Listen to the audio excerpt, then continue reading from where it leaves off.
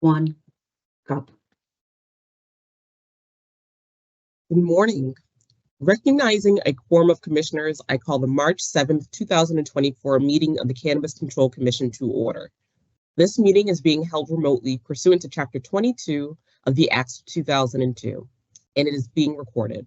Commissioners Camargo, Stebbins, Roy, and myself are participating in today's meeting. All votes taken today will be done by roll call. Before I proceed with the agenda's overview, it's important to acknowledge that the agenda before us today has been slightly amended and was reposted on the CCC website on Wednesday morning. Notably, the executive director search, which was initially listed under agenda item 4, has been relocated under the discussion, commission discussion and votes. So we do have a full agenda today that I will generally summarize. We will start with opening comments from commissioners and the approval of one set of minutes. Then the acting executive director will present the acting executive director and commission staff report before we proceed to staff license recommendations. There are 2 change of ownership application recommendations, 67 license renewal recommendations, 1 provisional license recommendation, 6 final license recommendations, and 1 responsible vendor training renewals. There are 2 items in the commission discussion and vote section today.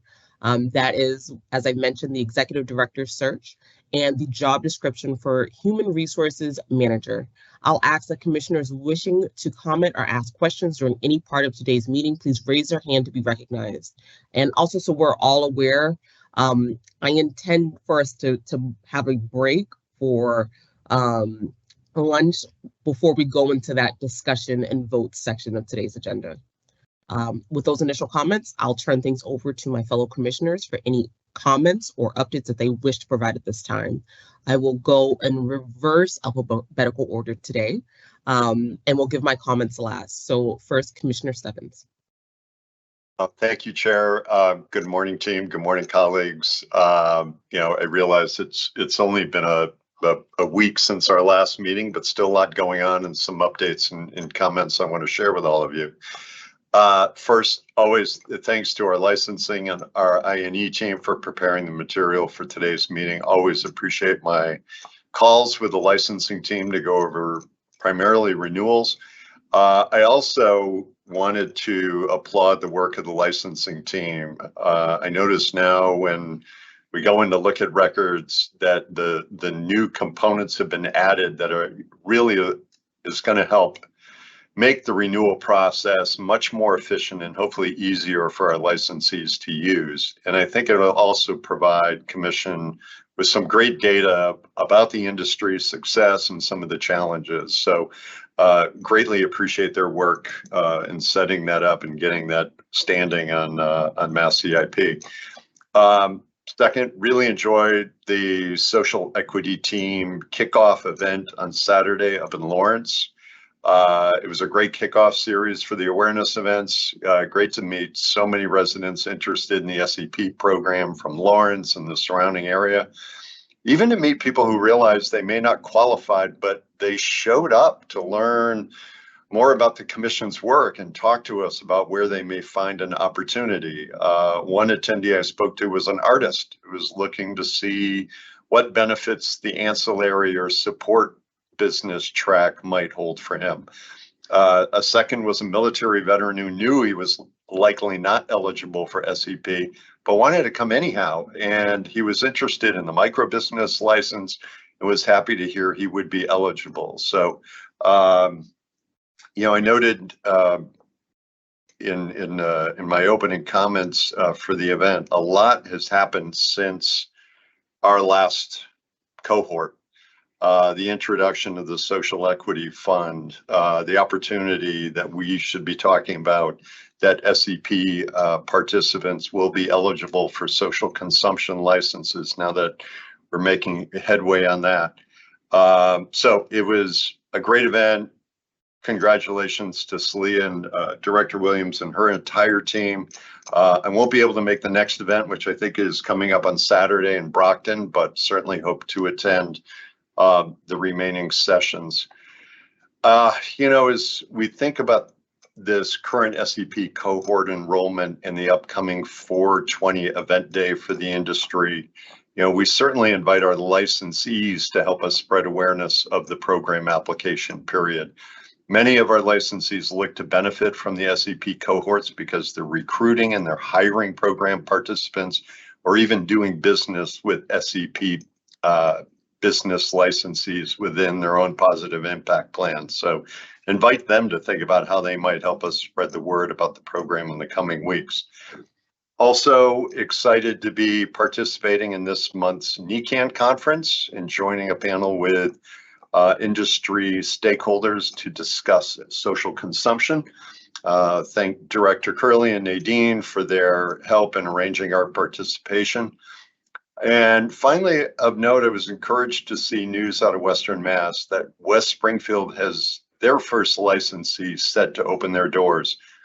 West Springfield was a no town previously, but it's also a commission designated area of disproportionate impact. So it'll be interesting to see how West Springfield can maximize the opening of their community to licensees and perhaps the current SEP enrollment period. So thank you, Chair. Appreciate the opportunity.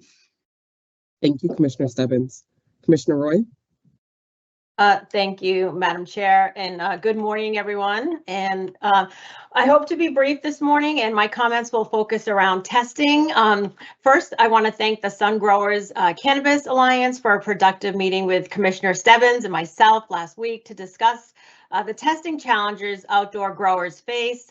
This was the first of what I anticipate being an ongoing dialogue and future roundtable discussions to address the current challenges around this type of cultivation.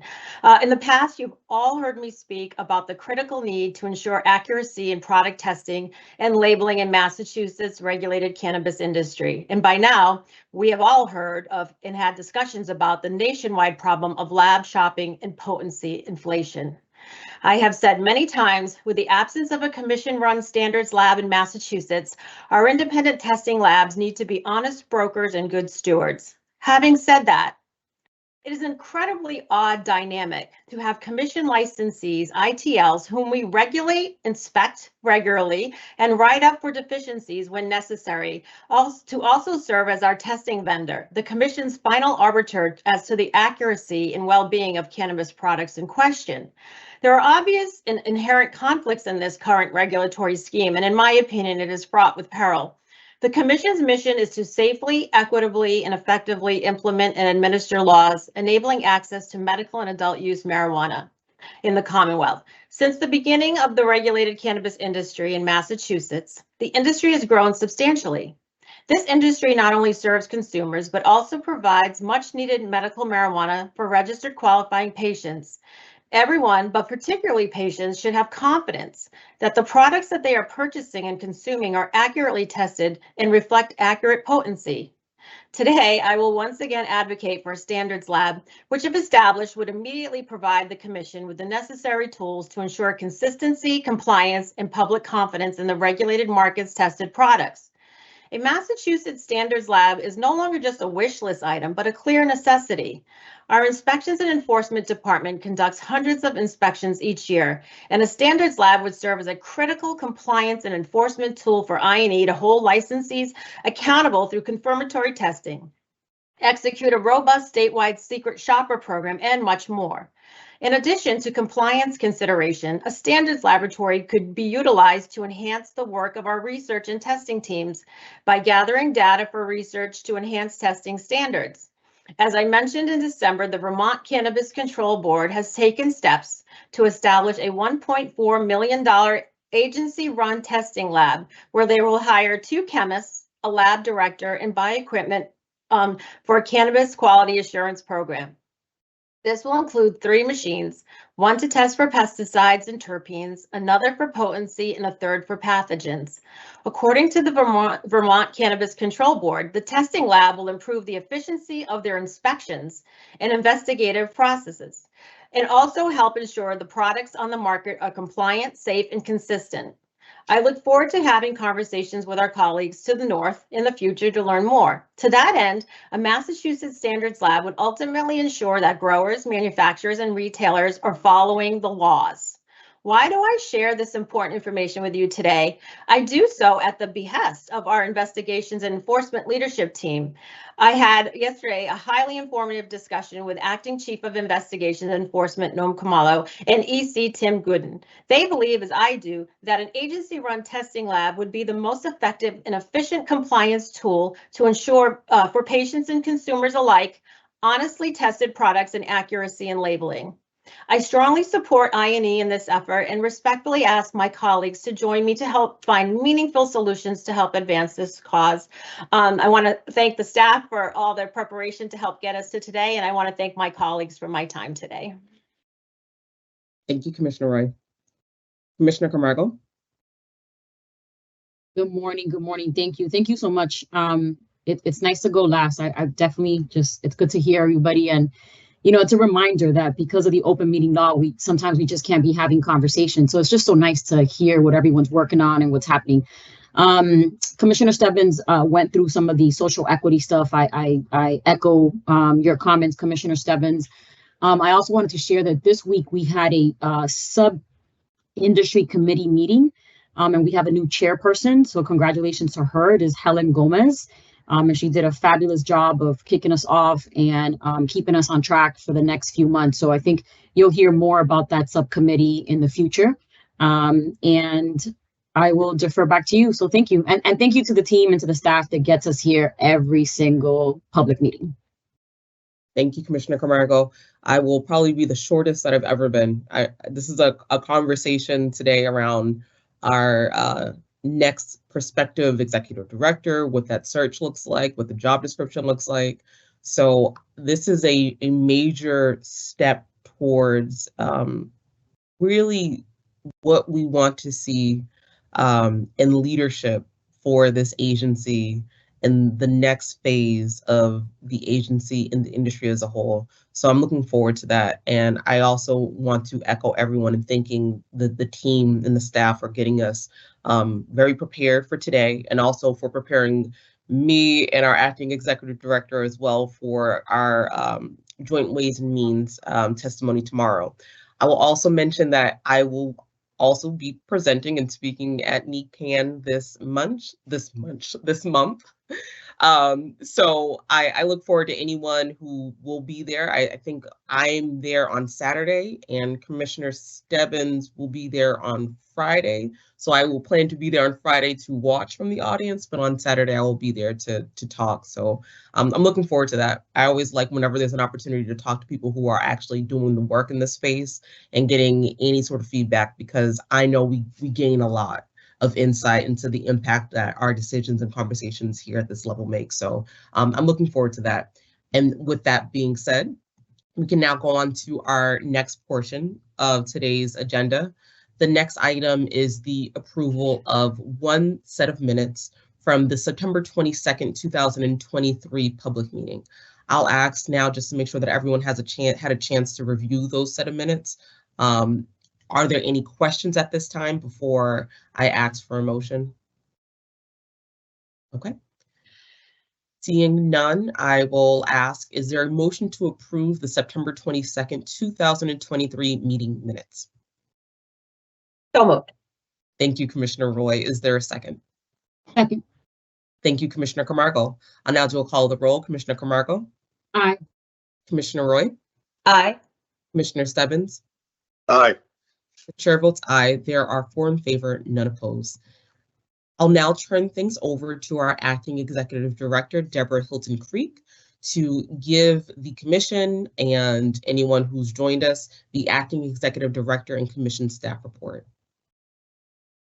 Thank you, Madam Chair. Good morning, everyone. Good morning. Good morning. I'm really excited about this component of my report this morning. And I just wanted to give a shout out to the staff. And I will go through these very quickly.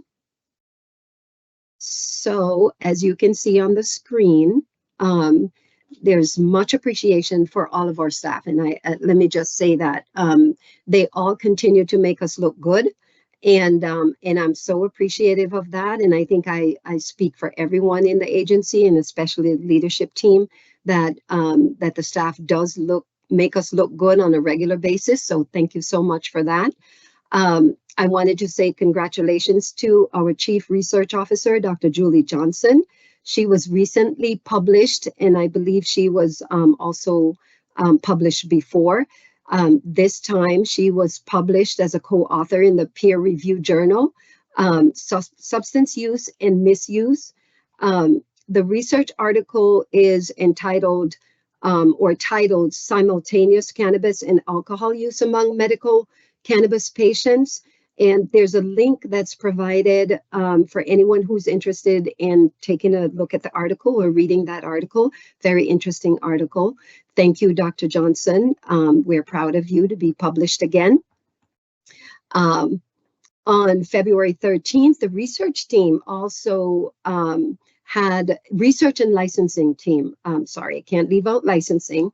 Staff gave a guest lecture at the Johns Hopkins Bloomberg School of Public Health. And that lecture really highlighted the Commission's research agenda, our open data platform, and social equity provisions, including our Chapter 180 regulations and goals. So thank you so much for representing the agency out there in various communities. Chapter 180, I must say, is approaching a huge milestone thanks to the Director of Licensing and the 40 plus project members that are participating in the implementation of Chapter 180. So I don't know if Director Potvin is with us. If he wants to jump in and give us, just a little snippet of how the team is going, I'm more than happy to give you the floor. Thank you, Madam Executive Director. We have some data in the upcoming slides, Commissioners. Good morning also. But we are approaching a milestone, and I think last Thursday was a big testament to that, as I think we all saw. A lot of these items that were approved and a lot of the documents that people have been looking forward to are getting posted to our website, getting rolled out, and that in itself is a milestone. So I would also just echo the Executive Director's comments that it is all hands on deck, team effort, and everybody's been phenomenal, and I'm just overly proud of the team that we have here. So thank you. Thank you, Director Potvin. I am also proud of the team and again, in the incredible work that is taking place behind the curtains here at the Cannabis Control Commission. Thank you. Thanks to our interim chiefs, I feel like I'm at the Academy Awards or something, but these are really important accolades for our staff. Thank you to interim chiefs and directors who've really stepped up in a big way to ensure that our commission continues to operate at a high level and to ensure a smooth transition of duties for our incoming team members. And I believe I had reported at last meeting that we had two major roles that we had filled, and those individuals will be joining us, and that would be our new Chief Financial and Accounting Officer and our Budget Director. Both are starting on Monday. So if you are on site on Monday, they will be on site.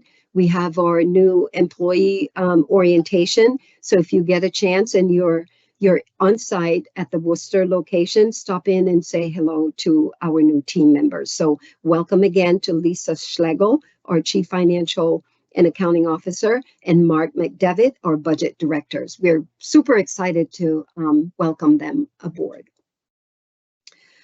The first session, and I think Commissioner Stebbins talked a little bit about this earlier in his opening comments, the first session for the cohort for application process was held in Lawrence on Saturday, March 2nd. And I believe there were approximately 35 registrants for that session. And this does not include those registrants who went through the Eventbrite process.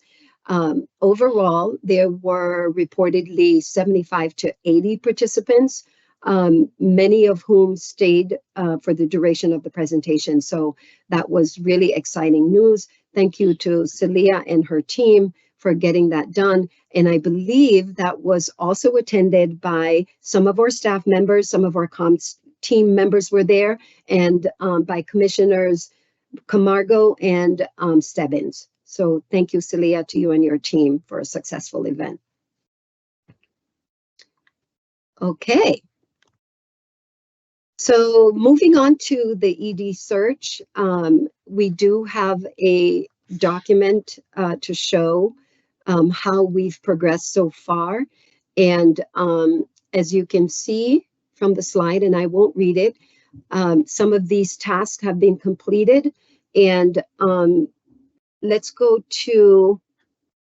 the initial, before we go to the next slide, the initial phase of the search has been completed. We had those exercises with commissioners and staff regarding what we were looking for in an ED. We had, as I had reported in a previous meeting, a great attendance record. It was 90% of our staff who had participated in these exercises. Those individuals who were not able to attend had submitted documents regarding their input. So just about everyone had attended these sessions.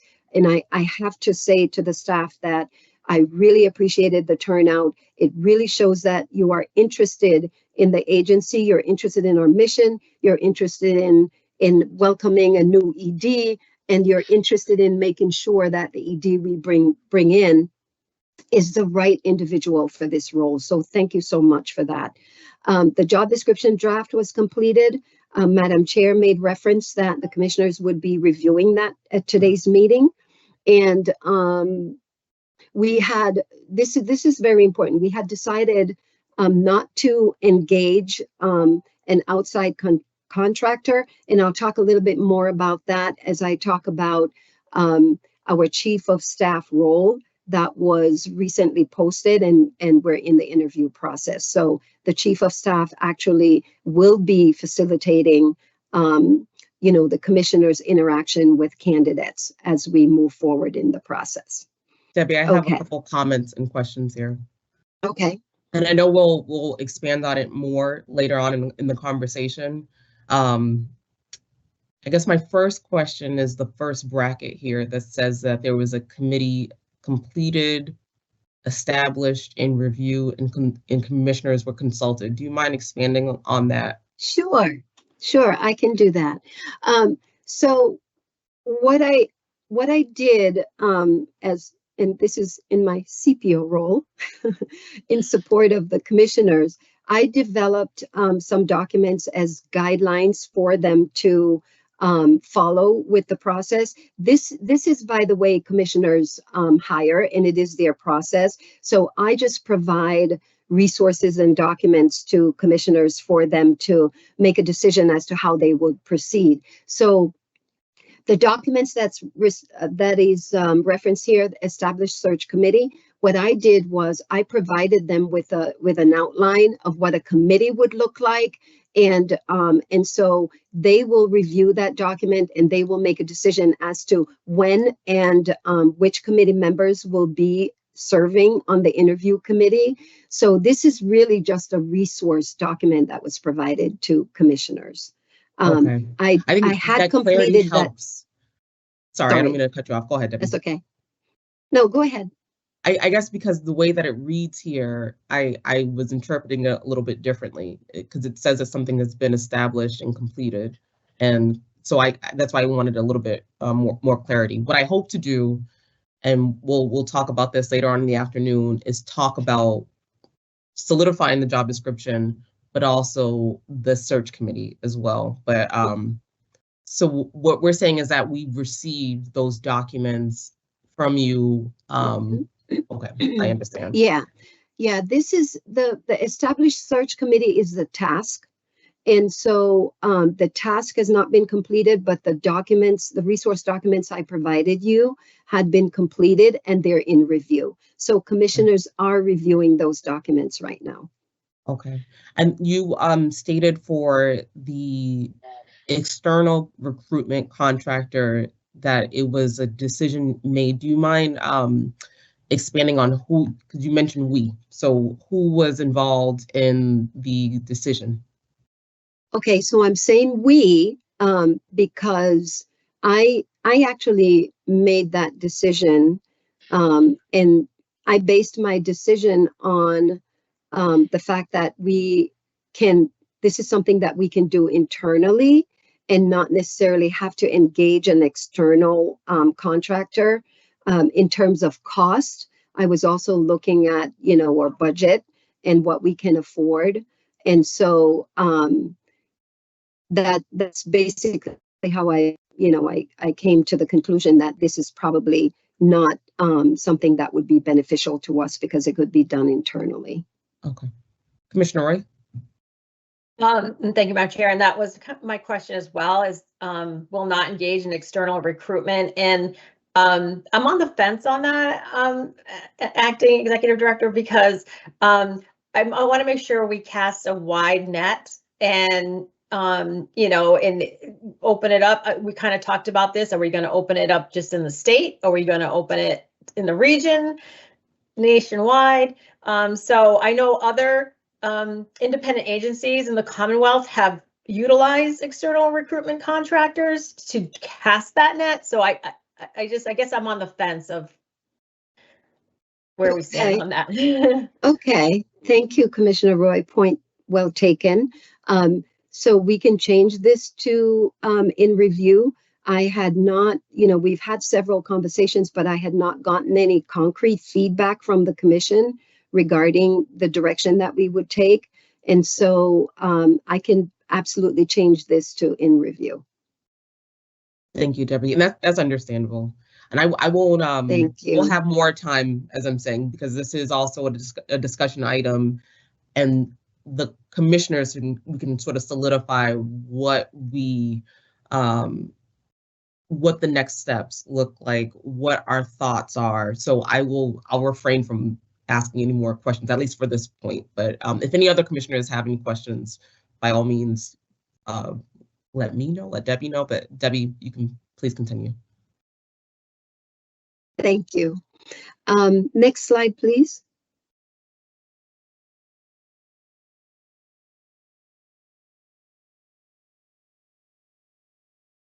And I think there's a little bit of a delay on my side. I don't see the next slide yet, so my apologies for that. Engagement exercises, again, were completed. The job description was, I'm sorry, the job posting, that will be updated. The job posting has not been submitted to commissioners as yet. We're waiting for the finalization of the job description and other recruitment documents that we'll be using prior to us actually bringing the job posting or posting the position. We also have to, part of this process is to meet with the communications team to plan the posting of the job description as well. So that has not been released, has been updated, but has not yet been released from the HR office. Interview questions and scoring sheet. Those documents are in progress right now. I am developing those documents. Again, these are resource documents for commissioners. They are not documents that commissioners will have to use when they get to the point of scheduling the interviews and putting an interview packet together. These are just guidelines that I am working on right now that will be submitted sometime in the near future to commissioners. And those documents are partially completed, so they are still in progress.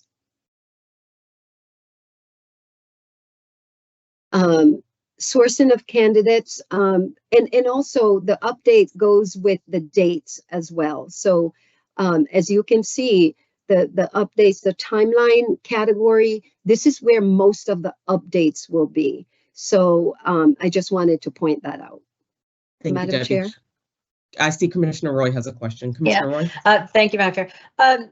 Debbie, so I just want to go up one row for the completion of interview questions and scoring sheet. And I know, and I understand what you're saying. You're providing us a template we can modify. But I just want to reiterate for folks listening that where we end up, it'll be uniform. Everyone will have the same scoring sheet. We will use it equal, for every candidate the same way. Because I don't want folks to think that some of us will use a scoring sheet, some of us won't. It's just modifying the template of it, but whatever we agree on as a body will be used utilized for every candidate fairly and equally. I just want to reiterate that. Thank you, Commissioner Roy. And really, my job is really to provide you with the resources that you need to get, to take this recruitment process to the finish line. And so I'll do the best that I can to provide you with those resources. And then, of course, you will be pulling all the packets together. I'm pretty sure you're going to be, formulating your own questions, because as the supervisor of this role, I'm pretty sure that, you will have, quite a few questions that you will want to ask. So happy to provide you with the baseline so that, it will make the process easier for you. Thank you. All right. So it looks like the sourcing of candidates updated. There's an error there, and I apologize for that. That should be April. That date should be April, not March. So the sourcing of candidates date will move to, I believe it might be April 8th. So I apologize for that error. All right, can I have the next slide, please, if there are no questions, no other questions on this slide?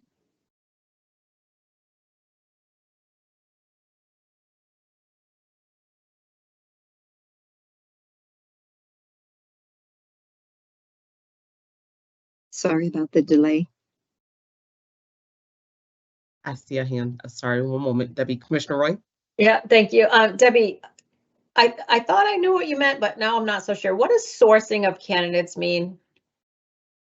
Oh, sorry about that. When we source candidates is where we get applicants from, is the sources from which the applicants come to us. And also where we're posting the position. Do we know that yet, where we're posting it? No, that's why that was updated. Okay. But we'll also talk about that too. So Yeah. One suggestion I have, by all means, we can ask questions now, but also make a note of those questions so we can sort of expand on that and figure those things out as well. Okay. Debbie, please. I'm sorry, I still have not gotten the next slide. Oh, there we go. It just popped in. Okay, these also have been updated, and these are all tasks that will occur within the recruitment process. The responsible, accountable, consulted, informed, the RACI chart has also been updated. And since going forward, this is a commissioner-led process.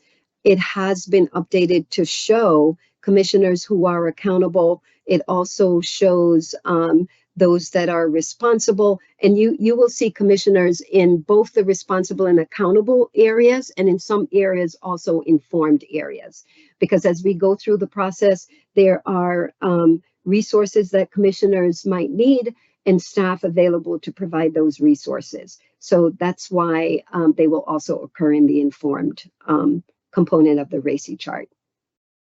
The update has really pushed us out about a month, which means that, next slide, please. I'm sorry.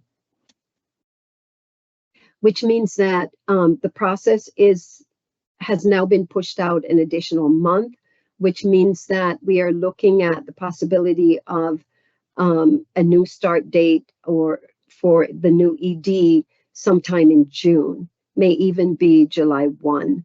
I'm just saying that because based on schedules and everything that we have coming up, there's NECAN, we have the chair speaking at several engagements this month. We have other commissioners who are engaged externally as well. So depending on some of those activities, this may be pushed out even further. So hopefully we'll have a more comprehensive update where we can pinpoint our target deadlines for these tasks, and so we can give the public a better idea of where we stand in terms of bringing a new ED on board. Any other questions about that? Commissioner Stebbins? No, it's okay. Well, quick question, bring it up now rather than later because we're looking at a calendar. Debbie, do you consider, I mean, the final interviews have to be done in public and with all sitting commissioners. Is that what you consider to be the third round, the public round? Yeah, that would be the third round. And again, we have first, second, and third rounds here. However, it really depends on the caliber of candidates that we get.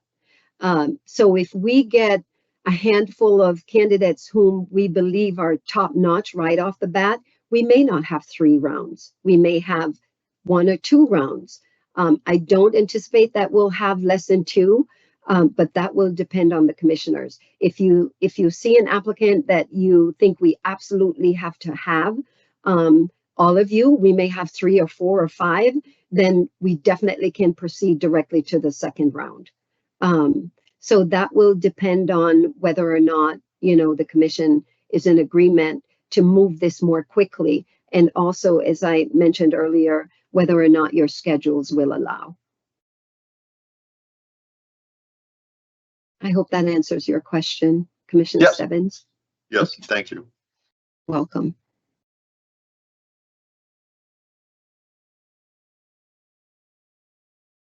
Any other questions?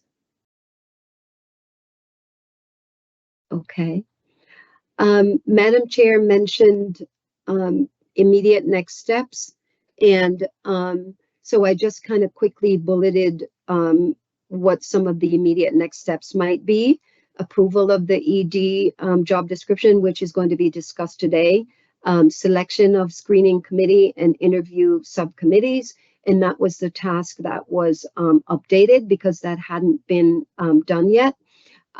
Posting of the position, which possibly could be the week of March 18th, depending on how quickly we can move through the job description, get that approved, and onto the other recruitment documents that will be utilized for the search. So hopefully we can get through that within the next. I'm not gonna give you a suspense date, commissioners. I'll let you give yourselves that date. But hopefully we can, gain a little bit of attraction over the next month or so. And as I mentioned before, responsible and accountable staff will be commissioners. And I believe that we may have another update to this framework coming, possibly at our next meeting. I think we should have some more substantial updates to share. Any other questions? Thank you, Debbie. I don't have a question. I just have a comment. So when we started the meeting today, I mentioned that we would take a break prior to going into the discussion component of today's meeting. And that is because I want the commissioners to have the opportunity to review the documents that are within our board book. There were some new documents that were added yesterday with potentials, a few changes to the overall job description for the executive director. The goal today, in my mind, is to finalize that job description, to approve that and prepare for that to be posted. So when we get to that point, you all let me know sort of how long you may need to really review things. I know you've seen a draft, you provided some comments, but today it's a working meeting. It's a working meeting for us to get through a couple things. And I believe Grace has sent one. I believe there are 3 different ones that are within our board book. So, okay, perfect. I'm getting live updates. Thank you so much, Grace. Commissioner Roy? That was my question. I noticed there were multiple drafts, right, embedded into the board book. And I kind of advocated for this approach when we did regs, and I'm hoping this is such an important job description position within the agency. Is the commissioner's one big, fingerprint on the agency as far as personnel goes. And I'm hoping we can take the time to really go line by line, because I do have questions. If you're okay with that, it's just too important of a role in this agency just to say, are we good with it? So and I know we might have to live edit, and that's not, making the sausage is not always pretty, but if you're okay with that, I would prefer to go line by line through this document if we could. I'm absolutely fine with that. Thank This you. is similar, the way that this is important, this is significant. It's not regs, but it's similar to the way that we were diligent in going through our regs. So absolutely, Thank you. have the time. That's why today's agenda it's shortened for a reason. The items are short, but the work will be a bit more intense because we want to get the ball rolling. And I know, this is our opportunity to all come together and figure out what exactly works for the commission. So absolutely, I'm completely in agreement.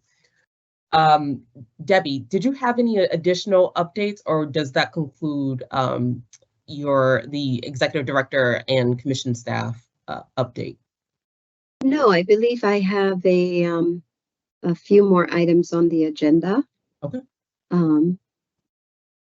So, and I'll go through these quickly. So this is really around recruiting, and this will take less than 5 minutes, depending on how many questions we have or we might possibly have.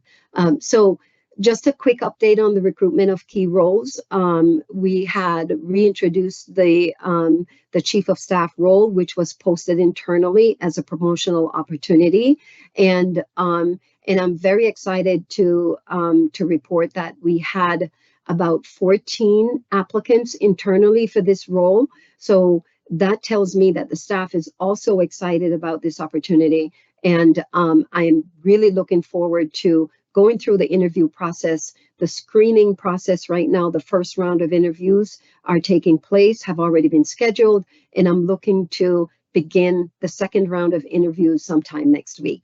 As I had mentioned before, that the idea was for the chief of staff to also onboard, hopefully by April 1, and to assist with the facilitating the recruitment process as a resource facilitator for commissioners. So I know there's going to be more discussion around external contractor, and I'm looking forward to that discussion as well.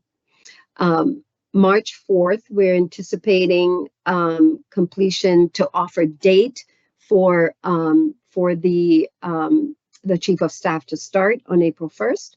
So again, it's a promotional opportunity, and looking forward to, interviewing all of our internal staff who had applied for the role. The director of DEI and employee relations role, the screening process begins for that particular role next week. So hopefully, I'm keeping my fingers crossed. There are some really great applicants, and we do also have a couple internal applicants for that role as well. So looking forward to interviewing those individuals, and looking forward to, conducting the phone screen and moving forward with that, with the hiring of that role. The chief investigative officer role, that is also going to be posting the week of March 11th, and look forward to getting that posting up and running, and look forward to getting candidates for that role as well. I don't anticipate that we are going to have a shortage of applicants. And as I had reported before at one of our public meetings, we never have a shortage of applicants. I can't tell you how many people who are actually beating down our doors to join our team here at the commission. And our HR staff is doing a phenomenal job of trying to keep up with applicants who are coming to us, even when they don't see positions that they want to apply to. So we're getting applications thrown at us quite constantly and consistently. So that is really a wonderful thing for us. Onboarding of key roles, I already mentioned and welcomed our new Chief Financial and Accounting Officer, and our Budget Director. So lots of recruitment and interviews taking place over the next couple of months, and looking forward to onboarding some of these other key roles also within the next couple of months. And then the final thing I had, and any questions about that? I'm sorry, I'm really trying to be quick. Commissioner Roy? Thank you, Madam Chair. Debbie, can you just say a little, go a little more granular on the Chief of Staff role of where it is? You said that person would start April 1st. Today is March 7th. Have there been interviews yet? Where is that process? So the initial interviews have already started, and I am looking to schedule the second round of interviews for next week. And then the following week, if we are going to a third round, we will schedule those for the following week. So which would be the week of the 18th. So we hopefully, and this is really also dependent upon your schedules, because we do have a couple commissioners who will be participating in the process. So we'll make sure to check in with your executive assistants in terms of your availability. But I am looking to begin those, the second round of interviews next week and the following week. Commissioner Roy? Who's on? Thank you. Who is comprised of the search panel or the interview panel? I'm sorry, the interview panel for this position. So the interview panel consists of a couple commissioners. I believe Commissioner Roy, you and Commissioner Camargo are going to be participating in the process. The Chief Investigative Officer will be a part of the panel.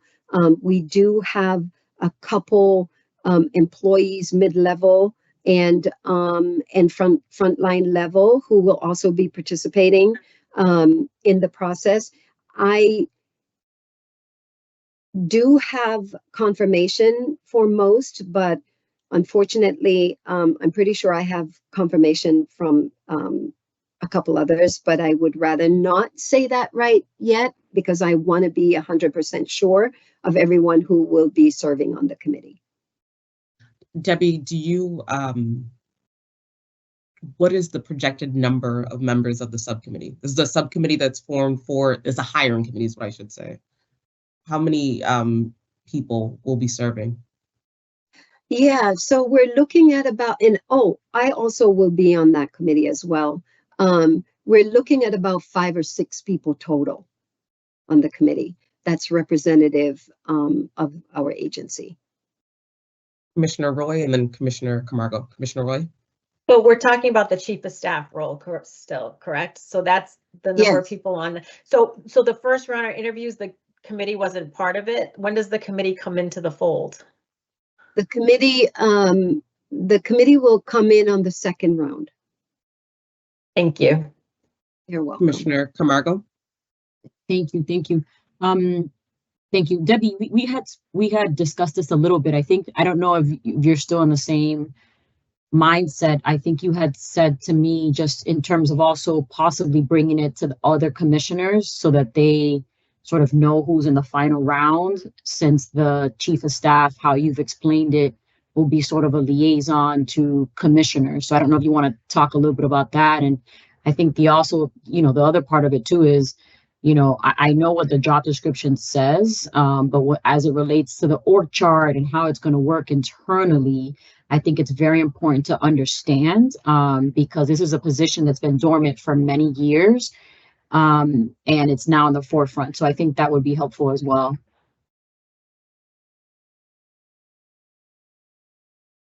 Okay, thank you, Commissioner Camargo. So absolutely, all commissioners will be informed of the process. They will be given, the opportunity to take a look at the candidates that we are considering or we are interviewing. So that definitely will remain in the process. I think that that's kind of a critical move, actually, because you know, we need to continue strengthening the relationship between the commission and the ED's offices. And so this is one of the ways that we can continue to do that. So absolutely, there will be absolute engagement by all commissioners in this process. So thank you for bringing that up. The chief of staff role really, again, is a facilitative role and may touch, you know, all departments across the agency in terms of the executive director's office providing resources for, you know, all the different divisions and departments that we have within the agency, and also facilitating that communication between commissioners and the executive director. So these are all sort of small strategies that are built into this role to improve our communication at the executive level offices, and also to improve the communication across the agency. So hopefully that answers your question. Commissioner Roy? Thank you, Madam Chair. With open meeting law, we all know how tricky it is. This is our only time to speak, all of us collectively as a group. My only concern is that it's great that the chief of staff will be a conduit or facilitator, but I don't want to dilute the commissioner's access directly to the ED. So I just want to be clear on the record that even though there's a chief of staff, commissioners don't necessarily have to funnel through that chief of staff every time. I don't want to dilute our ability to communicate. I just want to be clear that we would still have direct access to an executive director, direct communication if necessary, but of course work with the chief of staff. Absolutely, that is definitely not the intent. It's not the intent to remove the powers of the commission in terms of your ability to supervise and have direct access to the ED.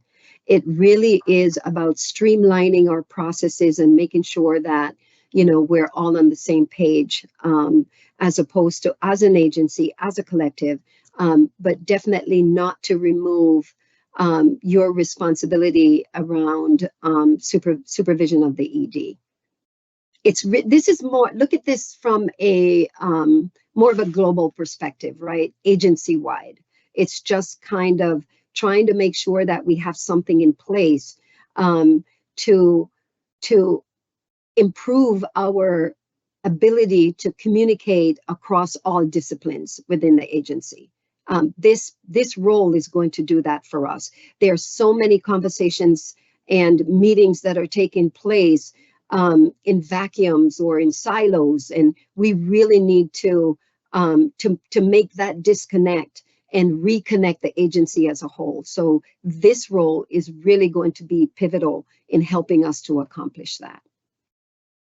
Debbie, Commissioner Camargo mentioned the placement of this position as it relates to the overall org chart for the agency.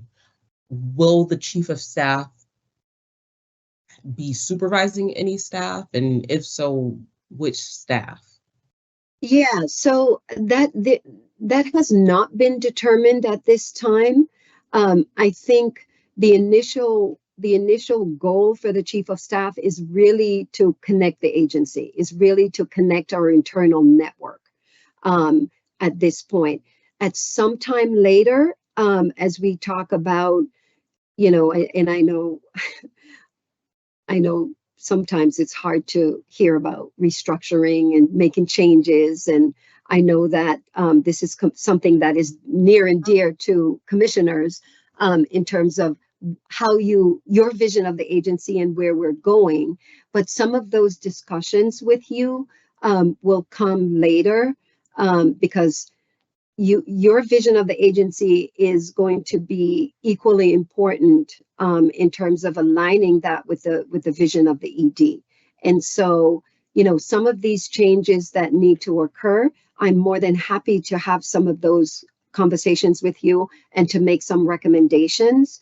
But I don't think we are at the point now where, you know, I can definitively say that this position will be supervising, any other position within the agency. There is a possibility for that in the future, and when we get to that point, then that information will be shared with commissioners, and then will be shared with those individuals who may be impacted by that change. Commissioner Roy. Thank you, and I can see some of that happening, so a little bit of overlap. Works closely with the agency's chief of staff. This is the ED, and I know we're going to get to that. But the chief of staff to develop a legislative agenda, which overlaps with Director Giancola. So there, we're going to have to like parse through, so there's not too much overlap in certain areas, and I appreciate and I agree, things do happen in a silo, and especially for us because of open meeting law, and to break down those silos is really incredible. But I do see a little bit of, and I'm just putting a pin in it, but when we do get to the job description, I do see a little bit of overlap. Okay, so and that's reasonable. And remember, I said this is kind of an overarching resource position. So this individual is going to be able to fill in some of the gaps for us. This role will fill in some of the gaps for us, and that really is the primary reason for this role. Again, to make sure that our internal network is connected and functioning the way it is supposed to function. So I want everybody to look at this role as a resource role, a facilitator. We really need to. There are many other areas that we can talk about today that are not on this agenda. So I'll kind of push those conversations off for later. I think some of them we've already brought up in some public meetings, looking at changing our culture, how we operate internally as a collective, some of the changes that just need to be made to make us bigger, better, stronger, and faster. So that's basically and I know that the staff is probably listening to me and going, what is she thinking? We have enough on our plate already. Because we do overtax our staff at times, and and so we need to make some changes to make sure that we are keeping in front of us work-life balance, because they push that in front of me every opportunity they get. So this can only make us better. Commissioner Camargo. Thank you. I want to echo Commissioner Roy's point. Commissioner Roy, thank you for bringing that up. Oh, am I on mute? Oh, no. Okay. And yeah, Commissioner Roy, you absolutely, made a really good point. So again, we're going to put a pin on it, but, this position's a very shiny position. Anyone that knows about chief of staff and the perspective of a chief of staff, understand what this role kind of looks like, especially at an agency like this. So I think us being very clear, and Debbie, I appreciate what you're saying in terms of the sort of overarching and the resource, but, and we're going to talk about this more and more, but making sure that we're very clear on this role. Acting Chair Concepcion asked, does it have supervisees? Who is it going to report to? How does it work? And I think there's 14 people who applied for this internally. I think that's fabulous that it's internal, and that people have applied. However, and I guess here's my question, if we don't find an internal candidate that is suitable for this, because, we're trying to get in a new executive director, usually new executive directors bring their own chief of staff. That may not be the case here, obviously, because we're doing it a little bit different, which is okay. And I understand why we're here right now. But my question is, if we don't find a viable candidate within the 14 folks internally, what do we do? Are we going to post this externally? So I kind of want to just understand that as well. But I'm happy to put a pin on it as well. But I kind of just wanted to get that out since, Commissioner Roy made a good point. Sure. Happy to comment on that. So, I've been reporting at these public meetings about the incredible talent that we have at the commission. And I don't want that to be an oversight. At my very first presentation one of the goals I had mentioned for our commission is that we provide growth and development opportunities for our staff, that we provide promotional opportunity for our staff. This is another way of building the pipeline to make sure that we have continuity in terms of our talent and in the work that we're doing. So, you know, we have quite a few internal staff members who are very qualified for this role. And this was the reason it was opened as a promotional opportunity and not open externally. So I don't anticipate, to your question and Commissioner Roy's point, that we're going to open this externally. Okay. Thank you so much, Debbie. And if I may, that's good to hear, because I do trust and have faith in our team, and you know, I love the promotional opportunity. So thank you for that background. Sure, you're welcome. Debbie, I have a follow-up question to my last question. I try to visualize things, but so if I were to envision a organizational chart, does the chief of staff align with the other chiefs? Are they sort of side by side? Where would this person fall if we're looking at our org chart? Yeah, that's a great question. In terms of being on the org chart, the chief of staff would align with other chiefs. And I think in terms of the level would be a chief level. There's no doubt about that. Okay. As far as the reporting structure, right now the chief of staff's reporting structure is to the ED. And so it's a little bit of a different role than a regular chief role, but it is a chief role nonetheless.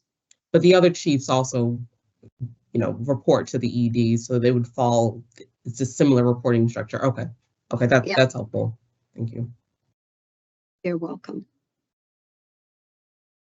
Any other questions for recruitment of key roles?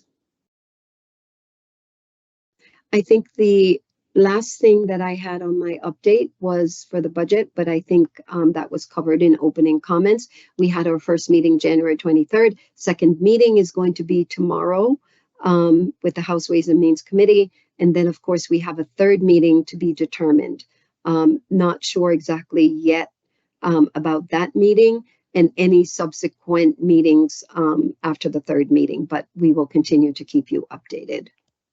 Thank you, Debbie. I'll just add to clarify, tomorrow's the Joint Ways and Means. Joint, sorry about that. Both the House and the Senate. Joint, sorry.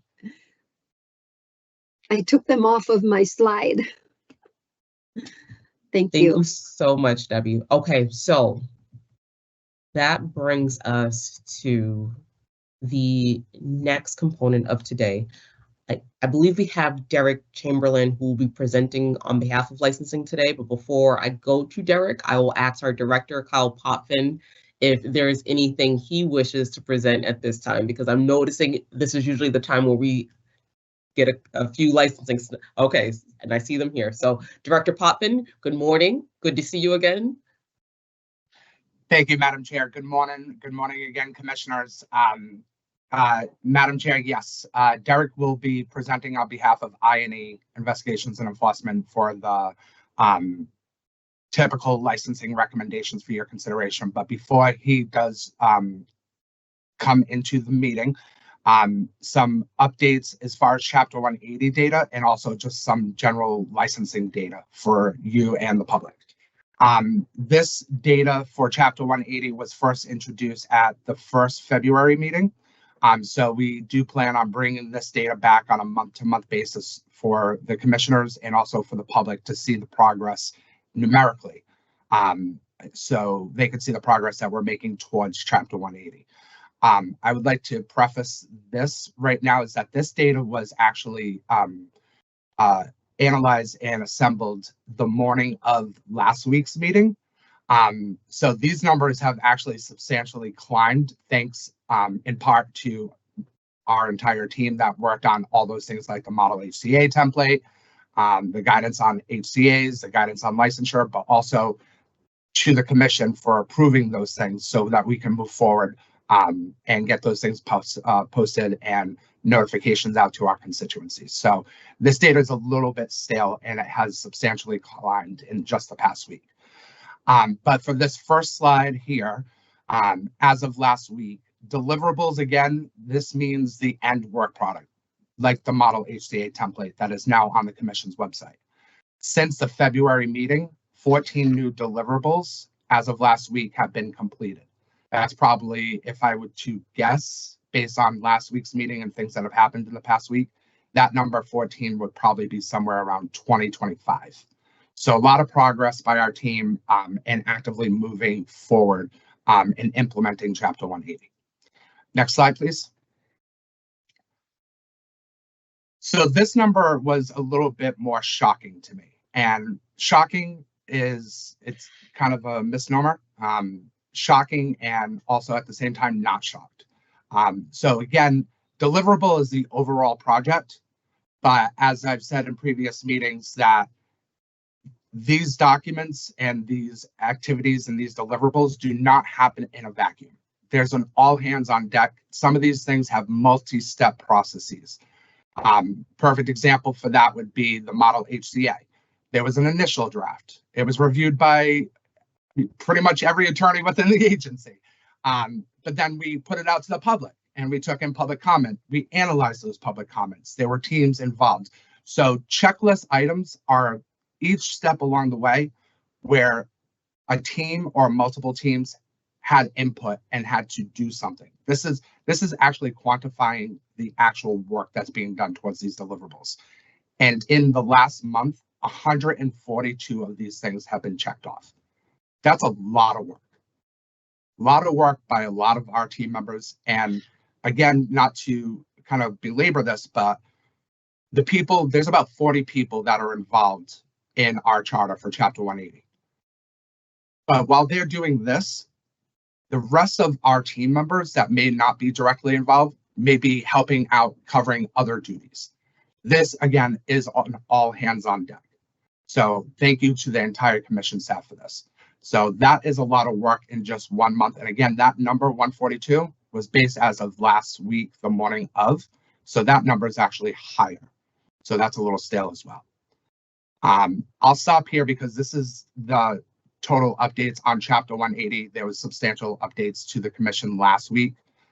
So just this data snapshot for Chapter 180. Happy to answer any questions. Thank you, Director Potvin. Commissioner Roy?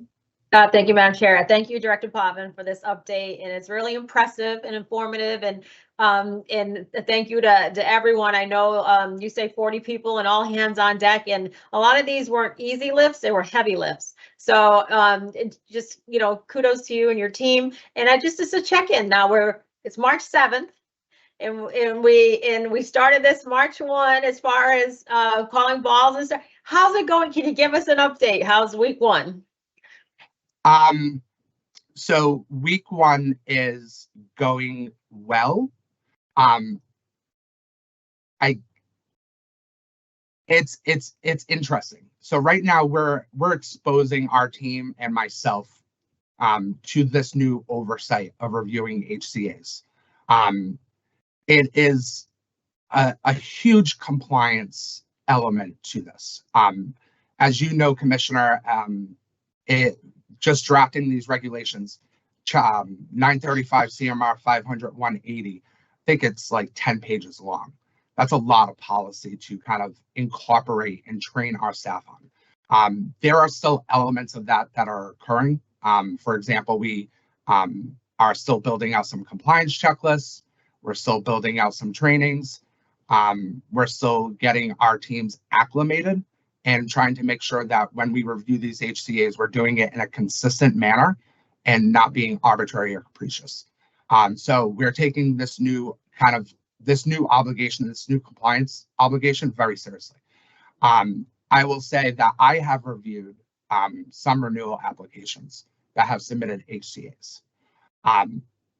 Just from my preliminary review, I have not seen a compliant HCA yet. So there are licensees and municipalities that will be getting notifications shortly based on your new regulations. about the non-compliance of the HCAs in those renewal applications. But it's a very preliminary update on that. And I don't think it's an indication one way or another. I think it's just a reality. I think we probably saw this coming when we were talking about this in the working group. But the goal here is to try to get our constituencies, our licensees, our license applicants, municipalities now, to get them into compliance. So that's what we're going to work towards, but that's what I'm seeing so far. Commissioner Camargo. Yeah, yes, thank you. Kyle, can you just remind the public, because, you know, I think folks sometimes, you know, want to email us or try to track us down wherever we're at in terms of how to reach out, right? So if there's questions, if there's anything, so can you just remind the public how to go about it? Because people are nervous. I said this last week. You know, there's so many questions and everyone's nervous about renewals. And so can you just remind us what's the best way? I think sometimes people think that emailing us, things are going to get done quicker. And I think licensing is who gets the work done in terms of some of the stuff. So please, if you can. Thank you, Commissioner Camargo. There are multiple avenues for our constituencies to connect with us. And it's not just licensing. It's licensing, it's investigations, specifically to our constituent services team. We take our commitment to being available, transparent, and responsive very seriously. As far as the avenues that people can take to connect with us, is they can call and they can connect with somebody on our constituent services team to get the information that they need. That's always an available option. Another available option is our commission@cccmass.com general email inbox that's also managed by our constituent services team. We also have a general email inbox that I can speak in more context, is the licensing@cccmass.com. That's something that's on all of our notices. It's something that's widely spread around. It's something that is a high volume inbox. And there is a staff member from our I&E licensing team that's on that inbox from 9 to 5, Monday through Friday. And our goal is to be responsive within 24 hours, as much as possible. Some questions get a little bit more technical. Sometimes they need a little bit more fleshing out. Sometimes managers or analysts or directors need to be consulted. But we do have a goal, which we do fulfill the majority of the time, is to be responsive within 24 hours. So those are some of the avenues where people can reach out to us and ask us those questions and get some type of response. Commissioner Roy. Thank you, Madam Chair.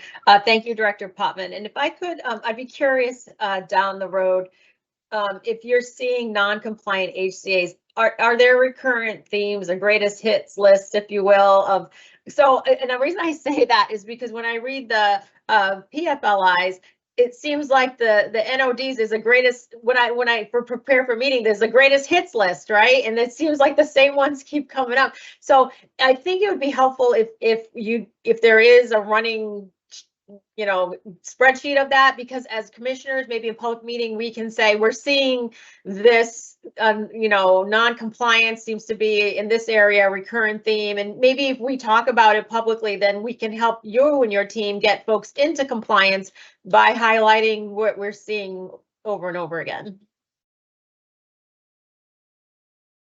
Madam Chair. Director Poppin, please. Thank you. Thank you, Commissioner Wright. That's a great question. And it's from my preliminary review of these HCAs, which is a handful, there is a common theme. And I don't know if it's going to be surprising to you or to the public, but these agreements, the things that I'm seeing that are jumping out at me as being non-compliant are terms and conditions dealing with community impact fees or upfront payments or payment schedules. So I think that will probably be the common theme if I'm a guessing man, and from what I'm seeing right now, that is probably something that our constituencies, municipalities, licensees, and license applicants should really take a look at in their current HCAs. The time to do that is now, if it hasn't been done yet, to get ahead of this. That's what I would recommend, because the last thing you want to do is get affected or not be able to be renewed because you don't have a compliant HCA. But that is the common theme that I'm seeing right now, is that community impact fees are tied to a certain percentage of gross sales. There are annual payments that are just stated, payment schedules that are just stated within the contract, just miscellaneous additional payments. So I would focus in on, and I would recommend to our constituencies to focus in on their HCAs when it comes to any type of payments or any terms or conditions related to money. And that's what I'm seeing so far. But I do hear you as far as keeping kind of like a running list. I think that's something that I've been conscious of and my team's been conscious of, and something I think that we also need to make sure our teams are trained on. Because if that's the common theme, we want to make sure that that common theme is being handled consistently, like I said, for every applicant, for every licensee, for every municipality, for every HCA. Thank you, Kyle. Commissioner Roy? I just want to correct myself. I made alphabet soup out of post-provisional license inspection. It's PPLI. So I jumbled it up. So just for the record in the minutes, I created alphabet soup with that, taking that back. Okay, PPLI. Thank you. Thank you, Commissioner Roy. Director Potvin. If there's no other questions, Madam Chair, we can move on to some general licensing data. Okay, next slide, please. So the highlights from our licensing data, again, this is a 30,000-foot look. There's 4 applications awaiting a first review, 23 applications awaiting a supplemental review. And based on the conversation we just had and also existing processes, supplemental review means they've submitted a license application. We've reviewed the entirety of that application. We have sent out a request for information once, twice, maybe more, on things that are not compliant. But based on the conversation that we just had, those applicants that now need to resubmit, and this is based on commission policies after March 1st, on or after March 1st, anybody resubmitting a license application or a renewal application at this point will be required to submit an HCA or an HCA waiver that complies with your regulations. So that might not be something that they were notified in their last RFI, just because of the timing situation. And this happens every time we implement regulations, is there's a funny little dance with timing. But those applicants right there, the 23 applications awaiting a supplemental review, if they submitted on or after March 1st, chances are we're going to have to send another RFI to say, we now need your HCA or HCA waiver that complies with these regulations. So that will now be part of the new license application process in the review, the compliance review, the same thing with renewal license applications. There's 1 application for your consideration today for provisional licensure, 6 for final licensure, and there are currently around a little bit over 90,000 certified active patients. Director Potvin, I have a question. Yep. And I might be jumping the gun. I'm sure you probably have this data point available, but I wonder, now that the universe eligible for pre-certification has expanded, have you noticed an increase in those applications for pre-certification? Are you, and Madam Chair, are you referring to the fact that we have currently cohort number 4 open and people are getting approved, or are you talking about the fact that the commission adopted the policy to expand pre-certification to all license types? The latter. So I'm seeing, because of the changes to the availability of pre-certification to all equity-like applicants, not licensees just yet, but beyond those who are applying for delivery licenses, have we seen an increase? We have not yet, and the reason why is because that's part of phase 3 of the implementation. We haven't opened that pre-certification application up and modified it accordingly in Mass CIP to allow for it to apply to all license types yet. That, I believe that's part of phase 3, which I believe is supposed to be targeted for completion June 1st.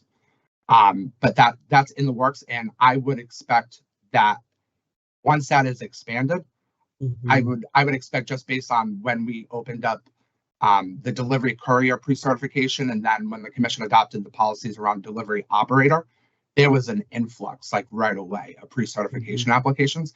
I would expect, based on historical occurrences, that will probably happen as well. And I also think that would probably happen again once the commission adopts final regulations around social consumption. So I see that being an increasing volume over time. Okay. Thank you, Director Potvin. Commissioner, and my apologies, you did reference this just last week when we were going through the different phases. So thank you for just restating that and providing clarity for myself. Commissioner Roy. Thank you. Director Potvin, some folks might say, my goodness, there's only one application for provisional license consideration this month, which is a downtick from previous months. But I did kind of ask around, and so I think folks were taking a wait and see approach for the new, waiting for maybe the model HCA, or what is your theory on that? So folks don't say, my goodness, what's happening here? Why are they only approving one provisional? Director Potvin, please. Thank you, Madam Chair. Thank you, Commissioner Roy. I guess a couple of things to that scenario, and I see where you're coming from, and I see how the public could perceive that as well, like that. A couple of things to that point. First, it's important to know that since I think June of 2018, every single public meeting that has had license recommendations on it has had provisional license recommendations. Every single meeting for consistently now almost 5.5 years. That number has never been zero, which I think in itself is a testament to the fact that people are still applying for licenses. People are moving through the process quicker, compared from 2018 to now. People were waiting for 6-7 months back in 2018 because we didn't know what we didn't know, and we were just getting started. People are now, applicants are now hearing from us within a week, if not less.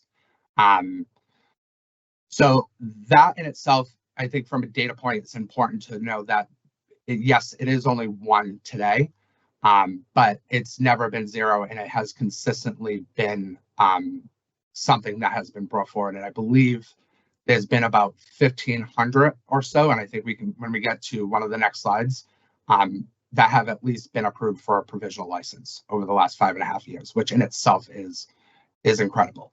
The reason why you have one application for provisional licensure consideration for you today, strictly based on established processes and policies, is that right now there's only one application that is at a level of compliance where I&E and through the executive director can recommend it to you for licensure.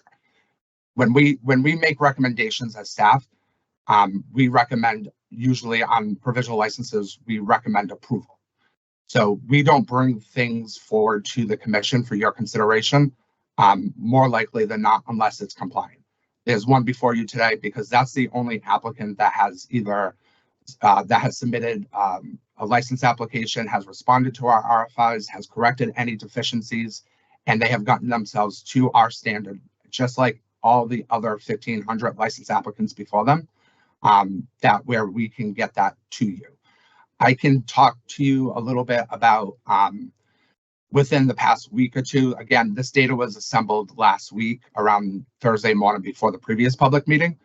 But as of right now, there's about 16 or 20 applications that are in that deemed complete phase, that 90-day window where they're going through a background check, or we're waiting on a municipal response from a municipality. So that in itself usually is a guidepost for me that says if I have 20 in this 90-day period, depending on when we got their background checks, we review their background checks, they get fingerprinted, the municipality responded in an extremely timely manner. That tells me on average for the next 2-3 months, there'll be 5, 6, 7, something around there. So this number does adjust, but again, it is strictly dependent on the level of compliance and if it's ready for your consideration. I would not take this number as being anything other than that. Again, we've talked about this in the past, some assumptions here about the influx of license applications, why it may have been going down over the last year, or why all of a sudden, like to the chair's point, like when pre-certification gets expanded to all license types, we'll see another influx, a higher volume. But I think one thing, and again, this is just an assumption, is that municipalities and licensed applicants have been waiting to see what rules would be promulgated around HCAs because of Chapter 180. And I think there was a lot of uncertainty about that, which I think, and I think very well through the commission, through these public meetings, especially through our communications team, trying to inform and kind of peel back the curtain and try to shed some light, just like we did at last week's meeting, through all those deliverables that you voted on, to give the public more ammunition and education on what we are now doing based on Chapter 180. I think before that, there was a lot of uncertainty, which may have made municipalities and licensed applicants more hesitant to execute an HCA until they saw what the commission was going to do. I think we're demystifying that now. So I think, and we'll have to watch this. Again, it's an assumption. We'll have to see how the pattern changes over the upcoming months. Thank you, Director Potvin. Commissioner Roy? Thank you. And thank you, Director Potvin. I've been getting a lot of questions around final licensure. And if you could just explain to folks, so does it delay if someone's in final licensure and they don't have a compliant HCA? How does that work? Do they get screened again, or if they're already in the queue because they submitted before March 1, they're in the queue and they're in the queue? But does it impact the final licensure review at all or delay it? Director Potvin, and a great question, Commissioner Roy, because I think I've heard that question as well. So Director Potvin, please. Thank you, Madam Chair. I've heard that question as well. And I think I want to be very clear on this as far as the provisional licensees who are going through our PPLI process to get that final license. There is no delay in that. Our investigations and compliance officer team are phenomenal on their responsiveness in getting our investigators and compliance officers out into the field during the PPLIs for the PFLIs based on established processes and policies like expedited review, priority review. Those things work in a very mechanical and systematic way, thanks to our acting chief of investigations and enforcement and our acting director of investigations. That is a very systematic process as it relates. So I want to first start off with that and say that there's no delay there, and that's working. If people are at the stage where they're ready for a PPLI and they're requesting it, that happens very strategically and responsively. As it comes to the element about HCAs, I want to preface this with that kind of the famous legal answer is it depends. And it is a question that, based on what we're hearing, also based on my understanding with you and the chair, Commissioner Roy, in the working group, Chapter 180, how it amended 94G, there is some specific language in there about final licensure. And that is actually a conversation that I plan on having with our acting enforcement counsel, Tim Gooden, and our acting director of investigations, Catherine Binkowski, early next week. So I don't want to put the cart before the horse here and give you an answer that may not be 100%, but it is something we're looking into. Thank you, Director Potvin. I don't see any other hands, so please proceed. Thank you, Chair. Next slide, please. Typical slides that we have been providing as part of the AD and staff's report to the Commission over the past couple of months. On this slide here, I would just highlight the fact of we have issued 637 commence operations notices to our licensees. And this has consistently been an increase year after year after year. And this number, this 25.9%, is the amount of the increase based on the same time last year. So this is still growing. People are still moving through our licensing process. People are still seeking final licensure. They're still seeking our commence operations. They're still seeking to open their doors to wholesale marijuana, to open their doors to consumers, MTCs, which this data does not show here. This is just for adult. But our MTCs, as recently as this week, I saw a PFLI for another dispensary to open. People and businesses are still going through our process, and those numbers continue to grow. So I think that's a really good, healthy sign that business is open still in Massachusetts.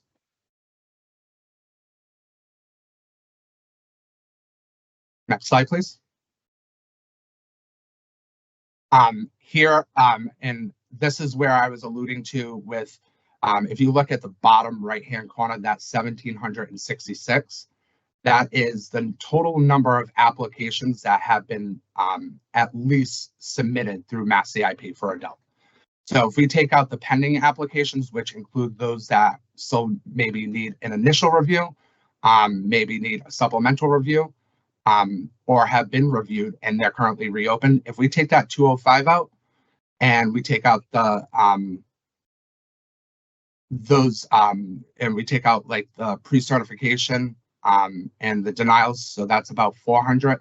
So I want to correct myself when I said 1,500 provisional licensees. It's about 1,400 that have at least been issued a provisional license since 2018. So happy to answer any questions about this.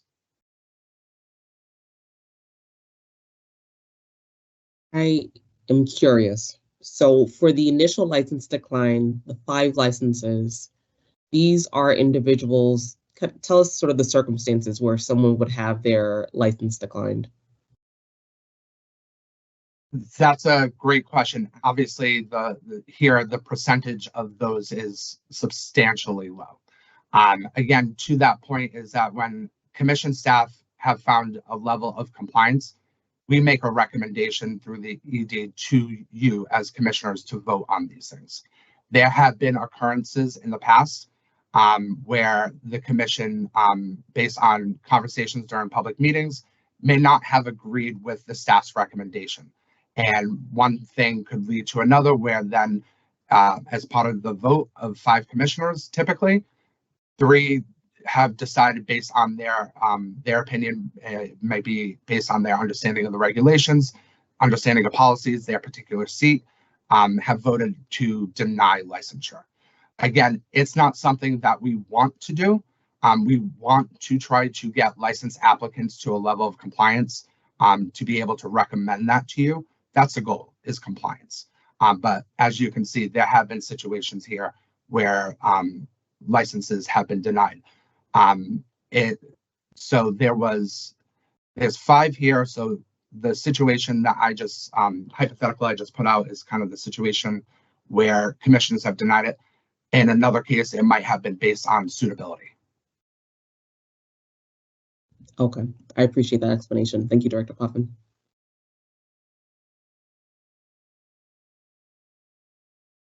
If there's no other questions, Madam Chair, I believe this is the end of the licensing data and the AD and staff's report. And with that, I'd be happy to turn it back over to the Commission and Derek Chamberlain.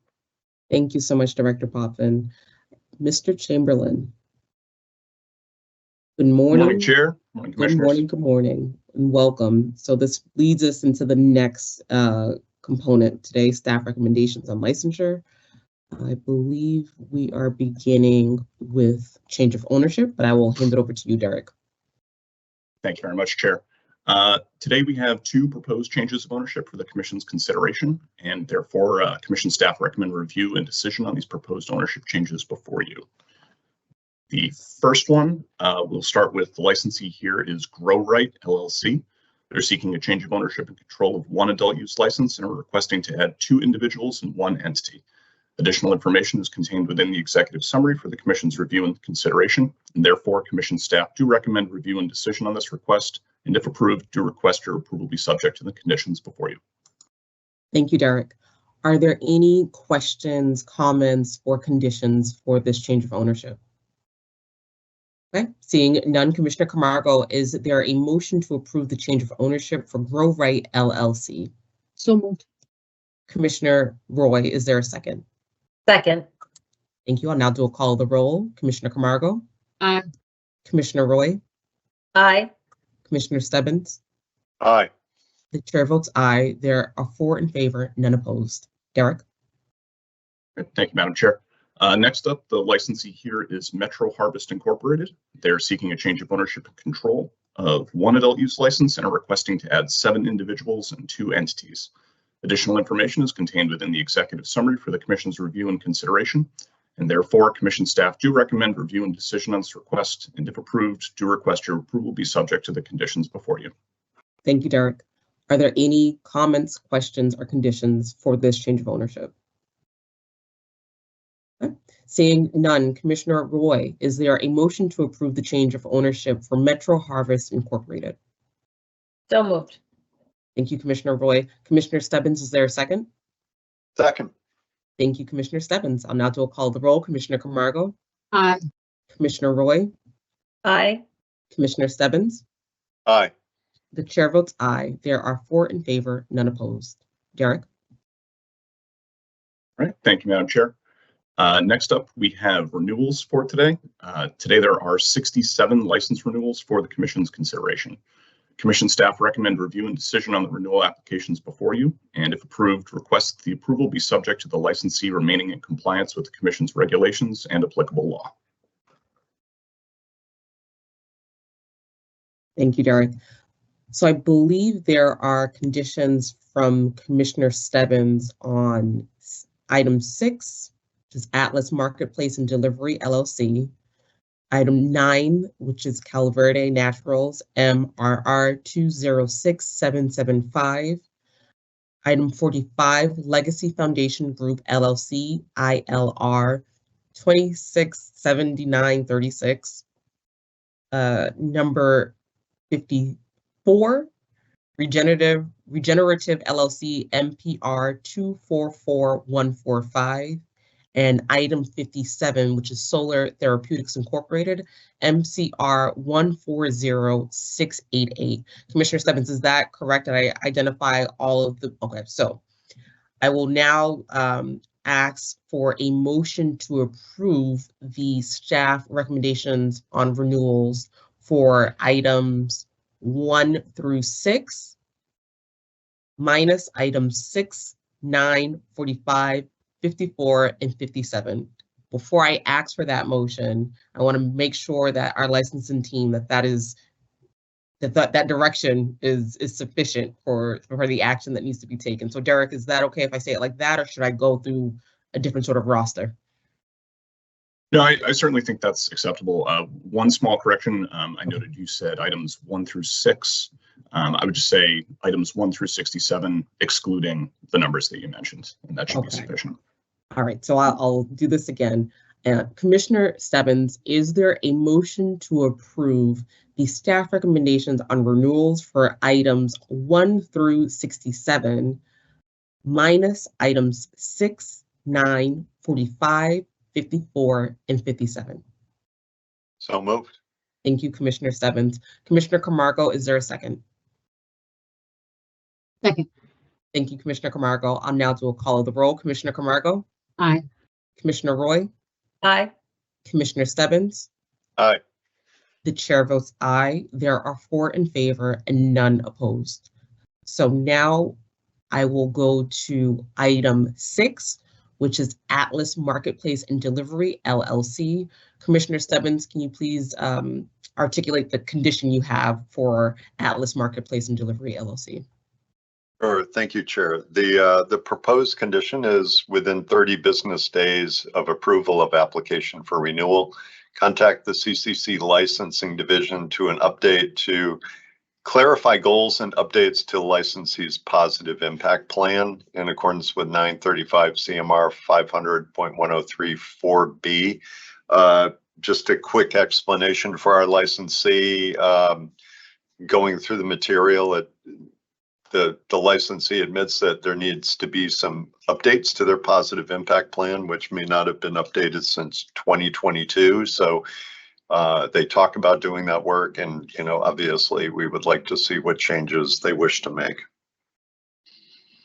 Thank you, Commissioner Stebbins. Are there any other conditions that any of my other fellow commissioners wish to add at this time? Okay, seeing none, Commissioner Roy, is there a motion to approve the renewal for Atlas Marketplace and Delivery LLC MTR 263112, subject to the conditions articulated by Commissioner Stebbins? So moved. Thank you, Commissioner Roy. Commissioner Stebbins, is there a second? Second. Thank you, Commissioner Stebbins. I'll now do a call of the roll. Commissioner Camargo? Aye. Commissioner Roy? Aye. Commissioner Stebbins? Aye. The chair votes aye. There are 4 in favor, none opposed. Now that leads us to item 9. That's Cal Verde Naturals MRR 206775. Commissioner Stebbins, can you please tell us the condition for this item? Sure. Thank you, Chair. My proposed condition is that within 30 business days of approval of application for renewal, contact the CCC Licensing Division with any updates upon consideration of whether goal number 3 under their diversity plan could better align with the goals of their positive impact plan in accordance with 935 CMR 500.1011A11. As social equity participants as a population usually intended to be affected by a positive impact plan.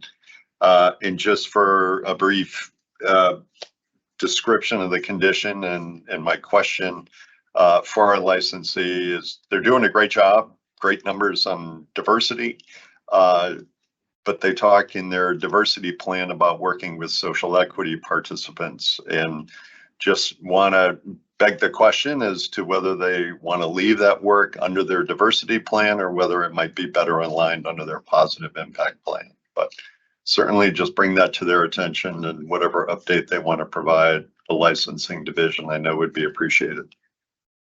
Thank you, Commissioner Stebbins.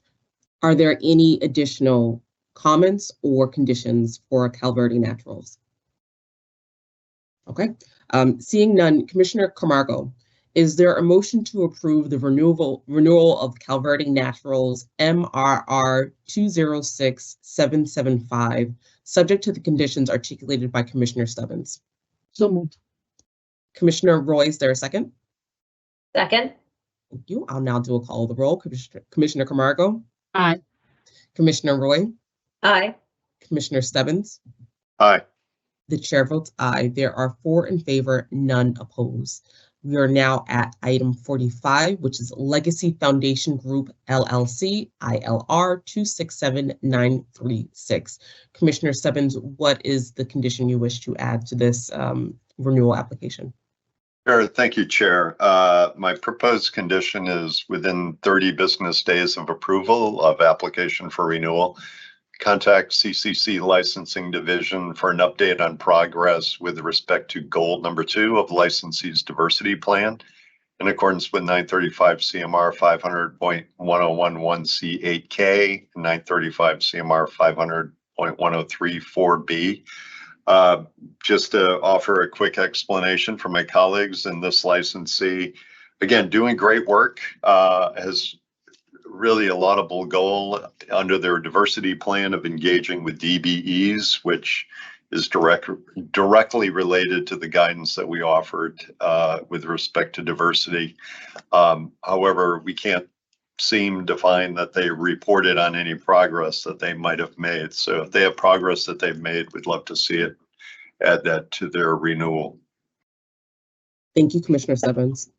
Are there any additional conditions or comments for Legacy Foundation Group LLC? Okay. Seeing none, Commissioner Roy, is there a motion to approve the renewal of Legacy Foundation Group LLC, ILR 267936, subject to the conditions articulated by Commissioner Stebbins? So moved. Thank you, Commissioner Roy. Commissioner Stebbins, is there a second? Second. Thank you, Commissioner Stebbins. I'll now do a call of the roll. Commissioner Camargo? Aye. Commissioner Roy? Aye. Commissioner Stebbins? Aye. The chair votes aye. There are 4 in favor, none opposed. That now brings us to item 54, which is Regenerative LLC, MPR 244145. Commissioner Stebbins, what is the condition you wish to add to this renewal application? Sure. Thank you, Chair. My proposed condition is simply within 30 business days of approval of application for renewal, contact CCC Licensing Division to identify any goals for hiring veterans and residents with disabilities in the licensee's diversity plan in accordance with 935 CMR 500-101-1C8K and 935 CMR 500.103-4B. Thank you, Commissioner Stebbins. Are there any comments or conditions from any of my other fellow commissioners for Regenerative LLC? Okay, seeing none. Commissioner Stebbins, is there a motion to approve the renewal of Regenerative LLC MPR 244145, subject to the conditions articulated by Commissioner Stebbins? So moved. Thank you, Commissioner Stebbins. Commissioner Camargo, is there a second? Second. Thank you, Commissioner Camargo. I will now do a call of the roll. Commissioner Camargo, Aye. Commissioner Roy, Aye. Commissioner Stebbins. Aye.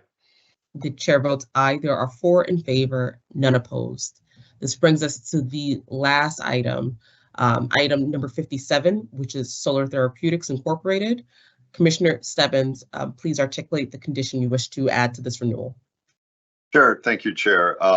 My proposed condition is within 30 business days of approval of application for renewal, contact the CCC Licensing Division to identify any timeline for initiating goals 2 and 3 under their positive impact plan in accordance with 935 CMR 500.101-1A11 and 935 CMR 500.103-4B. Just to offer a quick understanding for my colleagues and for the licensee, Solar Therapeutics down in southeastern Mass, actually have had the opportunity to visit this licensee. They've been open for a while and have had both of these goals kind of on their positive impact plan for a while, and just looking to see what progress that they've made in initiating those 2 goals. Thank you, Commissioner Stebbins. Are there any additional comments or conditions? Okay, seeing none, Commissioner Camargo, is there a motion to approve the renewal of Solar Therapeutics Incorporated MCR 140688, subject to the conditions articulated by Commissioner Stebbins? So moved. Thank you, Commissioner Camargo. Commissioner Roy, is there a second? Second. Thank you, Commissioner Roy. I'll now do a call of the roll. Commissioner Camargo. Aye. Commissioner Roy. Aye. Commissioner Stebbins. Aye. The chair votes aye. There are 4 in favor, none opposed. I will now turn things back over to Derek Chamberlain. Derek, please. All right, thank you, Madam Chair. As mentioned before, today we have 1 provisional license recommendation for the Commission's consideration, and Commission staff recommend review and decision on this provisional license. Here today, sorry. No, go ahead, Madam Chair. Go ahead, Derek. I didn't mean to cut you off. Certainly. So here today, the applicant is Hidden Wonders LLC. The proposed location is 27 Robert J. Way, Unit 1, located in Plymouth, Massachusetts. They're seeking a retail license, and this applicant received general review. Additional information is contained within the executive summary for the Commission's review and consideration. Therefore, Commission staff do recommend the issuance of a provisional license subject to the conditions before you. Thank you, Derek. And I believe there's 1 condition that is being offered by Commissioner Roy. So Commissioner Roy, can you please tell your fellow commissioners the condition you wish to add to this? Thank you. For Hidden Wonders Retail, prior to final licensure in accordance with 935 CMR 500-146G, please include the phone number for the Massachusetts Substance Use Helpline on your consumer education. Thank you. Thank you, Commissioner Roy. Are there any additional conditions or any comments?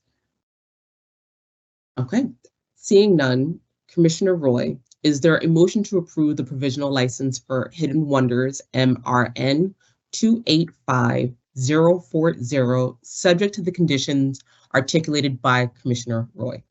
So moved. Thank you, Commissioner Roy. Commissioner Stebbins, is there a second? Second. Thank you, Commissioner Stebbins. I'll now do a call of the roll. Commissioner Camargo. Aye. Commissioner Roy. Aye. Commissioner Stebbins. Aye. The chair votes aye. There are 4 in favor, none opposed. Derek. Thank you, Madam Chair. Next up is final licenses. Today we have 6 final license recommendations for the Commission's consideration. Commission staff recommend review and decision on these final licenses, and if approved, do request your approval be subject to the conditions before you. Thank you, Derek.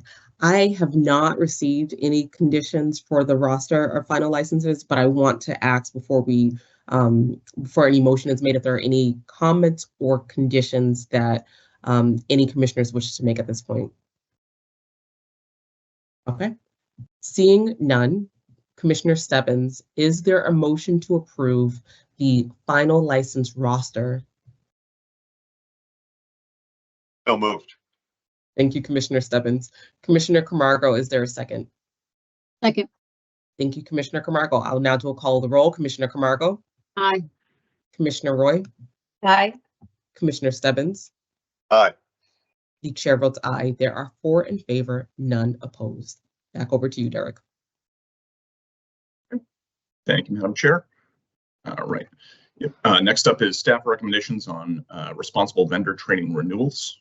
Today there is 1 renewal recommendation for the Commission's consideration, and Commission staff do therefore recommend review and decision on this renewal, and if approved, do request your approval be subject to the conditions before you.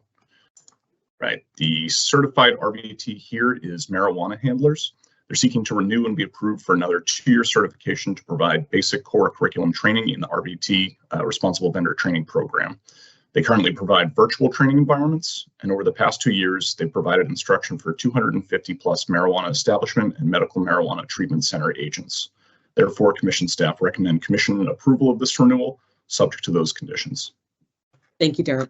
Are there any comments or conditions for this application? Okay. Seeing none, Commissioner Camargo, is there a motion to approve the responsible vendor renewal for marijuana handlers RVR 453146? So moved. Thank you, Commissioner Camargo. Commissioner Roy, is there a second? Second. Thank you, Commissioner Roy. I'll now do a call of the roll. Commissioner Camargo? Aye. Commissioner Roy? Aye. Commissioner Stebbins? Aye. The chair votes aye. There are 4 in favor, none opposed. I believe that brings us to the end of the list, but Mr. Chamberlain, if there is anything that you wish to add at this point, you have the floor. Thank you, Madam Chair. Yes, I would like to say, as I always do during these public meetings, thank you so much to the commissioners, to our I&E staff, our Acting Chief of Investigations and Enforcement, and the Director of Licensing, for just allowing me to be here and present these licensing materials to the Commission. I also would like to acknowledge, of course, all the hard work by I&E staff, and as Director Poppin alluded to earlier, I'm on the front lines of seeing all the implementation work for the regulations done as well. So a shout out, of course, to all the individuals involved with that here at the Commission. This is now the 4th time I think I've been through regulatory updates, and it always touches every department in some certain way. So it's a lot of hard work goes into that people don't see behind the scenes. Finally, I just add, this is now my last turn in the rotation. So it's been my 4th month. So I believe I'm handing off the baton next month to our licensing manager, Ann Damari. So again, thank you so much. It's been a pleasure to do this and present for the Commission. So thank you. Derek, you're leaving us. I am. I'll be back in 9 months. Thank you. Thanks, Derek. Okay. Great job. I see Commissioner Stebbins' hand is up. So before you go, Derek, I'll let Commissioner Stebbins offer any comments he wishes. Yeah, it wouldn't be fair to let Derek go without just expressing my appreciation.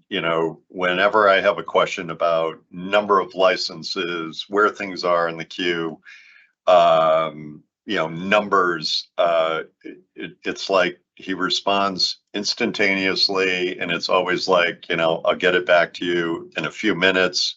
It's usually shorter than that, and he's a fantastic whiz at pulling our data together. So Derek, greatly appreciate your work, not only today and while you've been shepherding the renewals and provisional licenses, but just for what you do every day and how helpful you are. So thank you. Thank you, Commissioner. I really appreciate that.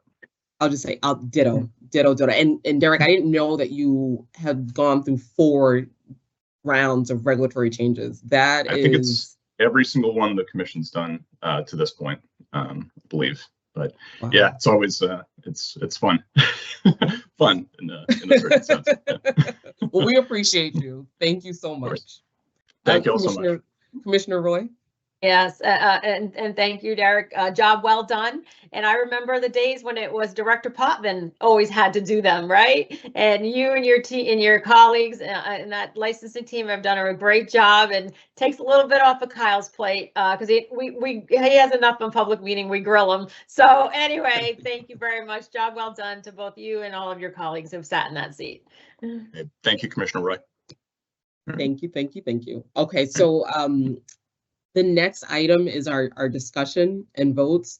So this is a little bit different because there's more on our plate to take in during a break. I wonder, we can either do 30 or an hour. What do you all believe is a sufficient amount of time? So there's 3 different things that you've now received that's in our board packages also. One is a clean version of our general counsel's review.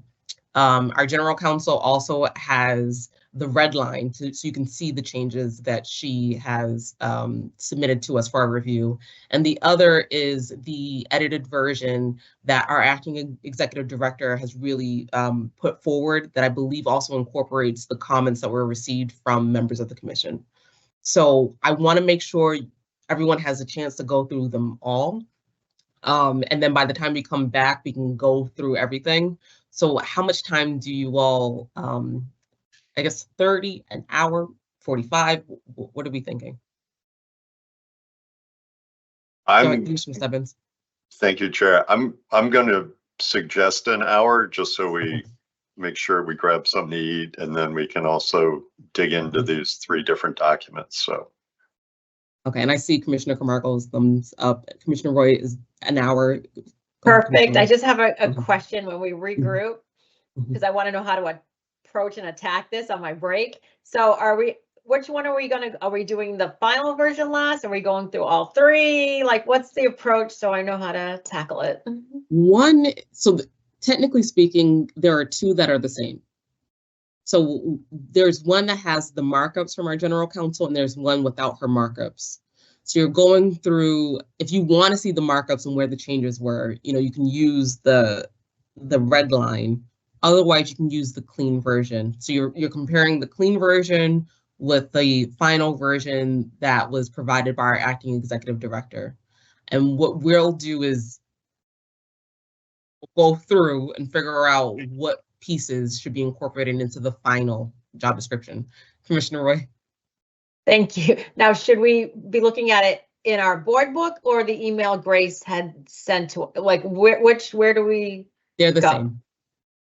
Okay. They're the same. I asked her to send them via email in addition to it being available on the board book, just to make it a little bit easier. So you don't have to look around. It's just there. Okay, awesome. Perfect. Thank you. Okay. All right. So it's 11:59 now. It's essentially 12. Let's take a 1-hour break and then reconvene at 1 o'clock. All right. I will see you all soon. Thank you. Thank you. Commissioner Roy, is your hand up? I didn't know if her hand was up. No, just waving. Okay. See you in an hour. See you in an hour. Thank you.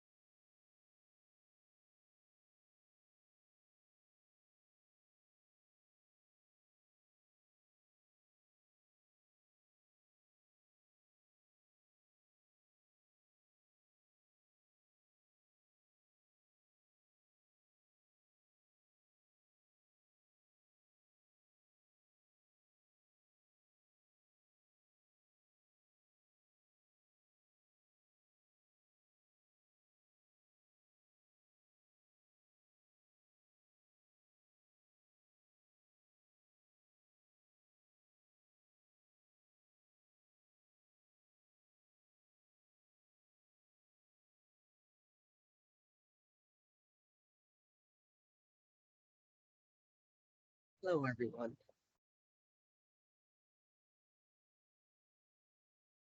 Hello. Hi, Commissioner Stebbins, Commissioner Hello. Commissioner Camargo. My apologies. I had to print everything out and then see Yeah, me what too. was sent. And then I realized that there's one version that can be utilized because it incorporates everything. It incorporates, the GC's legal review. It incorporates our acting executive director's comments in her review, and then the comments from commissioners. So I hope we all have the same document now before I start going through it. Let me just confirm. You guys let me know if you need more clarity or if we're all on the same page. Okay, Commissioner Camargo? So our GC posted posting the most recent version with Debbie's comments for review. So It's the same. It's Perfect. renamed. okay, So perfect. it is in the documents. It should read the longest title. So EDJD Commission Draft dated 1/12/2024, edit 2/16/2024, revised on 3/6/24, red line dash DHC ADDL, edits 3/6/24. Okay. All right, so this is a little different because it won't be present, the words won't be on the screen. I just want to make sure we all have the document in front of us, and I will go line by line. Wave me down. I'll keep my screen, up, so I'll look to make sure I'm not missing any time to stop and sort of go through things.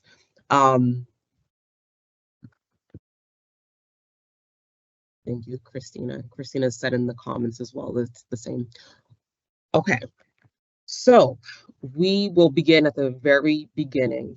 So this is a draft job description for the executive director. The division department reads executive director, reports to Cannabis Control Commission's commissioners and chair liaison. Commissioner Stebbins.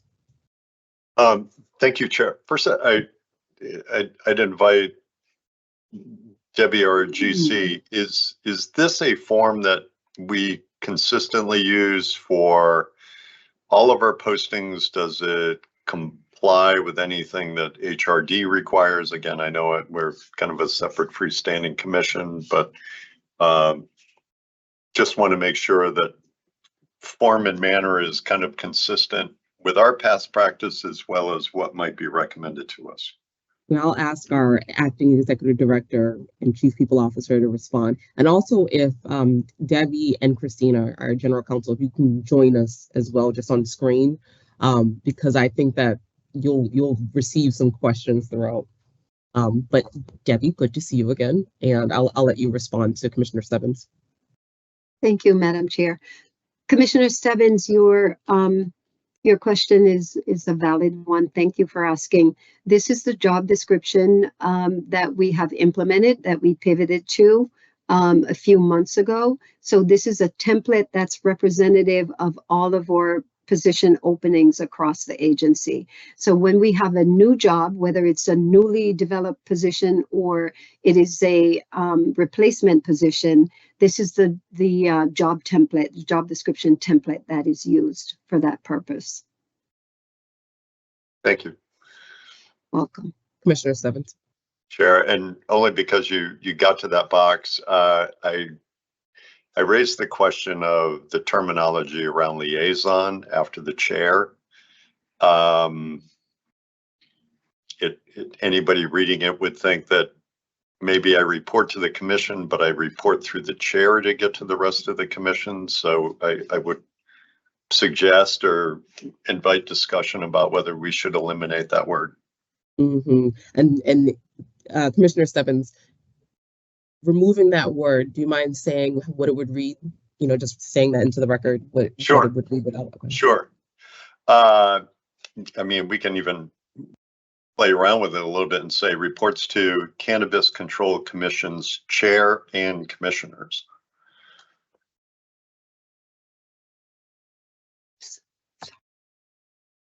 Are there any questions or comments about that change? I don't have any questions. I think that makes sense, but we'll do this the same way we did regs. So is there a consensus for that change for it to read the Cannabis Control reports to Cannabis Control Commission's chair and commissioners? Okay. All right. Commissioner Stebbins, did you have any additional questions before going to the next box within the job description? You can move on to the next box. That's fine. All right. Okay, the next box, job title, Executive Director, FLSA, exempt, salaried. It's a full-time position. The date issued, the issue date here reads February 8th, 2024. I imagine that that needs to be completely changed. Debbie, I see your head nodding. Would this be the date that it's posted? Madam Chair, that was just a placeholder date. So Okay. the effective date or the issue date will become the date that it has been approved. And that issue date will change. Okay, So if today this job description is approved, then the issue date will be today. okay. Hopefully that will be today. All right, and then pay band. Pay band as it reads right now is to be determined, but we are now at the place where we want to make that determination. I have spoken with our chief people officer, speaking with our general counsel. There are a few salary scales that I think we should consider. So we know that there are 2 agencies in the Commonwealth that are also undergoing, seeking a new executive director. The Gaming Commission's salary pay band is $174,745 to $208,109. The Massachusetts Commission Against Discrimination is $172 to $215. And then a number that I thought might be helpful, I asked, and thank you so much, Debbie, for providing this information. I asked about our prior executive director's starting salary, and that was at about $150. So I'll pause there and see if there are comments or questions that we might consider for setting this pay band for the CCC's executive director. May I ask a question, Madam Chair? Yes, Or please. I want to more a comment. So Mhm. comment on the starting salary for the executive director for the commission. Just to keep in mind that, you know, that was back in 2000, I want to say maybe 2017 or 18. So the market has evolved over that period of time. So even though we're looking at where the starting salary was, it does not mean that now in 2024, the starting salary will be at that same point. Just to keep that in mind. Thank you, Debbie.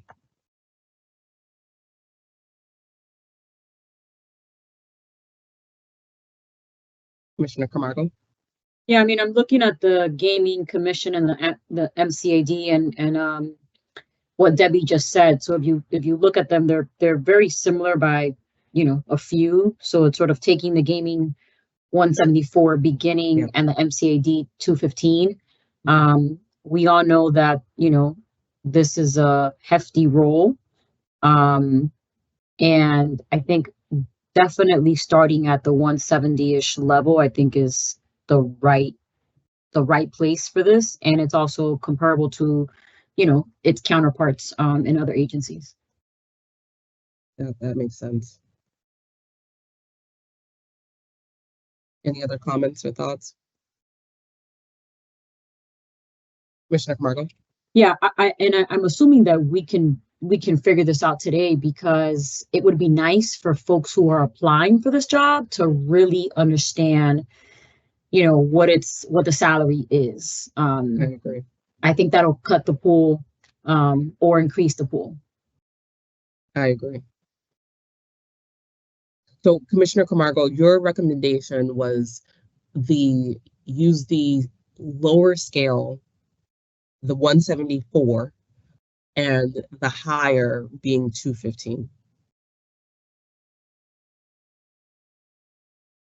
I mean, it's just a suggestion. I'm just looking at the numbers. But you know, I think Debbie can also, as a CPO and someone in the field, can also give us some perspective. But I don't know. That's just a thought since we're having the conversation.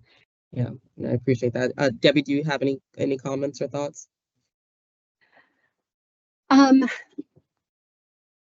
This is a little bit difficult. I don't know that that you'll be able to get to a number today. I know that you're really trying hard, especially since, as you know, Commissioner Camargo said, you know, we have individuals who are possibly watching and, you know, are wanting to know where we land in terms of the salary. But sometimes it's not always apples to apples. My recommendation would be that you take a look at other components of both those agencies in comparison to ours, and then make a determination. I am not sure what the industry average is in terms of receipts for either of those entities, but it would be worth, you know, doing a little bit more digging in terms of comparing or comparisons to make sure that we're on the right track. Thank you, Debbie. It's not at all, you know, unusual for you to actually set your own and not go with somebody else's, but just a little bit of thought around that. Thank you, Debbie. Commissioner Roy, I see your hand, but before you provide your comments, I wanted to also give some additional information.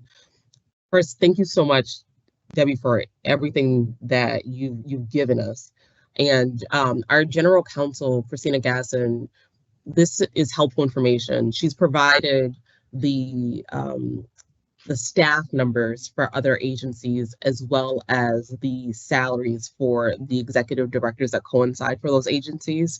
So I want to give the entire commission that information because I think that's a useful data point also. So I believe, and our Madam GC, you can correct me if I'm wrong, but these are for the people who had the role. This is not the salary band for the searches, but for the Mass Gaming Commission, there's a staff of approximately 135, and the executive director's salary was $215, and that's still okay. So no, so yes, the Mass Gaming Commission executive director was $215. The CCC's last executive director was $207, and at that point, staff was at 123. The Post Commission, so the Police Officer Standards and Training Commission executive director with a staff of 33 has the salary of 198, and the Ethics Commission executive director is 172 with a staff of 32. So that's added information. Let me know if you want me to repeat any of those numbers, but I think that's also helpful. I know that all of these agencies do different things. They have different roles, but just understanding the number of staff that are being supervised and managed is helpful. Just a bit of information to know. Commissioner Roy? Thank you, Madam Chair. I was wondering if also, if we're not going to settle on a number today, if we could get industry numbers. What does Connecticut pay? What does New York pay? Rhode Island and New Jersey? What do they pay their executive directors to oversee their cannabis boards and commissions? Because if we are casting a regional net, we want to also be competitive. So I'm just wondering if we could get apples to apples within the industry. Okay. I think that's a good suggestion.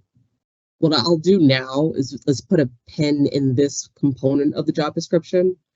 Let me see if who is available. Madam Chair, may I make another comment? Hold on one second, Debbie. Okay.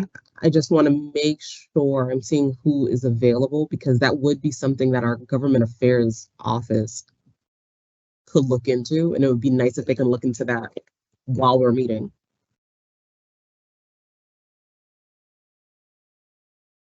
I'll throw something out there. So let's see if we can compile that information. I think that's a fair, that's a good point of information to receive.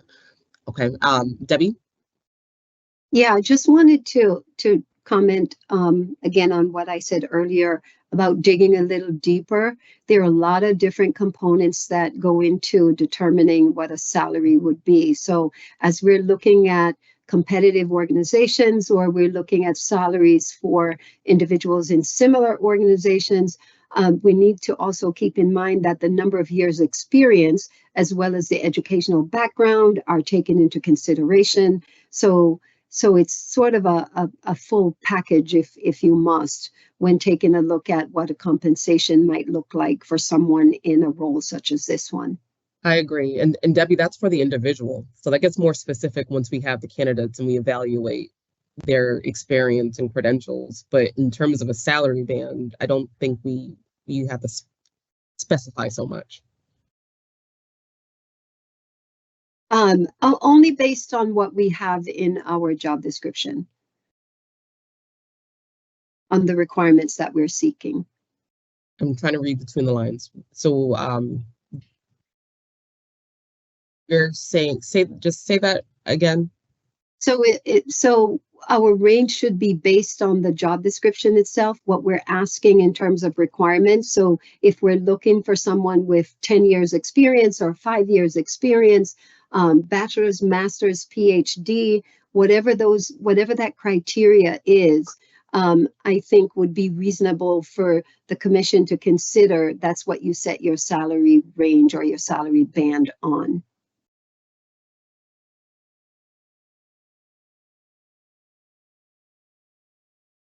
Thank you, Debbie. Commissioner Roy. Thank you, Madam Chair. Didn't we commission a job classification study last year? And was the ED included in that or not? And if not, okay, so, and we had ranges, right? A low, a mid, and a high. That's Should we right. take that approach here? I don't know. That's right.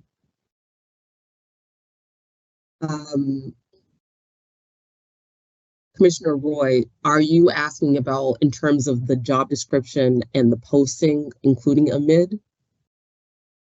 Because the low and the high will be included, but just flesh that out a little bit if you can.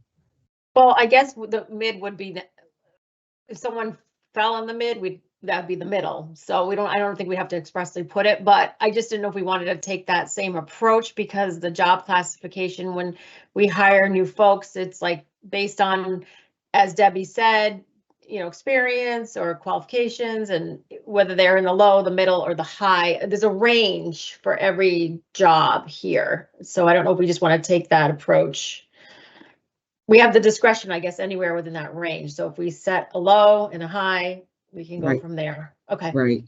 Thank you. You're welcome. Commissioner Camargo. Thank you. I have a recommendation and a question, but they kind of like cancel each other out. Okay. The question is, Debbie, you've looked at this description, and you may not know, the market in terms of other states and things like that, right? But all the data that I think Chair Concepcion has given us in terms of gaming, MCAD, the Post Commission, the Ethics Commission. So I'm kind of curious to your recommendation on the salary band. So that's one thing. But then the other recommendation I was going to say was we should probably definitely put a pin on this one for now and go through the whole document and maybe just come back to it. Because I think we, once we really figure out what this job description looks like, I think we can come back to the salary band. And then maybe, Debbie, you can give us your, professional recommendation on the salary band to consider after we've sort of collected the data and stuff like that. So those are just quick recommendations. That's a good point. Before Debbie provides a response, this draft job description, the responsibilities, the qualifications, I did ask, so Commissioner Stebbins and I, we sat with our general counsel to go through and have a legal analysis. And a lot of what we have before us there are some similarities in terms of the qualifications that we see with our counterparts, because it's at the same level. So with that in mind, that is why I wanted to highlight, MCAD, the Gaming Commission, because I do believe that those qualifications are similar. So the range would fall, along the same scale. I'll pause there, and then Debbie, if you wanted to provide a response to Commissioner Camargo or anything I've said, please. Thank you, Madam Chair. And I do agree with both of you. As I said before, there are several components that go into determining, a salary range for any position, because they're never always the same. However, it is not unusual to look at similar agencies to see, what their salary ranges are. But again, just make sure that we're looking at some of those additional components. For example, you mentioned earlier the salary range for someone in another agency or an ED in another agency with 33 staff members. That is a little bit different than ours. We have 140 staff members. So that's taken into consideration also. So I think doing a deeper dive into this, and this is where the agreement is with both of you, doing a deeper dive and getting definitive data around, how we could possibly proceed, or data that would support our decisions around the salary, I think would be the best way to go. Thank you, Madam Chair. Are there any additional questions before we move on to the job purpose and summary? Okay, all right, so we'll table that. I believe our Gov Affairs team is also gathering information that may hopefully be available to us today. But to answer, in response to Commissioner Roy, your recommendation to look into other jurisdictions, I think that's a really, it's mindful. So, okay, so I will now go into the job purpose and summary. I know we all have a red line version, so there are scratches, there are things that have been eliminated and revised. So what I'm going to read is what the document would read as with the edits accepted. Okay, so it says the executive director is the administrative head of the Cannabis Control Commission pursuant to Massachusetts General Laws, Chapter 10, Section 76K. The ED is responsible for administering and enforcing the statutes and regulations regarding the Massachusetts marijuana industry and reports to the appointed members of the commission. The executive director executes on strategic priorities and develops an operational strategy to effectively meet the demands of the regulated cannabis industry in Massachusetts. The ED's annual goals are approved by an affirmative vote of 3 commissioners. Please be advised that finalists will be required to interview an open public meeting with full commission. I'll stop there, and I see 2 hands. Commissioner Roy, I saw your hand first. Commissioner Roy? Thank you, Madam Chair. So the first line was redlined out, reporting to the agency's commission with direct liaison through the BOC's chair. Was it redlined out because it was put into was it redundant? Is that why it was redlined out? Because it was put into the reports to column? I believe I'll ask our GC, Christina Gasson, because I believe that was from our review and conversation. Christina, can you provide some clarity? Thank you, Madam Chair. Yes, Commissioner Roy, I think you hit it on the nail. I think I saw that it was on the reports to column up there. And I also saw that it was in a lot of the other sections of the job description. So, I tried to make it kind of brief and just hit down the main points that the administration's leader would have. So yes, that's right on the money. Commissioner Roy? But it is a job purpose. I don't know. I'm just throwing it out there to take everyone's temperature if we should reinsert that first line. Because it is I feel like it's a job purpose as well. But if it's redundant, I just don't want to dilute our authority in any way by not having it. But if you think it buffers our authority by having it in the reports too only, then that's okay.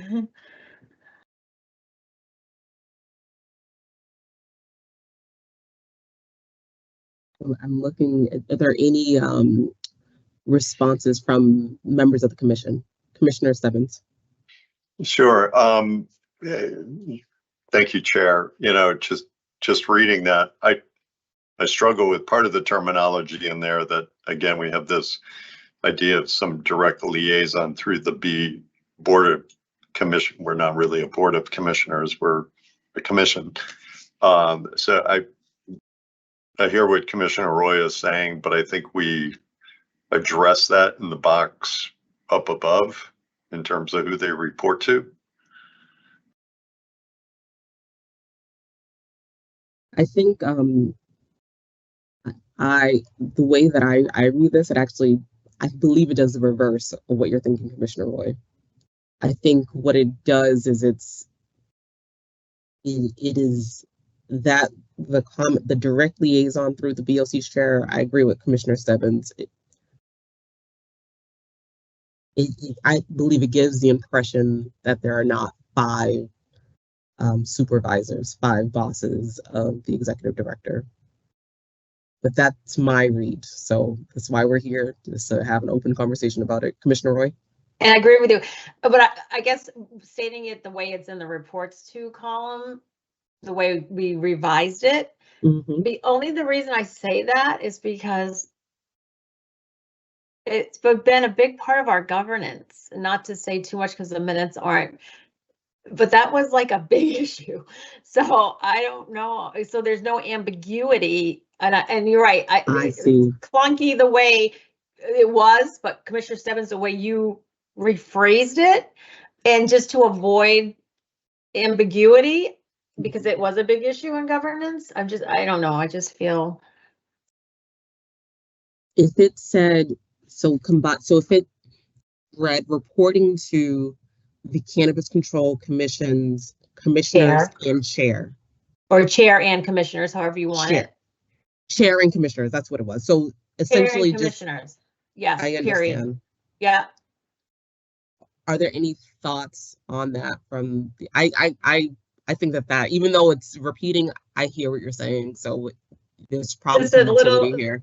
Extra, exactly. Thank you. So the suggestion is to add the words reporting to the Cannabis Control Commission's chair and commissioners, comma, and then proceeding with the executive director. Correct. Okay. Everyone, okay, I see head nods. We're going to do the consensus way of doing it. All right. So I'm making a note for myself. Okay. Are there any other comments about this section? Commissioner Stebbins? Sure. Thank you, Chair. Obviously, the last sentence, please be advised that finalists will be required to interview an open public meeting with the full commission. I can't stress enough, one, how important that is for candidates to understand it, but I'm wondering if we can't think of another place to put that, because I really don't think it speaks to the job purpose and summary. It's a big piece of information we want candidates to have. Maybe there's a note, we add a note box up top or somewhere that a candidate is going to see that and understand it, or at least be aware of it, but I'm not sure it fits neatly within the job purpose summary box. Commissioner Roy? I agree with that. And also, should we qualify that, like, please be advised the finalists will be required to interview due to open meeting law? Like we're not just tough board that wants to put everybody through the rigors of a public interview, but maybe we should just qualify it why it's required. May I comment, Madam Chair? Yes, please, Debbie. Okay, so I totally agree that doesn't belong in the job purpose summary. That information really belongs on the job posting, as well as on the job placement and any other documents that we may utilize for the recruitment of the ED. So it really does not belong in the job description. And I actually had that this probably was more a comment than it was to be included in the job description, in the job purpose. And I see your comment too, Debbie. You did comment that. So is there consensus to remove this from the job description, that comment? Okay, I see Commissioner Camargo, Commissioner Roy, Commissioner Stebbins. Okay. All right. So we'll remove that and incorporate that for the job posting and placement. Are there any other comments on the job purpose and summary? Okay, and I'll read it in its entirety now so we know where we landed. It reads, reporting to the Cannabis Control Commission's chair and commissioners. The executive director is the administrative head of the Cannabis Control Commission, pursuant to Massachusetts General Laws, Chapter 10, Section 76K. The ED is responsible for administering and enforcing the statutes and regulations regarding the Massachusetts marijuana industry and reports to the appointed members of the commission. I will pause there because I see that we're saying two things. We're saying the same thing twice now. So we begin with the reporting to the CECC's chair and commissioners, and then that second line states the ED is responsible for administering and enforcing the statutes and regulations, and reports to the appointed members of the commission.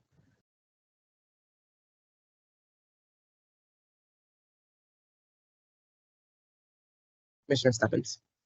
Sure. Just a quick question. Should we refer to it as the Massachusetts cannabis industry?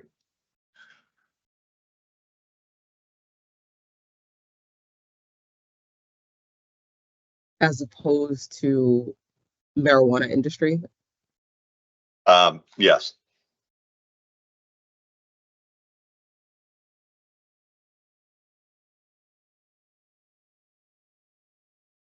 I think that's a really good point. We should eliminate Massachusetts because we would follow any laws that govern the industry as a whole, including later down the line, if and when there are federal laws that govern the industry as a whole. Commissioner Camargo, Commissioner Roy, are you okay with the elimination of the term Massachusetts? You lost it. Where are you exactly? Are you still in job purpose? I am. I'm on the second line. So the second line has a lot there. The second line reads as follows. The ED is responsible for administering and enforcing the statutes and regulations regarding the Massachusetts marijuana industry and reports to the appointed members of the commission. So I raised a concern about the ending portion about reports to the appointed members. Commissioner Stebbins raised by having the term Massachusetts, it is not all inclusive of statute. Well, it would be statutes because it's the state, but it does not include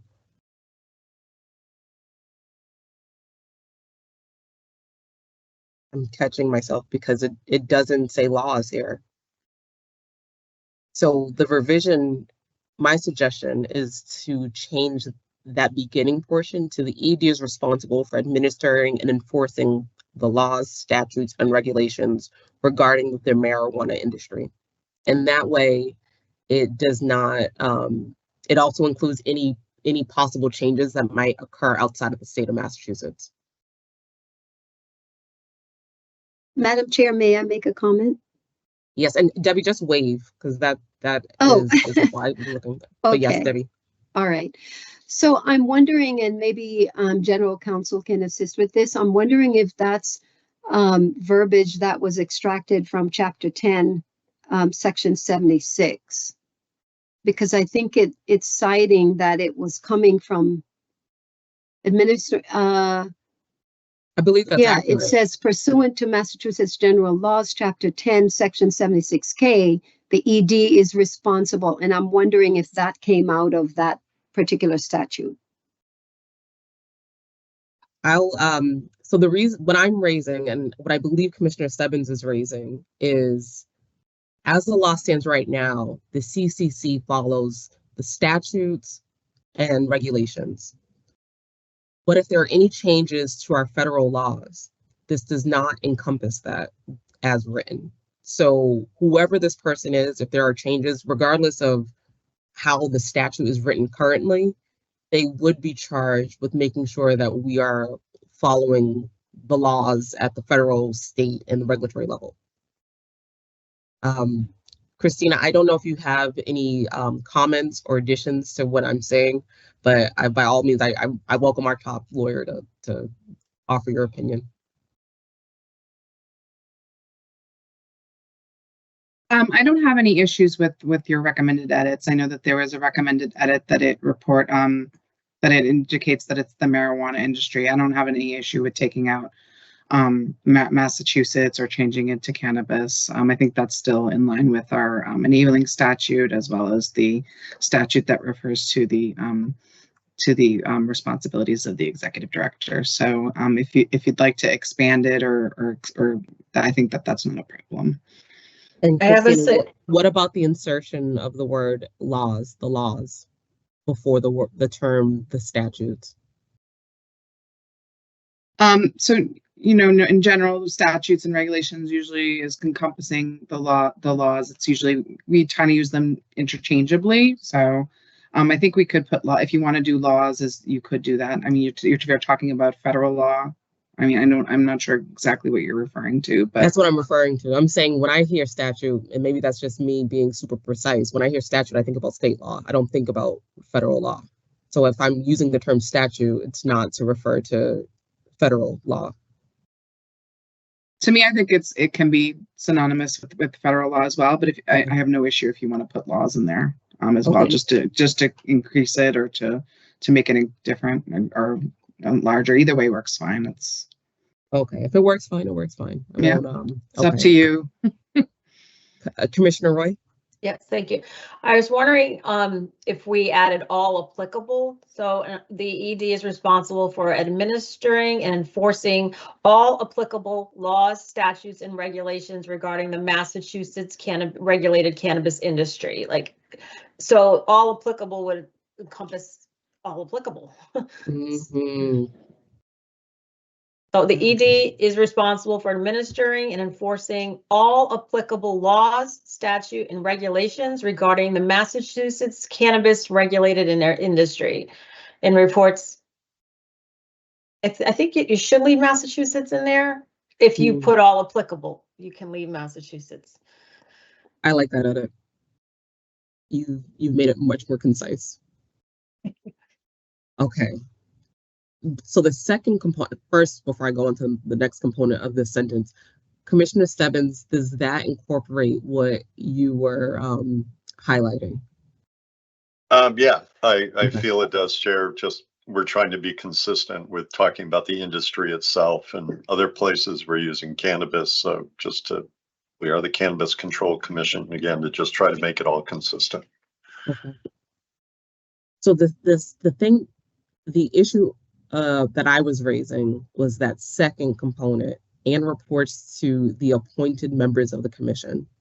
So we can either eliminate that because the beginning of this job purpose and summary states the same thing, or eliminate it from the beginning and let this remain. I have no preference either way, but Commissioner Roy? I'd prefer to have it lead with it. Okay. Because they're kind of disjointed thoughts, different thoughts. So keep them separate, maybe. Are we in agreement? So like I said, that's fine to me. Is everyone okay with removing that second portion, the and reports to the appointed members of the commission? Okay. All right, so now I'll take another go at just reading this entire thing with the edits that we have. Okay. Reporting to the Cannabis Control Commission's chair and commissioners, the executive director is the administrative head of the Cannabis Control Commission pursuant to Massachusetts General Laws, Chapter 10, Section 76K. The executive director is responsible for administering and enforcing all applicable laws, statutes, and regulations regarding the Massachusetts cannabis industry. The executive director executes on strategic priorities and develops an operational strategy to effectively meet the demands of the regulated cannabis industry in Massachusetts. The ED's annual goals are approved by an affirmative vote of 3 commissioners. Here. Commissioner Roy? I think it's great. The only thing that's not in there is that the ED needs to uphold public health, public safety, and public welfare. And I don't know if we should bake it in there, but it is our pillars in equity. Debbie? Thank you, Madam Chair. So Commissioner Roy, that's further down. I believe that those might be included in core responsibilities. Okay. Yep. And a couple other areas of this document. Commissioner Roy?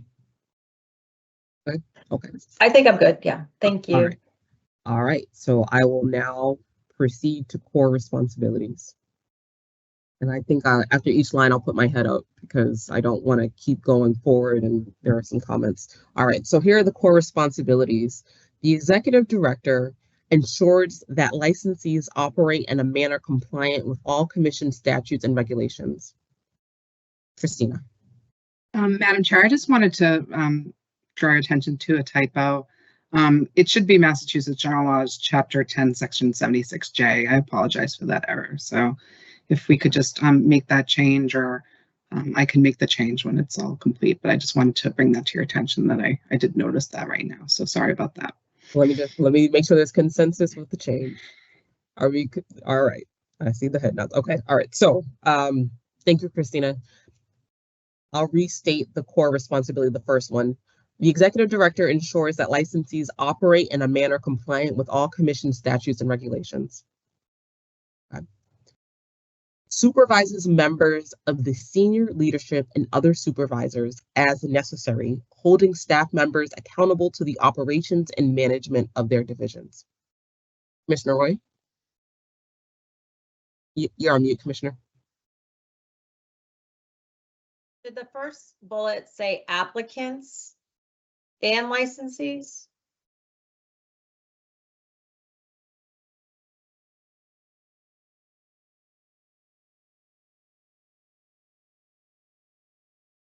Not. Commissioner Roy, do you mind explaining? Sure. When Director Potvin went over his slide and there was like 5 denials, and it's like they weren't licensees yet. They were in the application phase. And so maybe they didn't comply with our statutes and regulations, and that's why they were denied. We still have jurisdiction over the applicants, even though they're technically not a licensee at that point. Is Director Potvin still with us?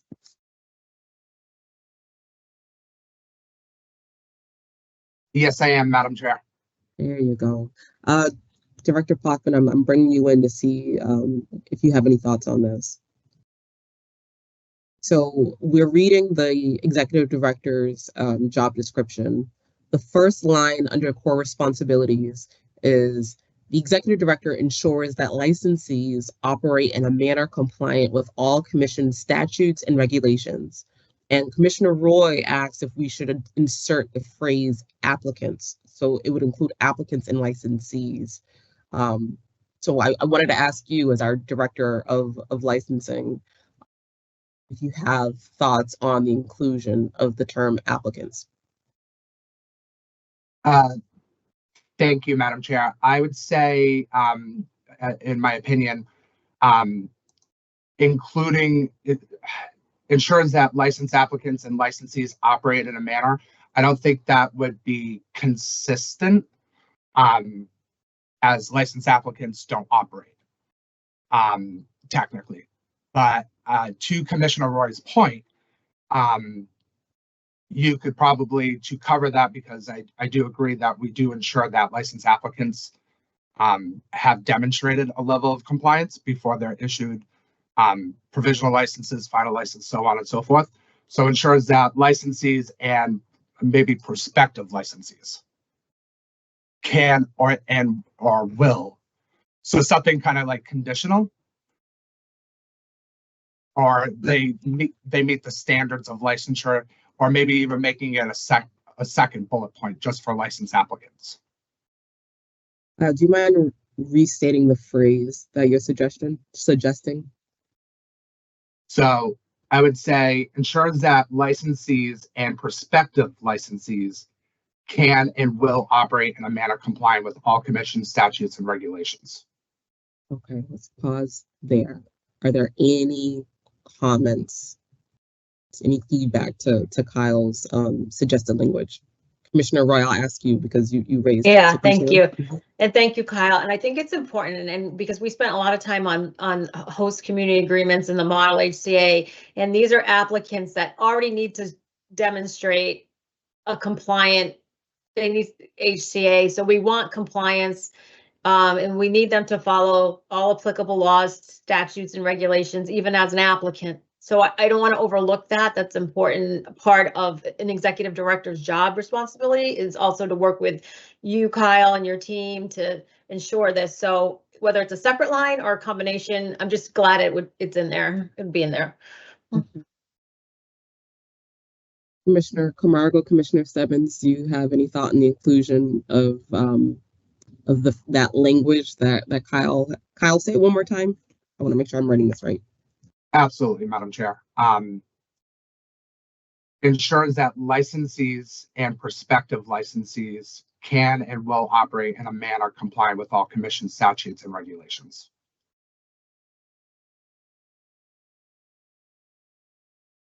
Okay, I see head nods. All right, so it would now read, ensures that licensees and I'm sorry, Madam Chair. I'm sorry. I'm so sorry. Oh, okay, Debbie, please. So as we look at this job description, we're looking at this from the perspective that this is the executive director. And the executive director's responsibility, in collaboration with the commission, is to really make sure that all the laws and regulations of the commission are being followed. I think this is dissecting this to the next level. That statement that was just read, I believe, should be in the enforcement, the CIE's job description, as well as the licensing director's job description. So I think it needs to be a little bit more, I think it should be broader here. And I think maybe there are statements within this core responsibilities section that might speak to that. But that statement was more from a divisional level as opposed to an executive level. That's just my opinion.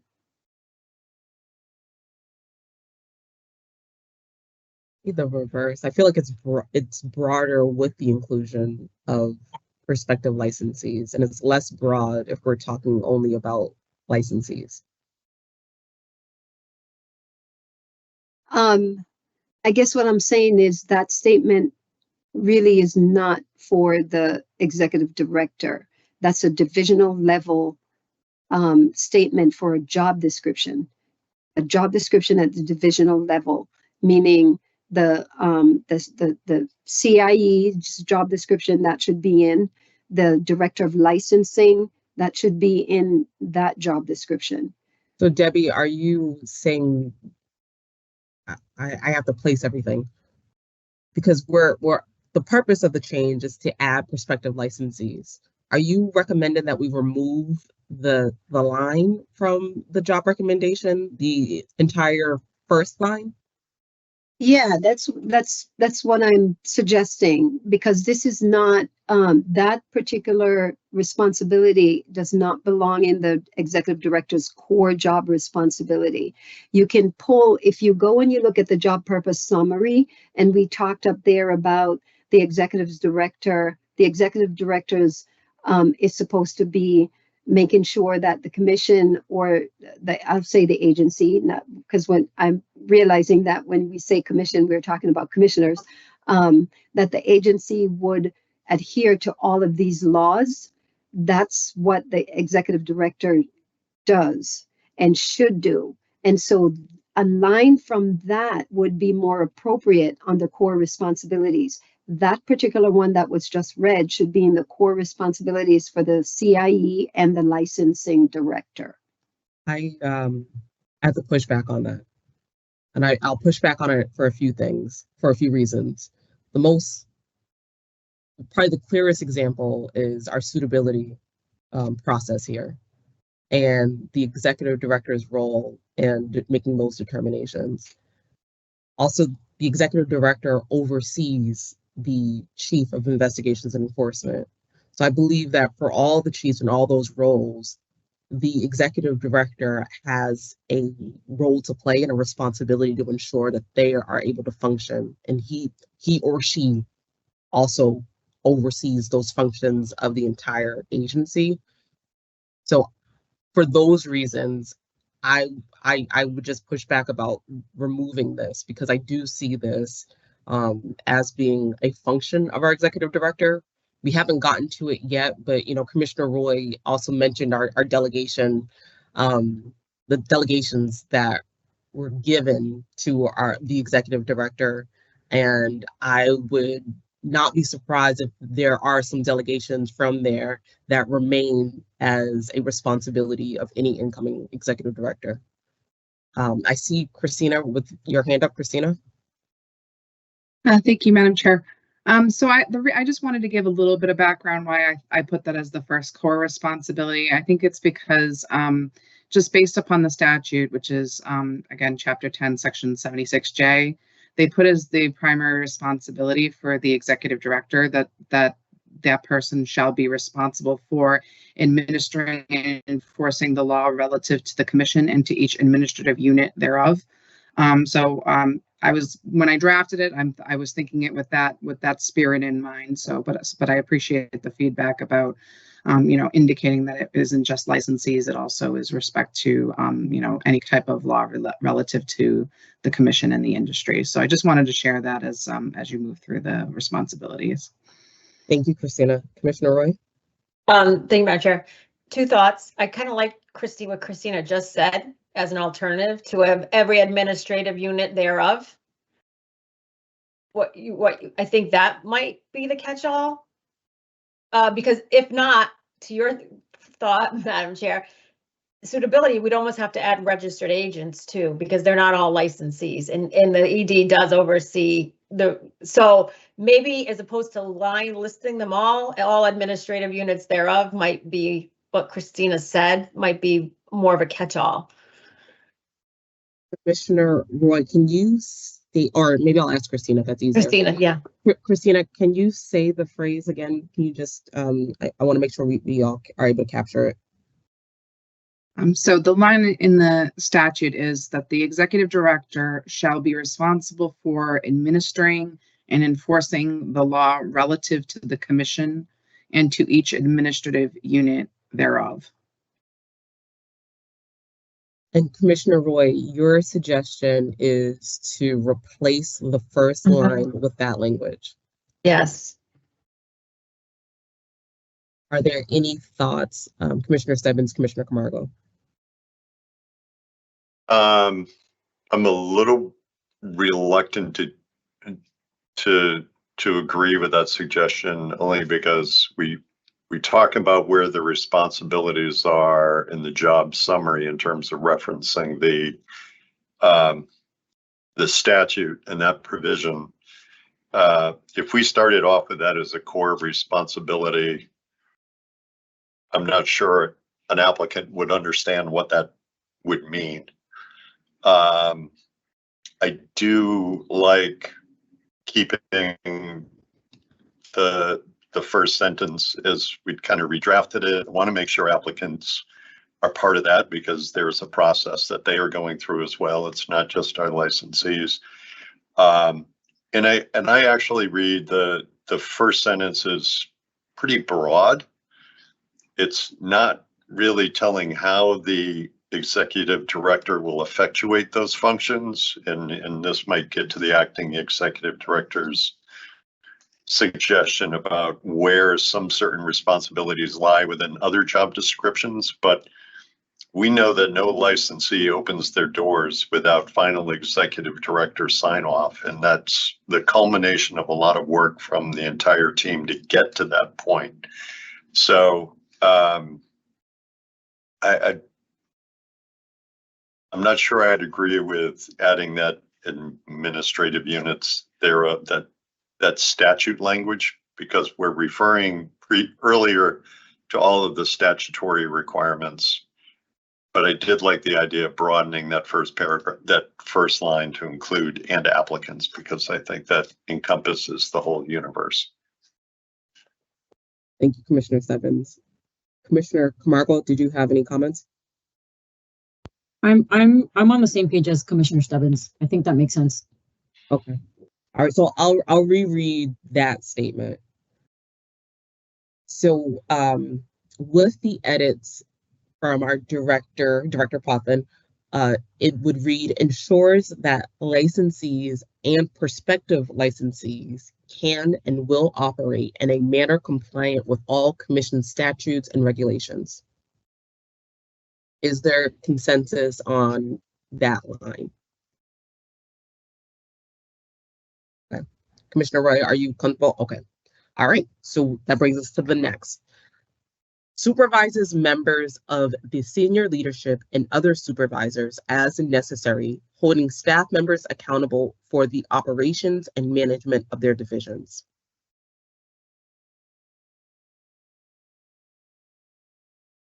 Develops annual goals and a strategic plan to further the statutory and regulatory mandates and mission of the Commission in collaboration with the agency's Commission, division chiefs, and staff during the fourth quarter of the fiscal year. Commissioner Stebbins?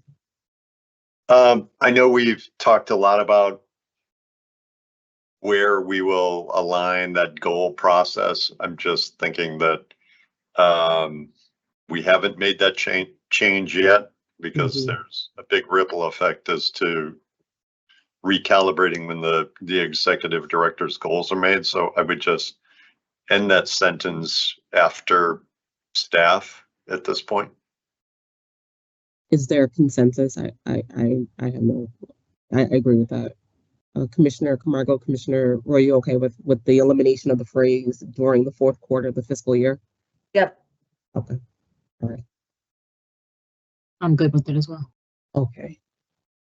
Okay, the next line, makes every effort to align their annual goals with the priorities and goals of the Commission, as well as with those goals identified annually in the Executive Director's performance evaluation.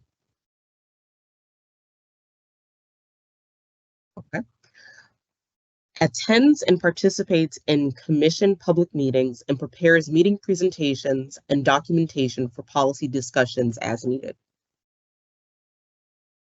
Collaborates with the Commission Chair in the development and approval of agendas and preparation for public meetings. Provides regular check-in update meetings with the Commission Chair and seeks opportunities to support the progress and achievement of their own goals through the work of the Commission.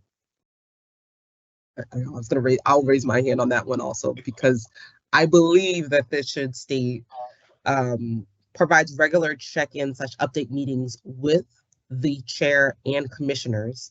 And so, okay, I see a head nod. Is that Commissioner Stebbins? Did you have an additional comment? Yeah, I agree with you to add in commissioners. I also have some question about the latter half of that statement. You know, we don't, as individual commissioners, we don't set our own goals.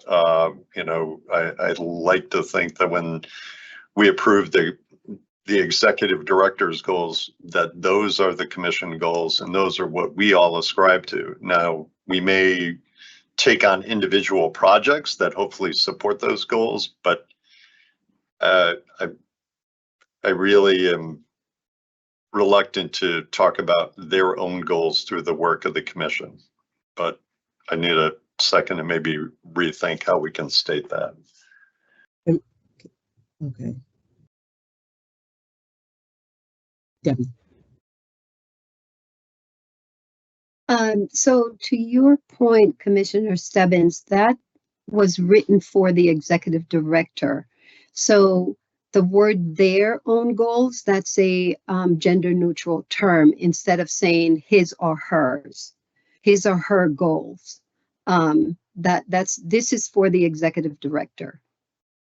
Debbie, are we saying that the executive director has goals separate from the commission? I'm sorry, can you repeat that, Madam Chair? I guess now I got a little bit confused. So when it says seeks opportunities to support the progress and achievement of their own goals through the work of the commission. So we're saying the executive director's own goals? Yes, that's exactly what I'm saying. Yeah. This was written for the executive director. So instead of saying his or her, this is a gender neutral term.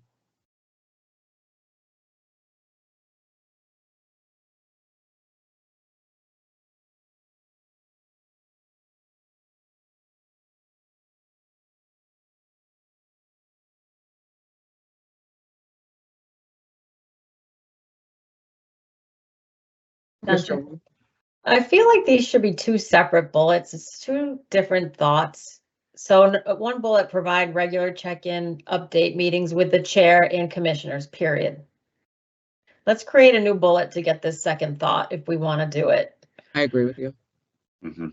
I agree with you. Okay, so, sorry, keep on going, Commissioner Roy. Yeah, no, and so if we want to nuance the second latter half of this sentence in a separate bullet, I understand what Debbie's saying. It is the ED's goals. So the ED would bring goals to us and we approve them. So on an annual basis, so technically it is the executive director's goals. So, I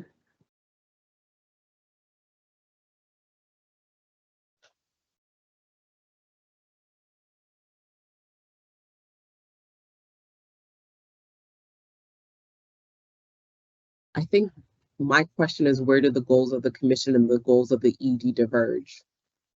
So I'm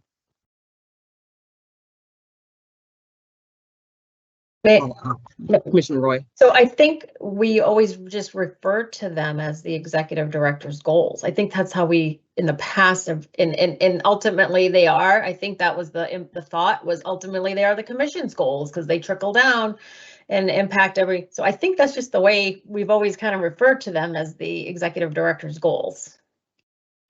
But if we want, this is an opportunity, we want to change it to commission goals. This is our opportunity to do that if this is what we want to do. But that's helpful. I think when I read it, it was hard to place that. Okay, so this bullet, I'll read it as is a separate bullet. It currently states, seeks opportunities to support the progress and achievement of their own goals through the work of the commission.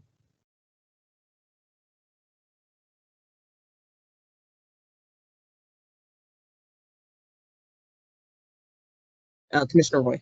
If we want to redefine it, develop commission goals and seek opportunities to support the progress and achievement of said goals. I mean, this is our opportunity if we want to say they're not tied to one person goals, they're the commission goals. Debbie, do you mind elaborating a little bit more on this bullet?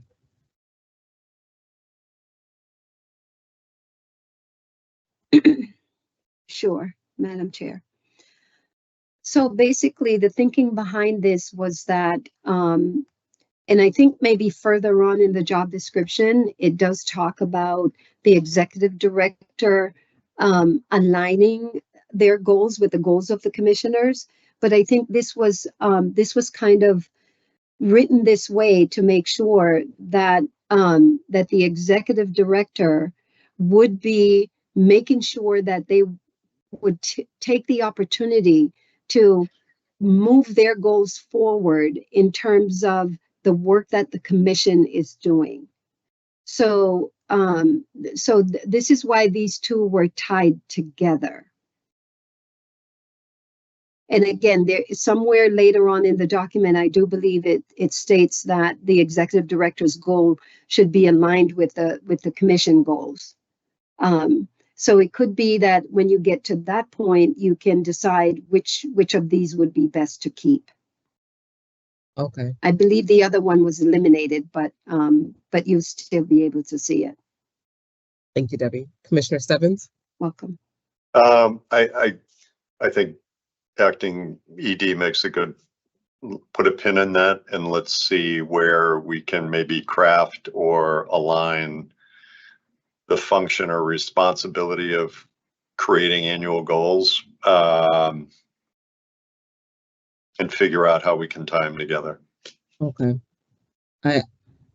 My one request is if I read past that section, just like wave me down. I'll reread the bullet that we've agreed to. So the bullet that is currently there would read, provide regular check-in update meetings with the commission chair and commissioners, period. All right, the next line. Delivers reports on performance of the agency's strategies and plans and receives feedback from the commission regarding the overall performance and direction of the agency, including agency operations, policies, impact plans, finances, budget preparation, internal controls, risk assessments, audits, and overall agency management. Develops administrative standard operating procedures, risk management strategies, and other internal controls. Commissioner Roy? On that bullet, I just feel we should also put updates, because there's SOPs that require not developing, but updating. Should it read, you're suggesting develops and updates? Yeah. Okay, so I'll read it with that suggestion. Develops and updates administrative standard operating procedures, risk management strategies, and other internal controls. Okay, Commissioner Stebbins, I don't see a nod, but I will ask, are you okay? Okay, all right. Approves all licensure and other applications and delegates approval authority as appropriate to ensure timely execution of deliverables to applicants, licensees, and operators. Commissioner Roy? And I thought we approved the licenses.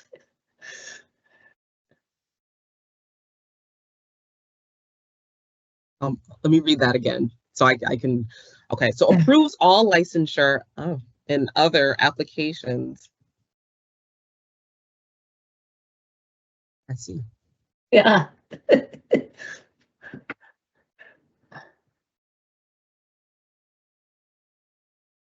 Debbie and or Christina.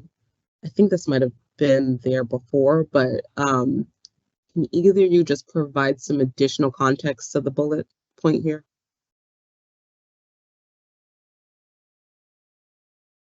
Christina? Yes, Madam Chair. Go I think ahead, this one- Christina. This one was there Owen. previously, I believe. So Okay. so we might want to add, as delegated or something like that to just to indicate that the commission retains that authority. Debbie?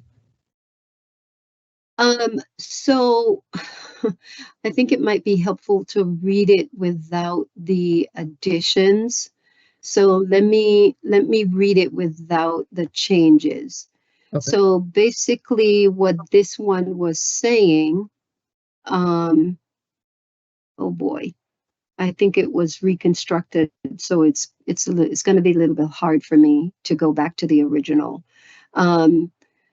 This was wanting the ED to be responsible for making sure that all regulatory activities requiring approval from the ED within the investigation and enforcement division.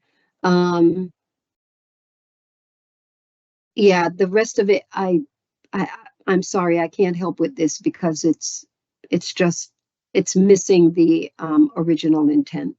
Okay. I'm sorry. I apologize. I can't. I know we've had a few different, no need to apologize. We've had a few different versions. So let's wordsmith it and what we would like as commissioners for it to say.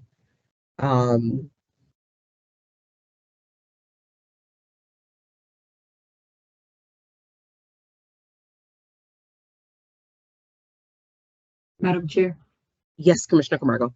may I, before you go, I think it's like, I'm hearing what Debbie's saying in terms of what was in here before, and I'm looking at the redlining here. It's almost like two different things in here. I don't know if anybody sees it that way with what was taken out. So I guess my question is, what's the intention of this sentence? What are we trying to say? Because to Commissioner Roy's point, sure, we approve the licenses, but the ED signs off on the final commenced operation. But then here here on the what we deleted is regulatory activities requiring ED approval. So I'm a little confused with the whole sentence itself. Commissioner Roy? Yeah, I want to so the ED approves commence operations, but that's in those delegations. Right. And we may choose to take it back to approve commence operations. It's in the delegations so that's really a commissioner authority that we delegated the previous commissioners delegated so that was initially for commissioners to approve commence ops, Right. which was delegated over. And that goes back to Christina's point about inserting something that says that it's something that we've delegated. Right. Commissioner Camargo, I didn't mean to cut you off. Commissioner Roy. No, I'm sorry. I know we're all having a conversation. I think we're also forgetting too that the ED approves the application to move forward for approval vote to commissioners. So there's also that other section as well, right? Because all the ED, how we have it, approves all the licenses to get on the agenda for us to then approve them. And then that person, the ED, is the final, commenced op final situation. So that's another part of it as well.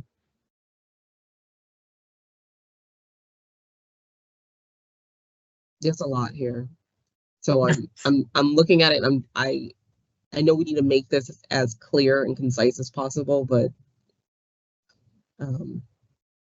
does anyone want to offer a suggested edit?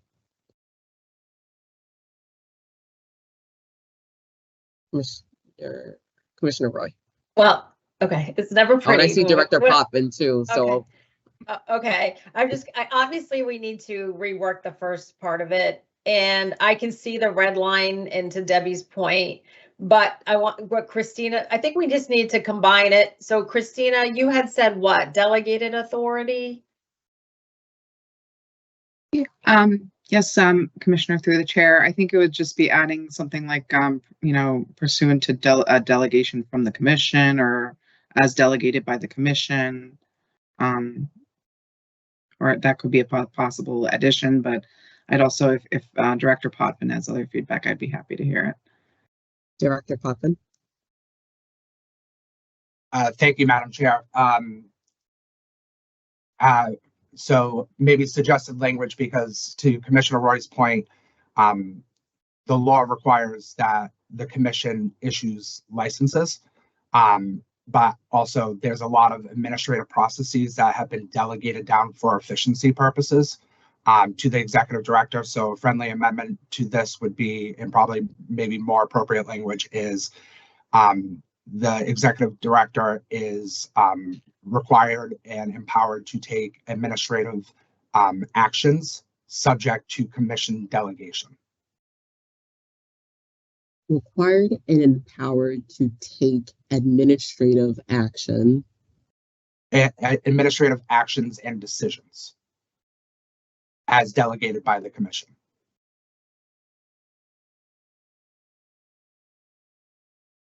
Kyle, do you mind taking a stab at it? Yes, What it would I read will completely? Yeah, and I will put it in the chat. Okay. This is like chapter 180 all over again. I know.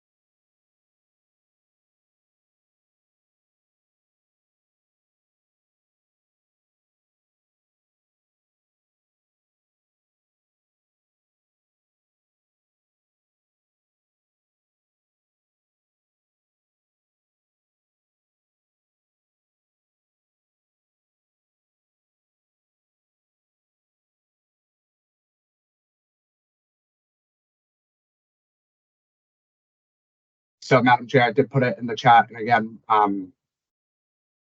real-time editing and authoring is not always fun, but that's the best first step I could take at that. So, okay. I'm going back to English class because I want it to be in the same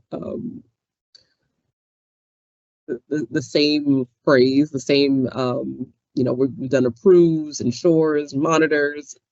So I wonder if it would read takes all administrative actions and decisions as delegated to the executive director by the commission.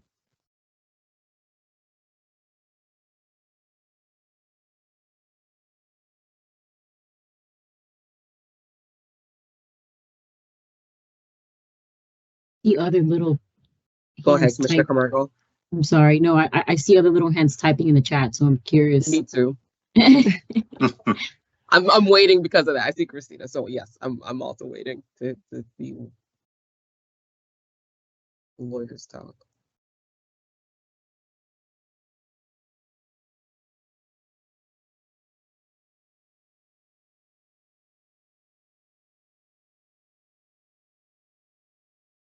Okay.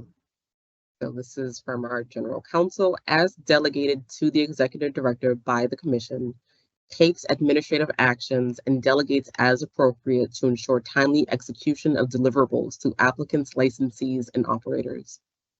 I like that. Through the chair, I just tried to combine a little bit of, you know, Commissioner Roy and Commissioner Poppin's suggestion, and then just added it to what was already in that job descriptor. Thank you. Thank you, Commissioner Poppin. Thank you, Director Poppin. Okay, so now that I'll say this one more time what Christina has inserted into the chat. As delegated to the executive director by the commission, takes administrative actions and delegates as appropriate to ensure timely execution of deliverables to applicants, licensees, and operators. Commissioner Roy? You had mentioned suitability, Madam Chair. So that's more geared to registered agents. I don't want to be exclusive.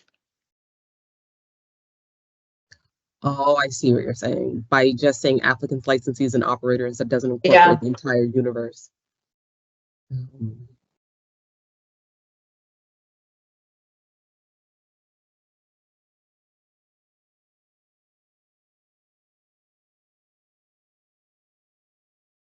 Unless we just put deliverables, period. I'm waiting for the bubbles.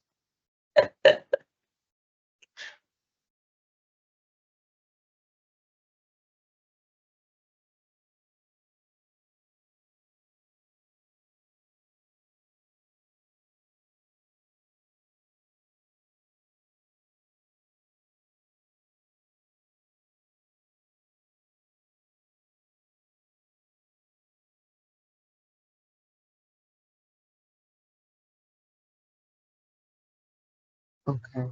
Oh, so this is as delegated to the executive director by the commission, takes administrative actions and delegates as appropriate to ensure timely execution of agency deliverables. And that was Commissioner Roy's suggestion. Thank you, Christina.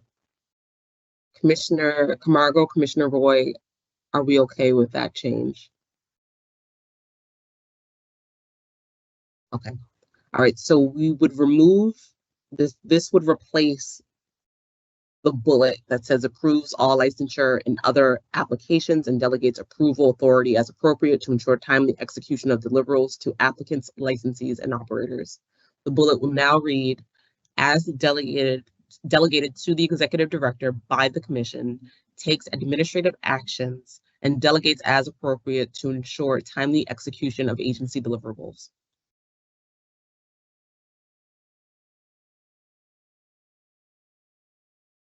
Bear with me. I just have to make a note on my own document. Okay. Monitors the agency's financial activities. Oh, my apologies, Commissioner Stebbins. Sure. Thank you, Chair. Only because I went back and looked at what we had previously approved, and we talk about goals at the start of the document. So I'm going to put into the chat some combination language for us to consider. It takes our previously a bullet that we had given some consensus to, develops annual goals and a strategic plan to further the statutory and regulatory mandates and mission of the Commission, seeks opportunities to support the progress and achievement of Commission goals through the work of the Commission in collaboration with Commissioners.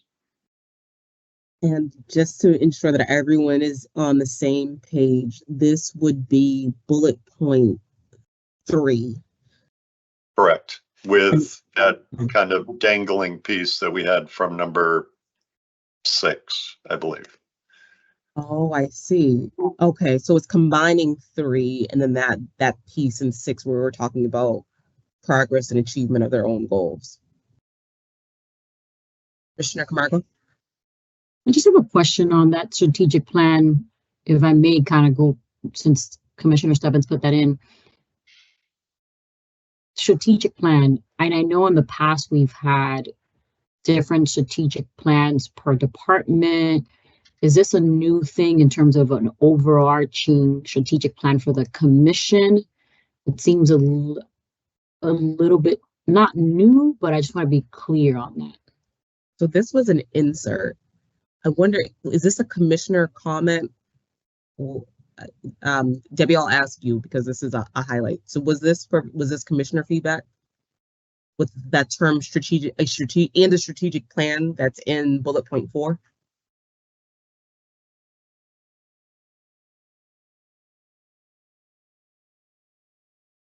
You're on mute, Debbie.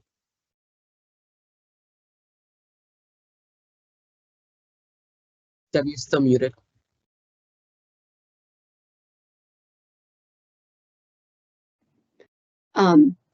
Are we going back to the comment that Commissioner Stebbins mentioned? Well, it's incorporated in the draft that we have too. So we're looking at bullet point 1, 2, 3.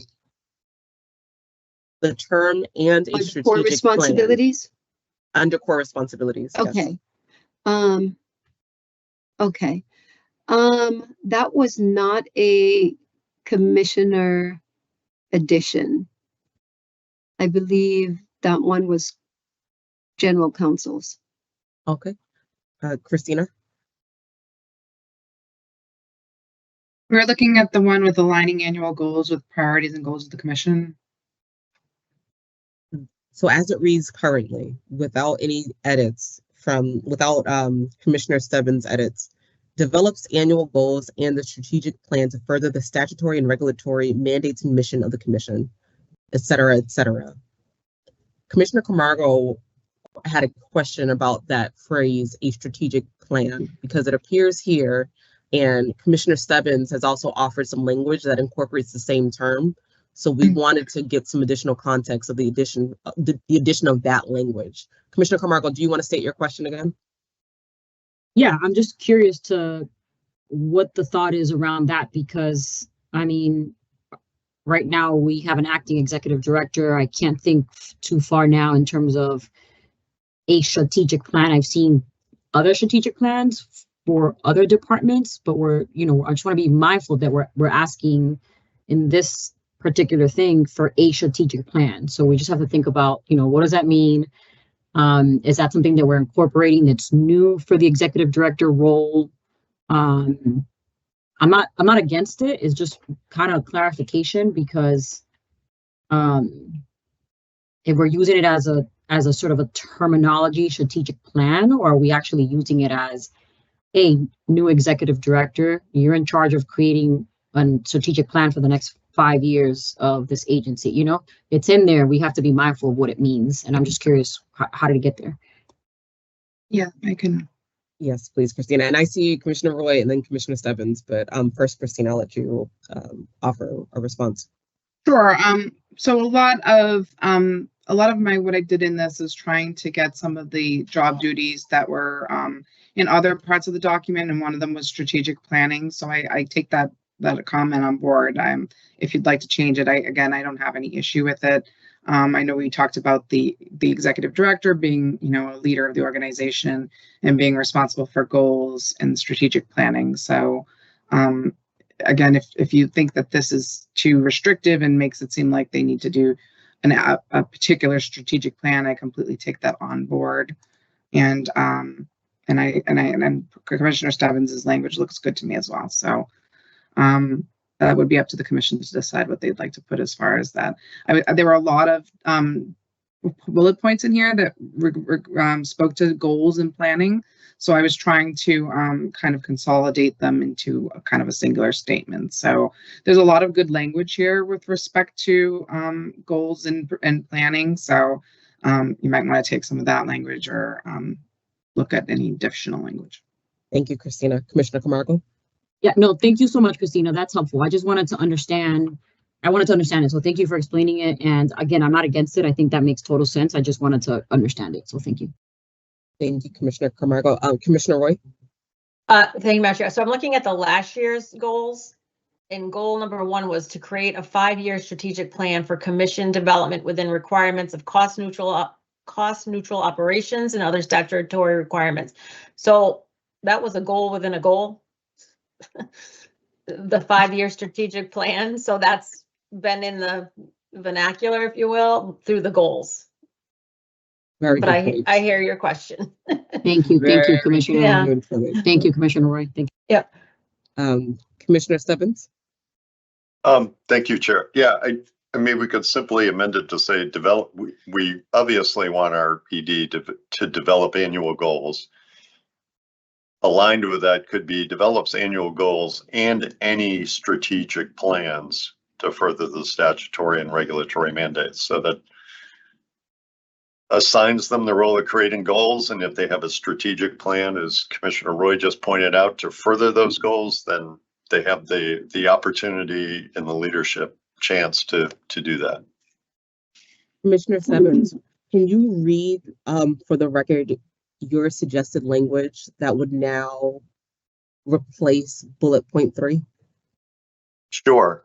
The new language would be as follows: develops annual goals and any strategic plans to further the statutory and regulatory mandates and mission of the Commission, seeks opportunities to support the progress and achievement of Commission goals through the work of the Commission and collaboration with commissioners.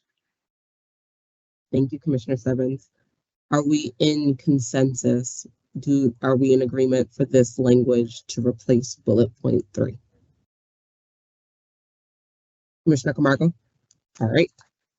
Thank you, Commissioner Stebbins. And that means that, just to clarify, bullet point 1, 2, 3, 4, 5, 6 will no longer include any of the will seek opportunities to support language. It will now read, provide regular check-in update meetings with the commission chair and commissioners, period.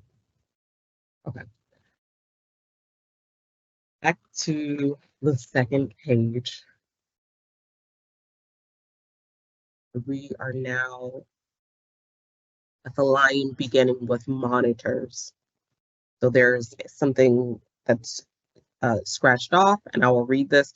Monitors the agency's financial activities, including development and approval of annual legislative budget requests and budgetary activities to ensure efficient and appropriate use of financial resources.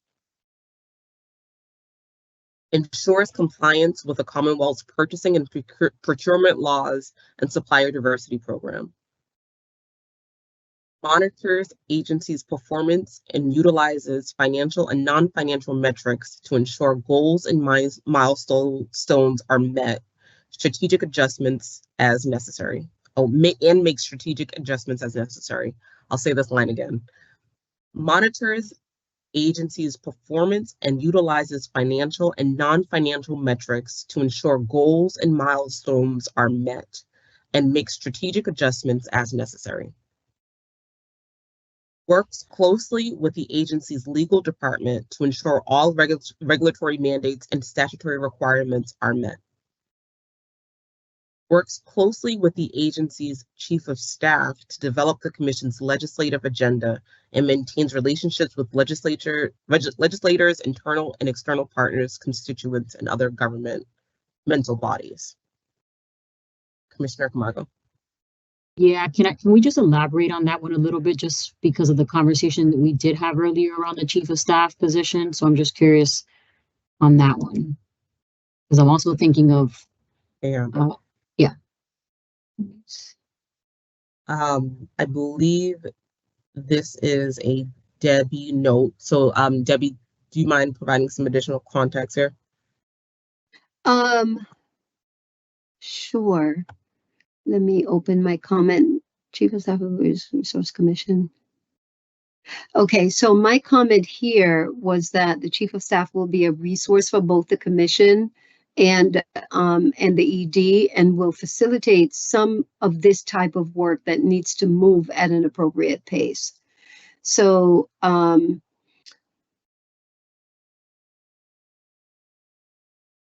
as far as the commission's legislative agenda, the way it was written before was works closely with the agency's chief of staff to develop and maintain appropriate networks and relationships with legislators, internal and external partners, constituents, and other governmental bodies. So the addition of the legislative agenda looks like it was general counsel inserted that. Okay. I think it might be overly prescriptive. Like, I think I'll offer my comments and I'll take a step back, because I think there are other hands. If it were to say develop, even the works closely with the agency's chief of staff, I would eliminate that and insert develops the, no, because we develop our legislative agenda. So I will stop there. Commissioner Camargo, I think your hand was up first, and I see our general counsel. Commissioner Camargo? Yeah, I agree with you in terms of works closely with the agency's chief of staff. I get it. But I would think either to start at develops, but also with maybe like with appropriate, department heads or something like that, because yeah, that's my quick thought. But see, we developed that. That's why I'm a little concerned with including that, or maybe just we need to rephrase this. Definitely, Christina, I see your hand. Christina. Yeah, Madam Chair, I just wanted to speak to that. So whenever I go through the things, I try to associate it with a job duty. So from my perspective, when I looked at this, it seemed like it was for creating either a legislative agenda or working with legislatures and constituents. So if that needs to be struck again, that's fine. I try to make it clear what type of job duty is being referenced. So if this was originally not meant to be regarding legislative agenda, you feel free to strike that if possible. If it's more of a constituent relations or networking type of thing, definitely take that on board and feel free to chop it up as needed. Thank you, Christina. That's helpful. Commissioner Roy? Thank you, Madam Chair. I propose we strike the whole first part of it and starts with maintains positive relationships with legislators, internal and external partners, constituents, and other governmental bodies. I don't know if we need chief of staff in there. And the reason I say that is because we're all going to also have a deputy executive director, and where do they fit in this too? So I don't know. So I'm just saying maybe we don't even need that first. Strike it to legislative and then start maintains positive relationships with legislators, internal and external partners, constituents, and other governmental bodies. I like that suggestion. Commissioner Stebbins? Not to offer just one more version of this, but I see value in this bullet, and I would suggest, obviously, we have a role to play, right, when it comes to approving the the commission's legislative agenda, but we could start with proposes the commission's legislative agenda and maintains working relationships with legislators, internal and external partners, constituents, and other governmental bodies. I mean, those working relationships may not always be positive. We obviously hope they are, but we want to have good cooperative working relationships with all of those folks. Commissioner Stebbins, your edit, can you read it in its entirety, what the Sure. suggested edit? Mm-hmm. Sure. My suggestion for the bullet would be proposes the commission's legislative agenda and maintains professional working relationships with legislators, internal and external partners, constituents, and other governmental bodies. Are there any comments? Are we in consensus? Okay. Commissioner Roy? I want to make sure you're good with it, Madam Chair, because Oh, yeah, I'm good. the legislative agenda. Okay. Yep. That makes sense. So that we're in agreement. Okay, so the next line is ensures the commission's social equity program continues to serve constituents within underrepresented communities, providing opportunities for operator ownership and career paths within the Massachusetts cannabis industry. The next bullet, in collaboration with the commission and chief people officer, develops and supports the agency's diversity, equity, inclusion, belonging, and validation initiative to maintain a diverse and respectful agency culture where all employees feel welcomed, engaged, valued, and are productive. Commissioner Roy? I go up one bullet. I was on mute. Oh, okay. My apologies. We don't, the social equity program, but we also talk a lot about the value of outreach. And I know we've done a lot to really step up the outreach. Is it too narrow just to say social equity program, or should we put outreach in there as well? Because I think that's a big part of what we're doing as well. Commissioner Roy, can you just say in the record what it would read, how it would read? Okay, well, I haven't, okay, on the fly.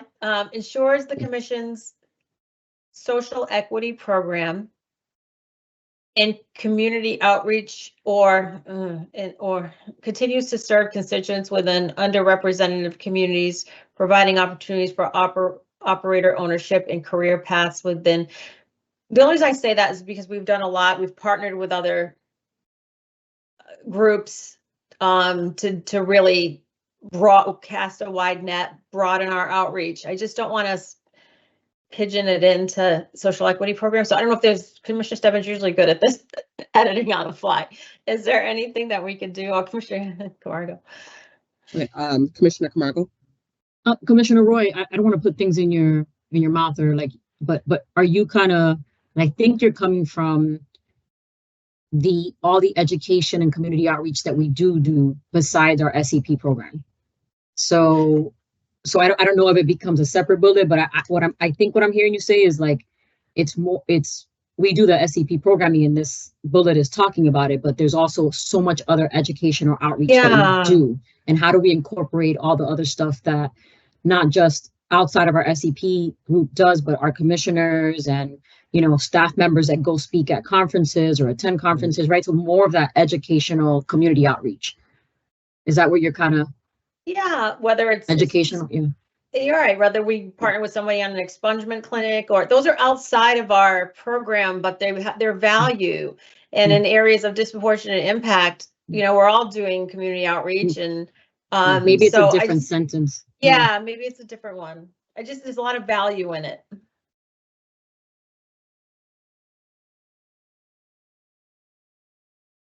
Commissioner Roy, do you want to try to wordsmith something? We can put a pin in it if you would like to try to wordsmith something. Commissioner Camargo? Yes, I'm not going to wordsmith, but I'm just going to suggest that maybe we add a separate bullet because this bullet speaks directly to the social equity program, and I think that's valuable. But I think to Commissioner Roy's point, and we know all the community work that we do and that the staff does. So maybe it's, if Bruce, if you're going to take a stab at it, or Commissioner Stebbins, if you're going to take a stab at it, maybe it's thinking about a new bullet that incorporates community outreach and education as a whole, as a team that the CCC does. I agree. I like that. So let's put a pin, and if somebody flag me when you're ready to offer that bullet, and I'll reread this bullet to make sure that we're okay with how this one around the social equity program reads. Ensures the commission's work, I'll restate this. Ensures the commission's social equity program continues to serve constituents within underrepresented communities, providing opportunities for operator ownership and career paths within the Massachusetts cannabis industry. Okay. The next bullet. In collaboration with the Commission and Chief People Officer, develop and support the agency's diversity, equity, inclusion, belonging, and validation initiative to maintain a diverse and respectful agency culture where all employees feel welcomed, engaged, valued, and are productive. Commissioner Camargo. Commissioner Camargo. Sorry, I'm reading and trying to off mute myself. Nope. A little ignorant right now, but Debbie, can you tell us a little bit about DEIBV initiative? I'm a little confused. Is that something that we have had? I've never heard it in that, with that terminology. Debbie? Okay. So, DEI has far expanded beyond diversity, equity, and inclusion. And so the belonging, the validation piece of it is extended to include other groups within the diversity space. So this particular one is in here, and it does reference collaboration with Commission and the ED. And the reason for that is because all three offices own this. This cannot be successful. Our diversity initiative cannot be successful unless it is owned and committed to by these three offices. So this is why it is in with the executive director job description. Hope that's helpful. Thank you, Debbie. Commissioner Camargo. Yes, thank you. And thank you for the background. I just thought it was like a specific initiative that we had internally and that I wasn't too aware of. So I get it. And I see your comments too, and I heard what you said in terms of three offices own this. And you know, this is very key and important to this agency and the culture of the agency. So I'm excited that it's here and that, you know, that it's here. So thank you. You're welcome. I'll go back up because I think that Commissioner Roy and Commissioner Stebbins have language for an additional bullet. So the new bullet, this is just an additional bullet, would read, ensures the commission remains focused on and prioritizes community and stakeholder outreach and education. Okay, I'm also in agreement. We have consensus there. I hope I'm making notes on my own document, but I hope someone else is also making these edits and notes. Okay. Madam Chair. Yes, Commissioner Camargo. Yeah, I was worried about that too. Can you clarify who's live editing this doc?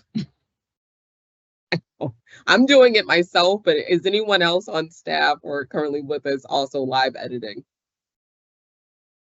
I don't know who it sits with, if it's legal or HR, but someone should be making sure we're tracking.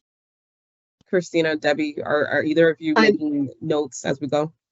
No, I'm not live editing, but I'd be more than happy to volunteer myself to go back and review and edit for you.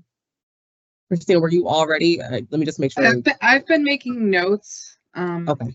in the margins and not live editing, but I've been making notes. So. That's fine. As long as there's a record. I'm making notes myself too, but I just want to make sure we're getting everything in, and maybe the three of us, Christina and Debbie, we can sort of go through to make sure everything we have matches. Okay. Where was I? So that's Commissioner Camargo. Sorry to be a pain, Madam Chair.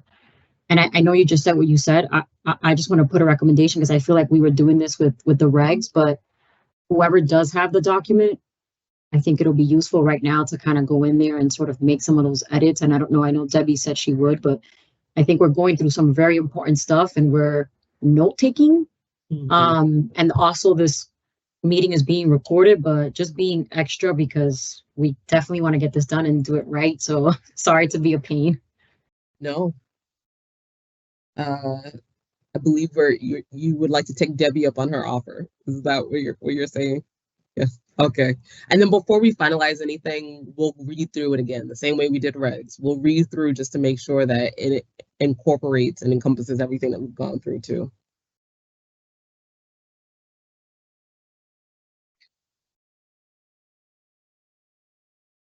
Okay. The next bullet works closely with the Chief of Staff and Communications Director to market and publicly engage in the agency's obligation to develop and maintain a positive relationship with constituents and the media, including review of press releases, participating in speaking engagements and industry conferences, and engaging in community and public relations events. Maintains a high-level understanding of overall agency performance in the industry. Chair. Oh, sorry, Chair. Commissioner Stebbins. Sorry, just had my hand up on the last one. We refer to a communications director. We do have a chief communications officer position. I don't know if That is a good catch because we're saying communications director instead of saying chief of communications. And it would also, so finish your thought, Commissioner Stebbins. No, I just don't know if we need to refer to that position specifically, or we can just refer to the communications department, and that would be all inclusive of everybody on the team. Debbie? Thank you, Madam Chair. So Commissioner Stebbins, that is a good catch. That was not communications director. That should have been the communications team or communications department. Okay. That's my error. Thank you. Debbie, do you mind expanding also on the inclusion, instead of only the communications department, also including the chief of staff? Sorry, can you repeat that, Madam Chair? Can you expand on the inclusion of the chief of staff instead of reading works closely with the communications department? I see. The thinking behind also including the chief of staff. I see. You know, and again, since the chief of staff is going to be facilitating some of the communication between the staff and the commission, and also between the commission and the ED, that this is a resource position to help with making sure that everything moves along quickly, or at an acceptable pace, that commissioners have resources, that the ED has resources available to them, somewhat of kind of like bridging the gap, because as I mentioned before, sitting where I am right now, and maybe I should have said this right up front, being in the acting executive director seat, some of this really came from my experience as the acting executive director, and some of the gaps where I see that we need to fill or we need to improve upon. So that's where that is coming from.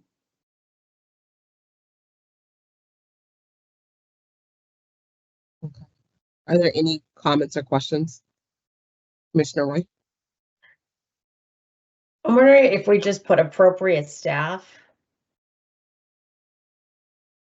as opposed to saying chief of staff and communications.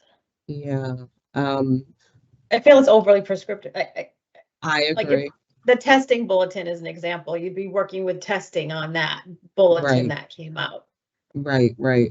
So it works closely with appropriate staff to market and publicly engage in the agency's obligation to develop and maintain a positive relationship with constituents in the media, including review of press releases, participating in speaking engagements and industry conferences, and engaging in community and public relations events.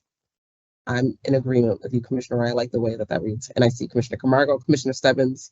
Do you agree with that? Okay.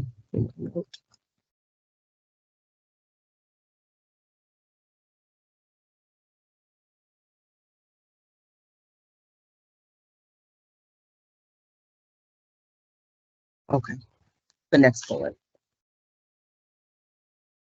Maintains a high-level understanding of overall agency performance in the industry, including reviewing of weekly, bi-weekly reports and engaging in one-on-one and/or team department overview and presentations with the executive and senior leadership team. Prepares the Commission's annual report. Chairs the Cannabis Advisory Board and serves as the CAB. Chair, Yes, Commissioner Camargo. may I ask? Prepares the commission's annual report. I think I know what that is, but what are we talking about? This is an insert, so I'll ask first if this is from members of the commission or if our acting executive director made the edit. And just for anyone who may be confused, this is open meeting law. I don't know who's made what comments when there are inserts. So now we're kind of figuring out where things came from. Debbie, was this from a member of the commission or was this an edit from you? Okay. Thank you, Madam Chair. I'm sorry, but I got disconnected and had to reconnect. So which one are we on? It's the bullet that reads, prepares the commission's annual report. Through the chair, that was my That's edit. from Christina. General Counsel. Okay, Madam General Counsel. So generally, the commission, if they're needing to provide an annual report to either to the legislature or file it with the secretary, that's normally a job duty of the executive director. So that was included in there just to kind of put that responsibility on the executive director. If that needs to be taken out, that's not a problem. Yeah, that's helpful, Christina. Commissioner Camargo.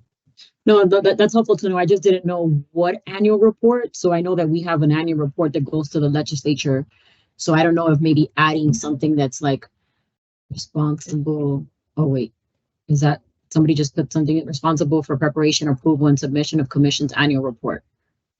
Commissioner Stebbins just added that. Yeah, I just wanted to be very clear as to what report, and is it, there's multiple reports that the executive director may have to do. So again, just being clear of what report. And Madam Chair, I know Commissioner Stebbins put some language in the chat. So thank you. Thank you, Commissioner Camargo. And when we're saying annual report, it's about a specific report. So the annual report refers to something. Perfect. In Commissioner Stebbins, your language responsible for preparation, approval, and submission of Commission's annual report. You are, and thank you, Grace, annual activities report. Maybe that's more Yes. specificity. So Yes. let me combine a few different statements now. Thank you. I will insert the new language being offered is responsible for the preparation, approval, and submission of the Commission's annual activities report. Right. Okay. Yes. Okay. Commissioner Roy, are you comfortable with that? Yes, and Commissioner, and you have a comment too? yeah, after, Okay. yeah. So hold on, let me just write this down. And Commissioner Roy, please. So Commissioner Camargo got me thinking about the annual report. And we don't have, and now, forgive me, up in the previous page, the top bullet, we didn't put anything about filing deadlines. And there are lots of them in different ways. whether it's we're promulgating regulations, there's filing deadlines. There's filing deadlines for minutes if we do not filing, but we do triennial reviews on those. You file legislation, we have mandates that report needs to be filed at a certain time. Our budgets need to be filed. So we don't have filing deadlines, but they're there. So I don't know if we want to just add that as a. I'll tell you my line of thinking, and feel free to disagree. I know, we'll all offer our opinions, but my line of thinking is all of that is prescribed in, either statute or regulations. So we have that. And I feel like the language around making sure that the ED follows the statutes and regulations would encompass also Okay. But I'm open to, if you all think differently, by all means, but that's how I interpret it.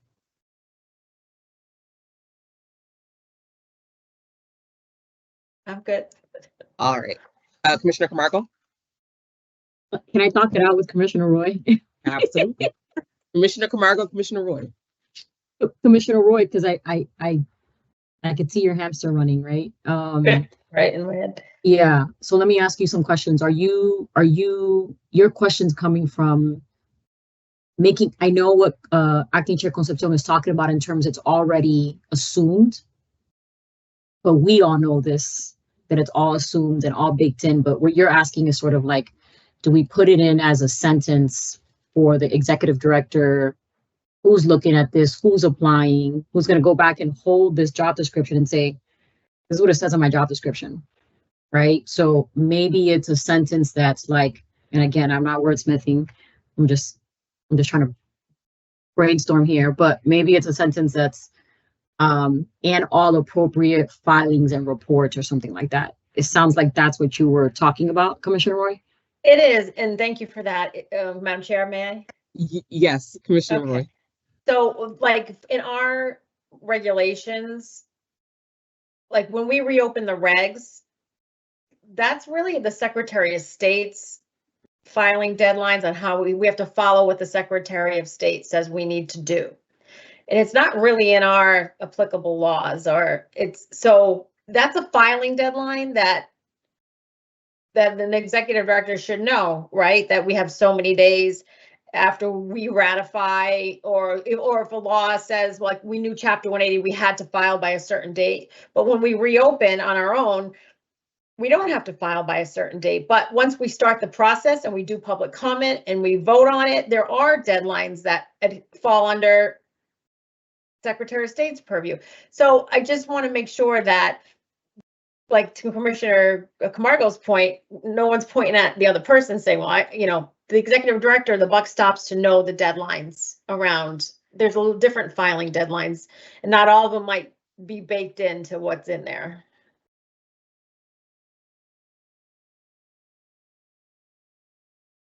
Is there any suggested language? Just.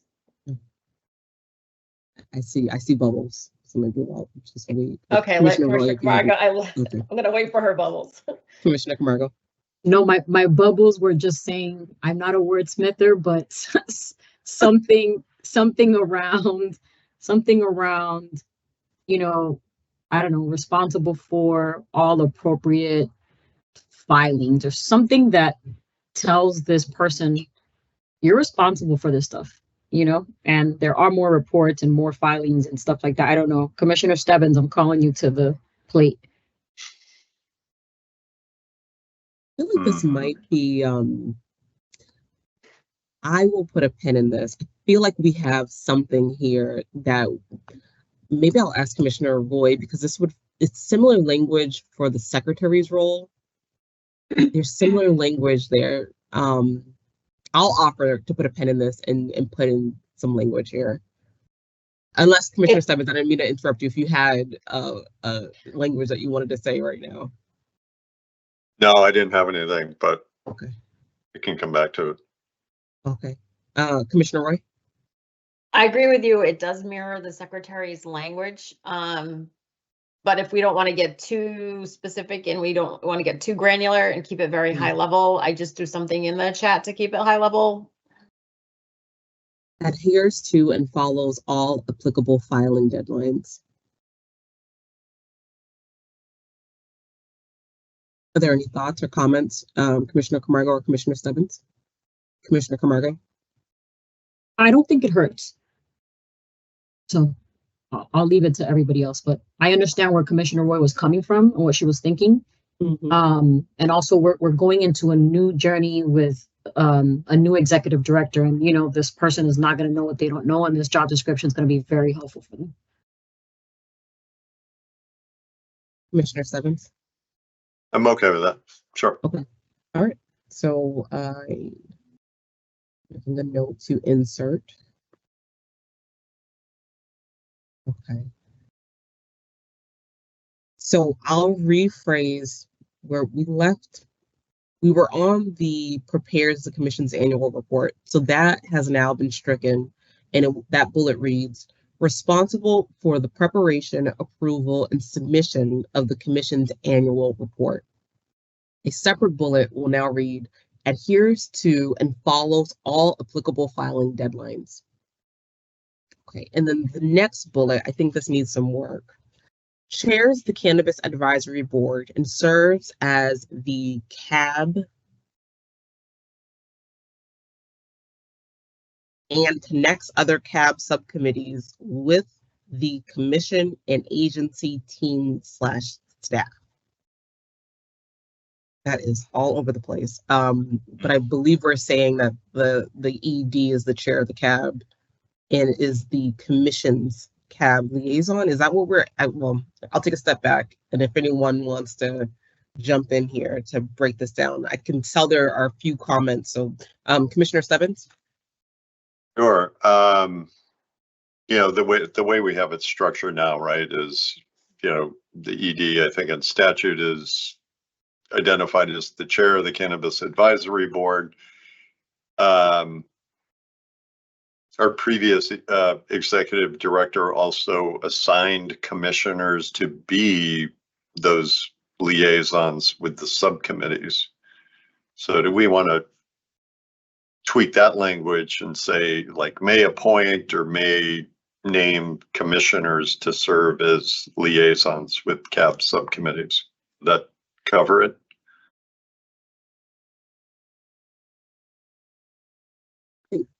Bear with me. I have to read it again just to understand the intention behind it.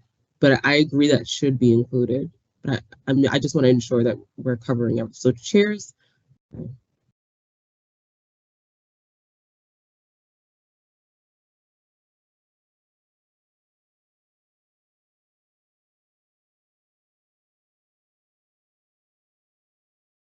Debbie and or Christina, it would be helpful to get some additional context on the different edits here.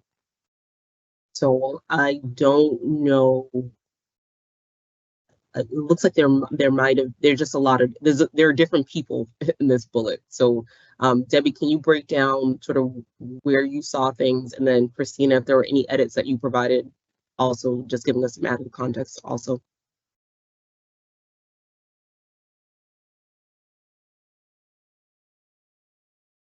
Debbie, you're muted. Sorry. I think this one is owned by the GC and Commissioner Stebbins. If I recall correctly, these were some of the edits that came in. Okay. Thank you, Yeah. Debbie. Okay, You're welcome. That's helpful.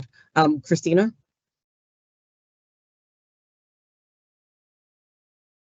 You're muted, Sorry, Christina. I'm muted too. Sorry. Through the chair. Yeah, I was trying. I don't know how to wordsmith this in the right way. Wasn't really sure what it meant to connect other CAB subcommittees with the commission and agency team staff. So so I took out the part that's a communicator that connects the other staff because I thought it was repetitive. But other than that, I think just the purpose of this is regarding chairing the Cannabis Advisory Board and serving as either a liaison or some sort of staff member that works with the CAB subcommittees. But other than that, I don't have any other feedback. Okay, thank you, Christina. That's helpful. So Commissioner Stebbins, it seems like this is you have a lot of input for this. So I want to make sure I read into the record your suggestion that you've inserted. says chairs the Cannabis Advisory Board and appoints commissioners to serve as liaisons with CAB subcommittees. I like that. It's very clean. Okay, then I see a head nodding and clapping, so I think we're good. All right. So let me strike that on my own. And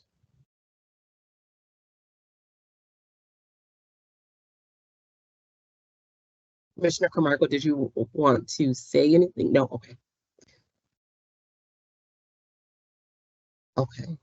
The next bullet, my recommendation is just that this bullet be the last, so that we just move its placement. The next bullet says performs other duties as required. Commissioner Camargo, Commissioner Roy, are you okay with that edit to just move it to the bottom? Mhm.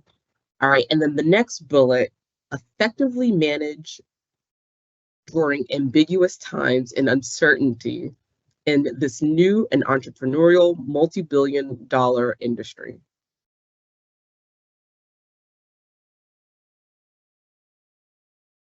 This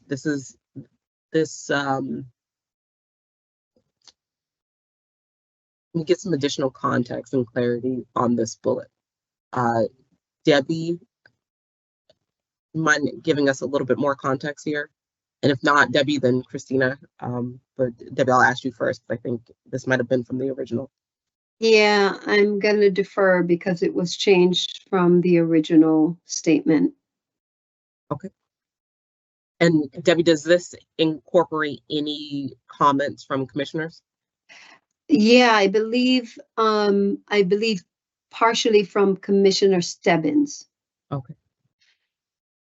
Through the chair, I didn't have this comment. I'm sorry, Christina. I think the addition from Commissioner Stebbins was this new and entrepreneurial instead of a relatively new. So Debbie, was the effectively managed during ambiguous times and uncertainty, was that language your language? That could be my language. That could be my language, but I somehow recall it was written a little bit different. It looks like it was changed, but that's a possibility. Commissioner Stebbins, I think I saw your hand. Yeah, I added some language to it. I think this new and entrepreneurial industry, but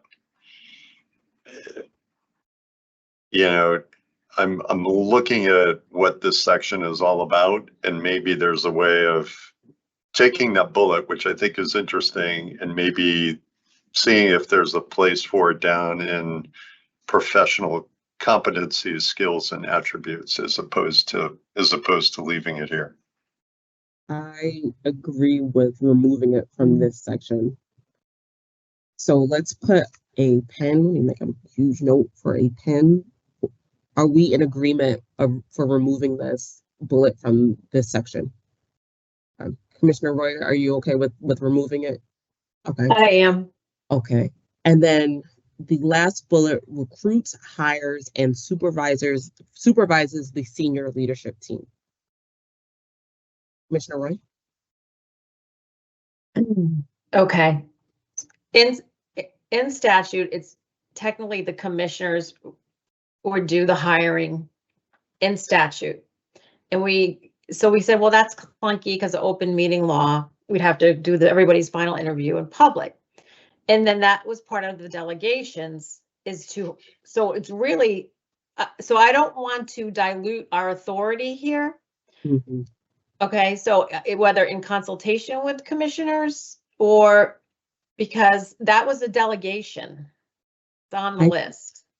I think there's a way to tweak this with some of the language that our general counsel offered for a previous pen, and it was that as delegated to the executive director by the commission. So maybe if we begin that with as delegated to the executive director by the commission, comma, recruits, hires, and supervises the senior leadership team. Love it. Perfect. Thank you. Okay. Commissioner Camargo and Commissioner Stebbins, are you okay with that, with the additional language? Okay. Yep. Madam Chair. Yes, Commissioner Camargo. I know we're doing an excellent job. I was gonna ask for a 5-minute restroom break. Is 5 minutes okay with everyone? Do we need any longer? Okay, so we'll add another minute. We'll break for until 3:20.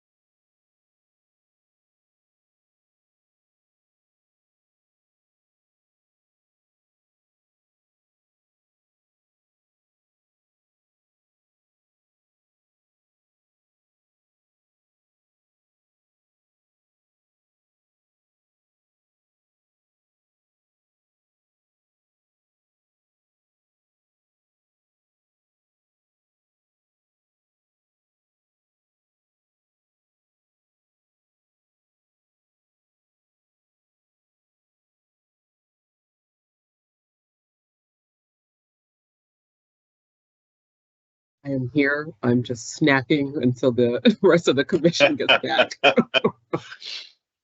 I did the same. It's all good.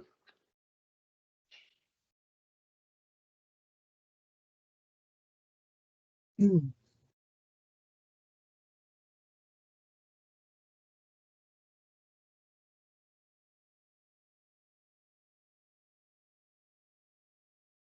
I ate the frosting off a cupcake. I have to confess. I gotta confess. I didn't eat I just ate the top. It's very good. That's the best part. Oh, I needed energy. I looked around. Quick like, energy what can I booster. grab fast? The top of the Oh, cupcake. that's so good. That's funny. Okay. Oh, Jessica, amazing. All right. So we just received from Jessica Porter the salaries from other state agencies. Wow, this is a Awesome. long list. Wait a minute. Okay, so Thank Wow. you. Wow. So- Thank you, Jessica. thank you so much. That was really quick. I know they weren't anticipating that request. Okay, hold on one moment. It looks like Commissioner Camargo is having a little bit of problems.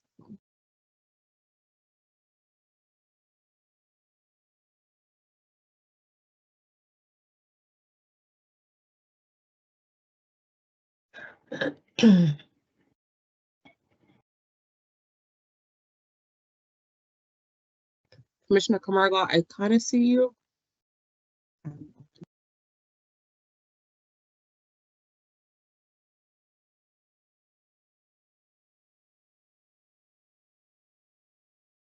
There you go. There you go. Okay, perfect. We see you, Commissioner. Can you hear us? Can you all hear me? Yes. Oh, perfect. Thank you so much. Okay.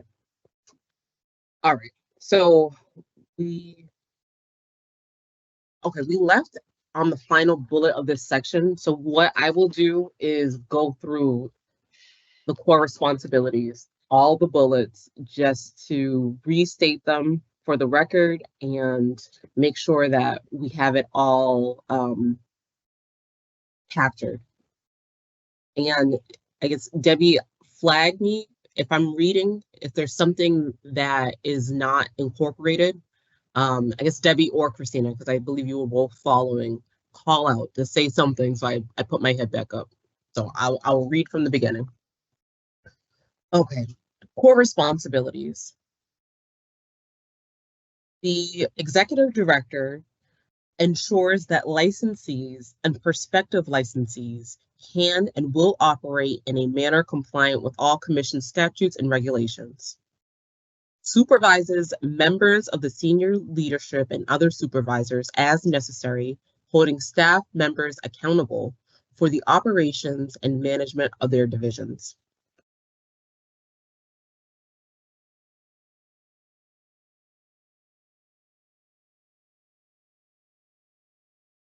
I know I'm looking into the screen. I'm scrolling to make sure I have Bruce's language, Commissioner Stebbins' language correct.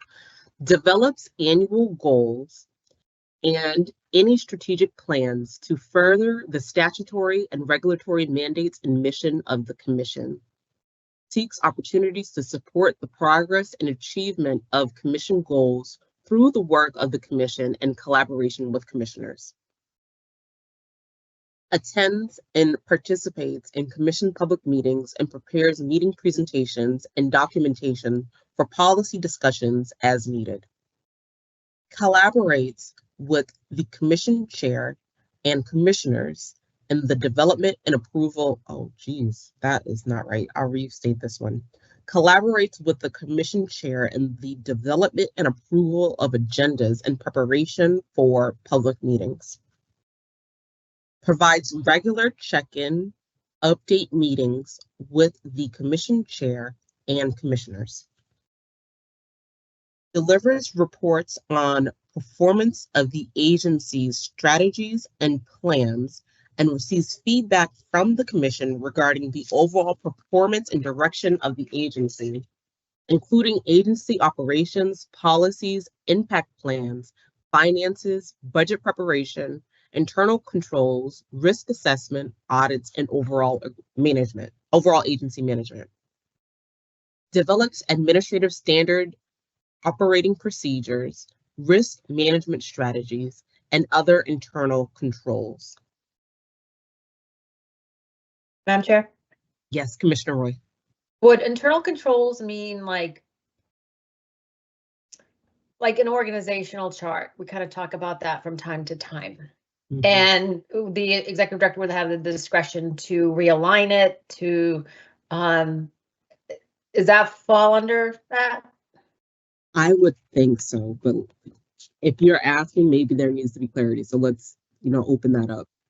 Commissioner Stebbins, Commissioner Camargo, how are you reading this? Commissioner Camargo?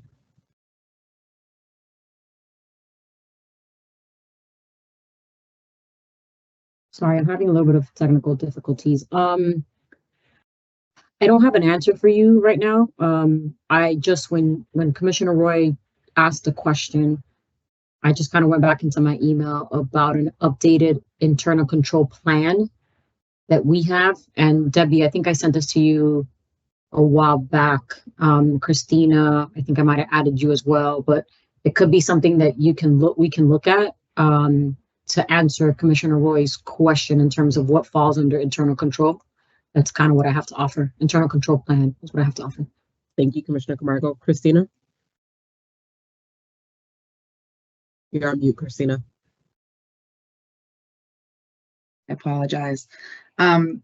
The agency's internal control plan details a lot of the internal controls, and it can run the gamut from a number of different departments.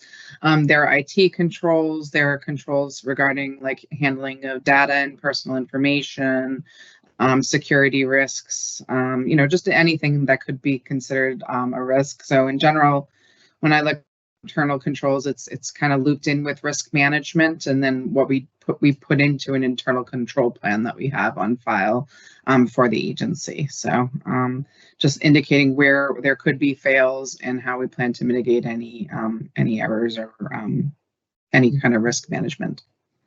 Commissioner Roy, does that answer the question that you had? I think so, and I think that organizational chart could fall under overall agency management. Or organizational management is so important. I just want to make sure it's accounted for somewhere. Debbie? Yeah, I do. Thank you, Madam Chair. I do believe that internal control goes well beyond, just the risk management and securities. It's our policies, it's our processes, it's our practices. I think these all fall under internal control. Thank you, Debbie. Thank you. And, okay. Are we okay going to the next bullet? Okay. Again, my head is down, so if you need me to pop back up, just make a sound. All right. Develops administrative standard operating procedures, risk management strategies, and other internal controls. Approves all licensure. Pause. This is a Christina insert. Let me put it into the record.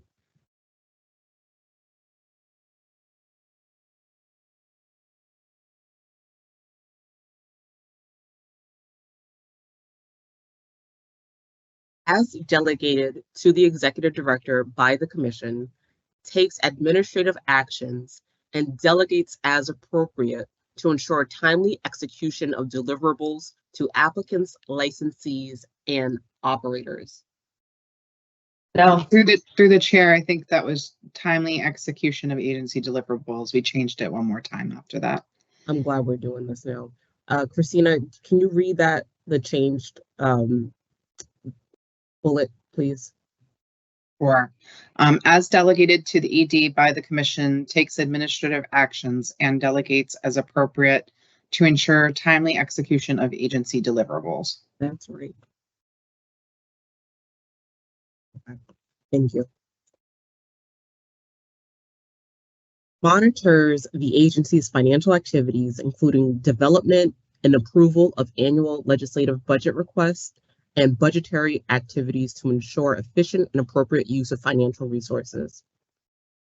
ensures compliance with the Commonwealth's purchasing and procurement laws and supplier diversity program, monitors agency performance, and utilizes financial and non-financial metrics to ensure goals and milestones are met and makes strategic adjustments as necessary.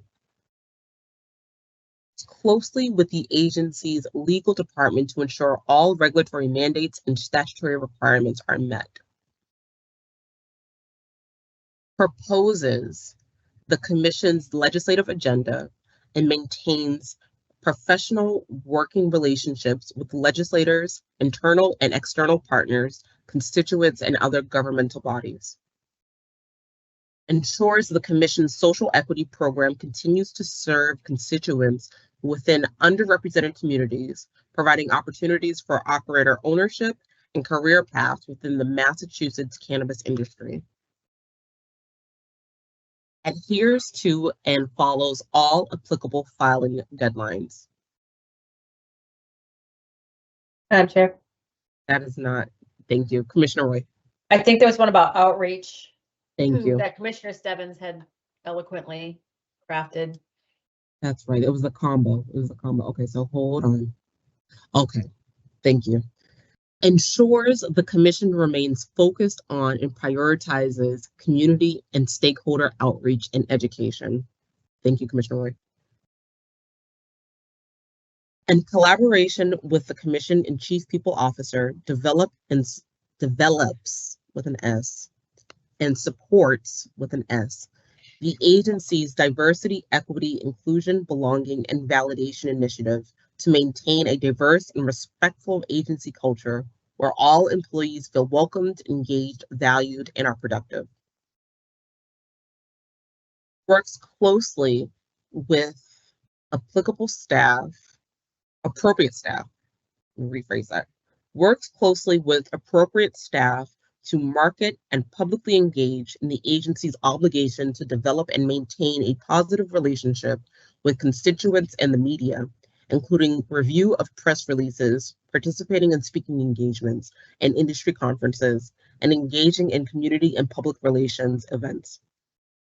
Maintains a high-level understanding of overall agency performance in the industry, including reviewing of weekly, bi-weekly reports, and engaging in one-on-one and/or team department overview and presentations with the executive and senior leadership team. Responsible for the preparation, approval, and submission of the Commission's annual activities report. Did I say, Commissioner Stebbins, did I state that right? That was one. Okay. Yep. Thank you. Okay. And then this is also chairs the Cannabis Advisory Board and appoints commissioners to serve as liaisons with CAB subcommittees. Madam Chair, Yes, Commissioner Roy. we missed one before. Adheres Was this to the and adhere- follows all applicable filing deadlines.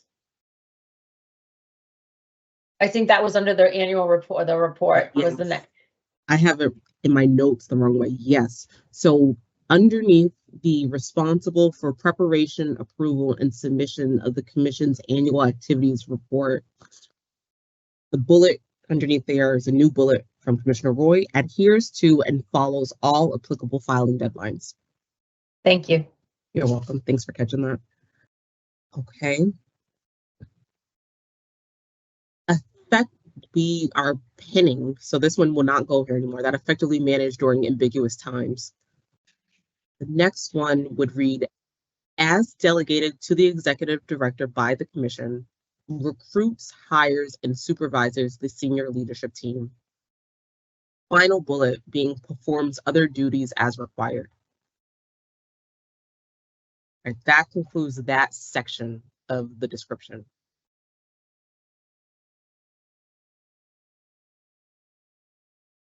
Debbie, I know you are live. You're inserting, so I want to make sure you have all of that.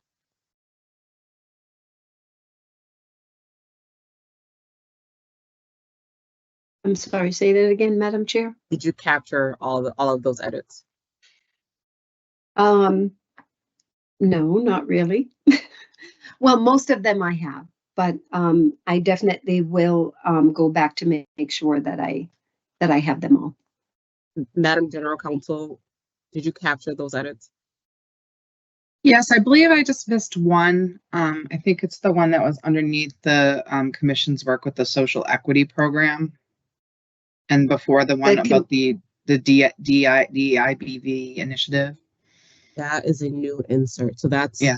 was Commissioner Roy and Commissioner Stebbins. That was ensures the commit. Hold on one moment. Ensures the commission remains focused on and prioritizes community and stakeholder outreach and education. And I'll put that into the chat again so you can get that. Thank you, Christina. Thank you.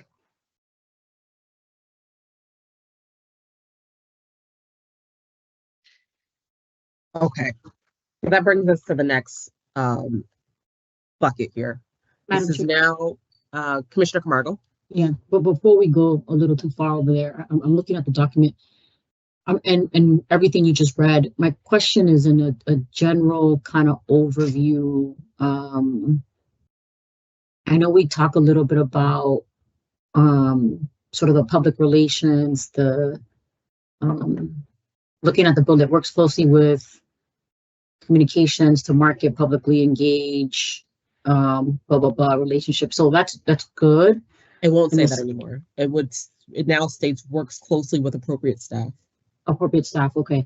But it just makes me think as well, I know are there other departments as well, or is it assumed in here? Because I think we talk about this section here, sort of like public engagement or press release, participating in speaking engagements, industry conferences, and engaging in notable community and public events. But there's other departments as well. So I'm just wondering are we missing something? So this one won't list a department. Oh, I get it. Okay. So that it doesn't, I'll say it on the record so you can hear how it will read now with the edits.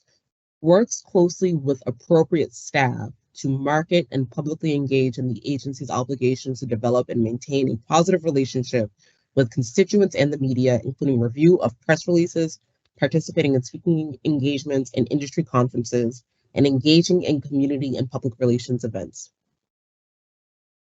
Mr. Camargo. Is there more than that? Is there more than press releases? Is there more, because this is is this bullet to sort of encapsulate everything that's sort of like public out facing, or are we missing something here? I think there are a few other bullets that speak to external engagement, even when we're talking about the legislative outreach, for instance. But tell me what you're thinking. Do you think we're missing something? I'm reading. I heard you in terms of how you read it in sort of the new edits, and now it's just all agency leadership or whatever. But I know we say press releases. I just feel like there's more than this. Press releases, participating in speaking engagements. I mean, there's so much stuff. So I don't know if it's too explicit in press releases, speaking engagements. I feel like there's stuff missing from here, or maybe adding. You think it might be overly prescriptive? Yeah. Again, I'm just after reading it a little bit,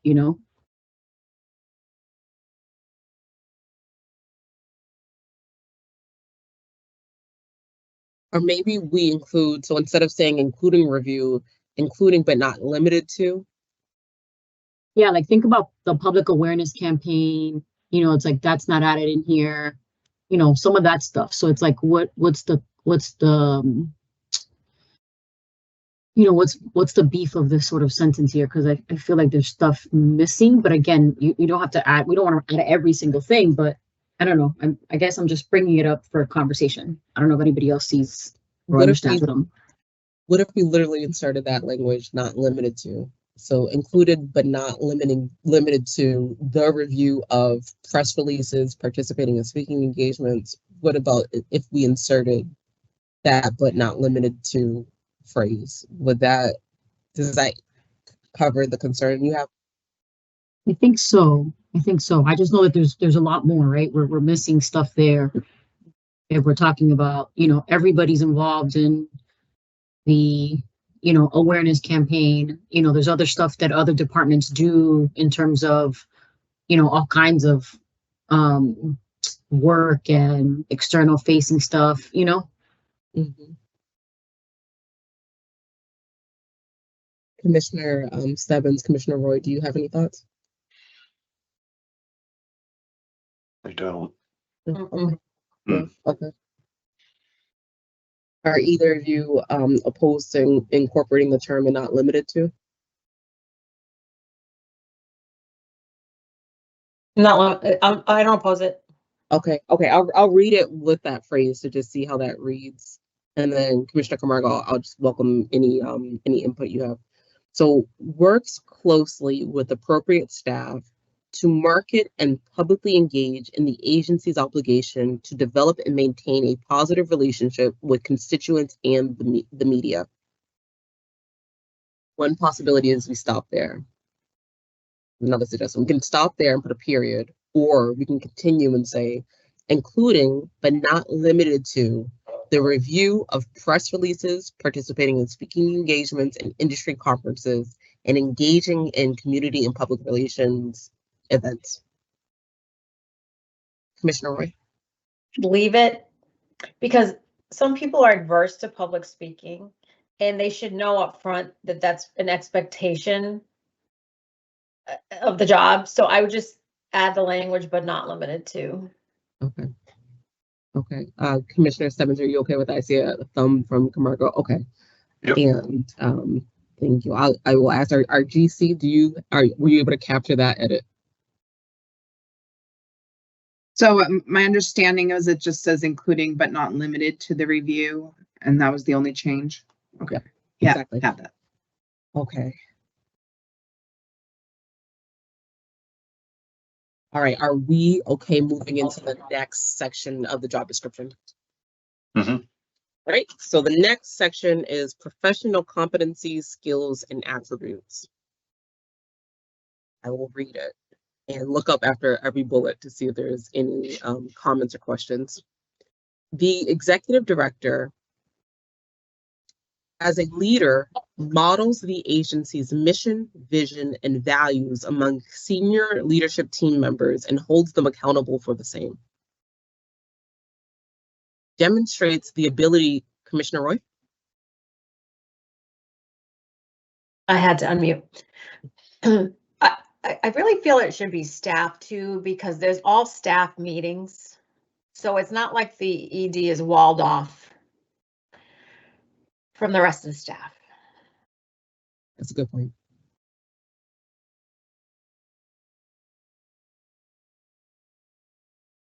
Commissioner Roy, do you mind saying what you like? How just tell us what it would read with that edit? Okay, as a leader, models the agency's mission, vision, and values among senior leadership, comma, agency staff, and holds them accountable for the same. I mean, I don't know how you want to put staff leadership among senior leadership and staff. I don't know if you need team members in there. Okay, all right, let's pause there. Commissioner Stebbins? Yeah, just reading through this, I'm wondering if we should start with, as a leader, will model the agency's mission, vision, and values. Saying models kind of insinuates that the person is doing it already, and a good candidate for this job may not be doing that already, but we expect them to model the agency's mission, vision, and values. And then hearing what Commissioner Roy said, I think we can shorten it up to, just, and, mission, vision, and values among the entire commission staff, and hold them accountable for the same.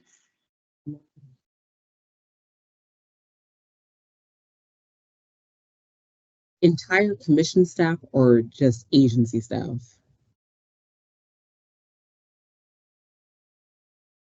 Commissioner Roy?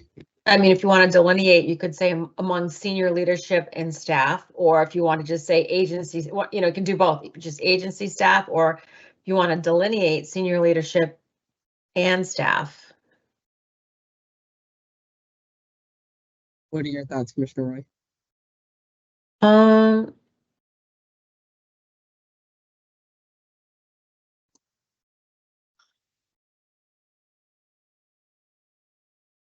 I would delineate them. I would have two. Commissioner Stebbins, what are your thoughts? I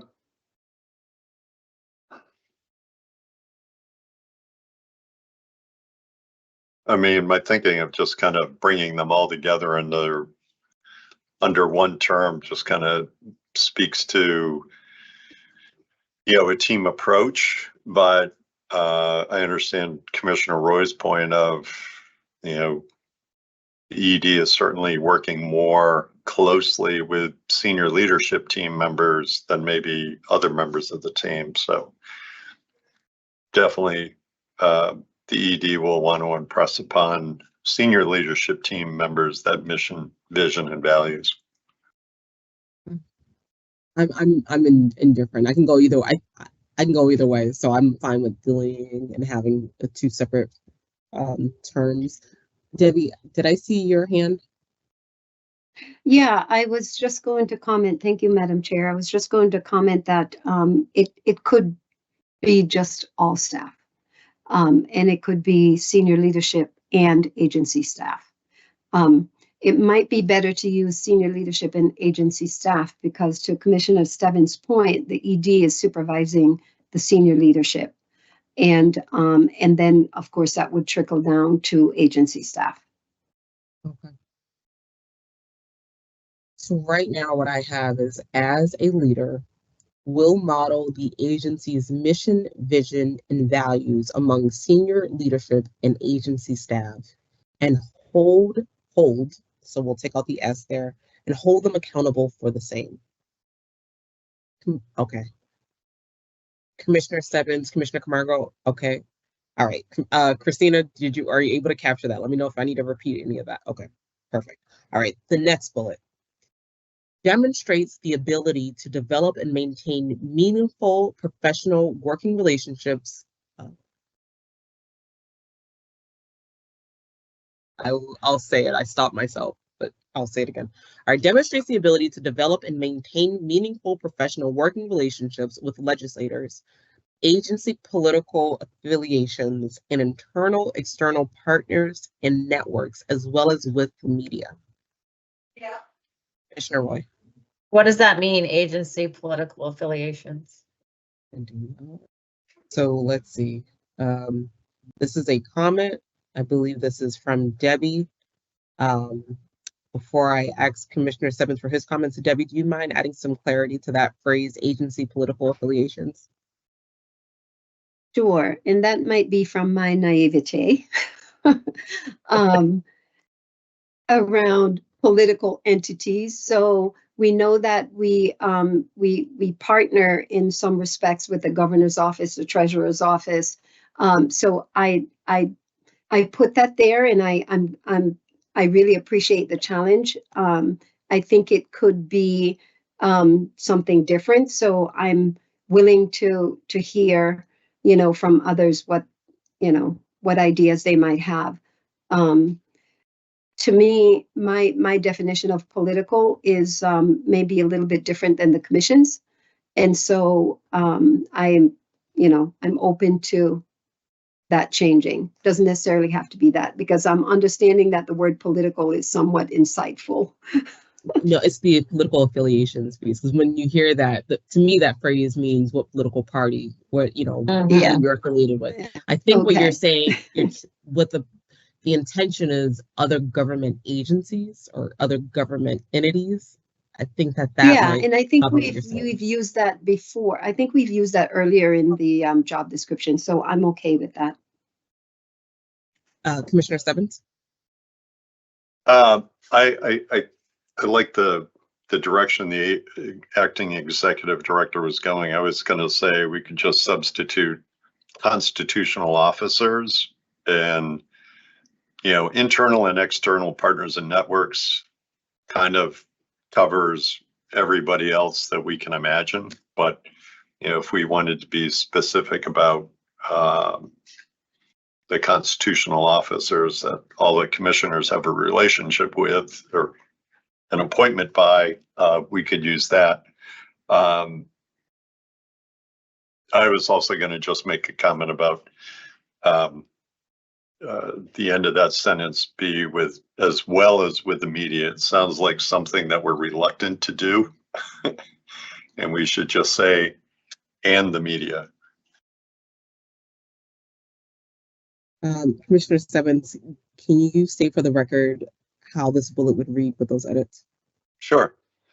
I think this demonstrates the ability to develop and maintain meaningful professional working relationships with legislators, constitutional officers, internal and external partners and networks, and the media. I'm in agreement with that. Is there consensus for those edits? Commissioner Camargo. Yeah, I'm okay with it, but I was thinking also the comment that you made in terms of like government agencies, but I think it falls under external partners and networks, so I'm okay with either or. Okay. All right. The next bullet demonstrates the agency's support of and commitment to maintaining equity, diversity, and inclusion in all programs, policies, practices, and activities.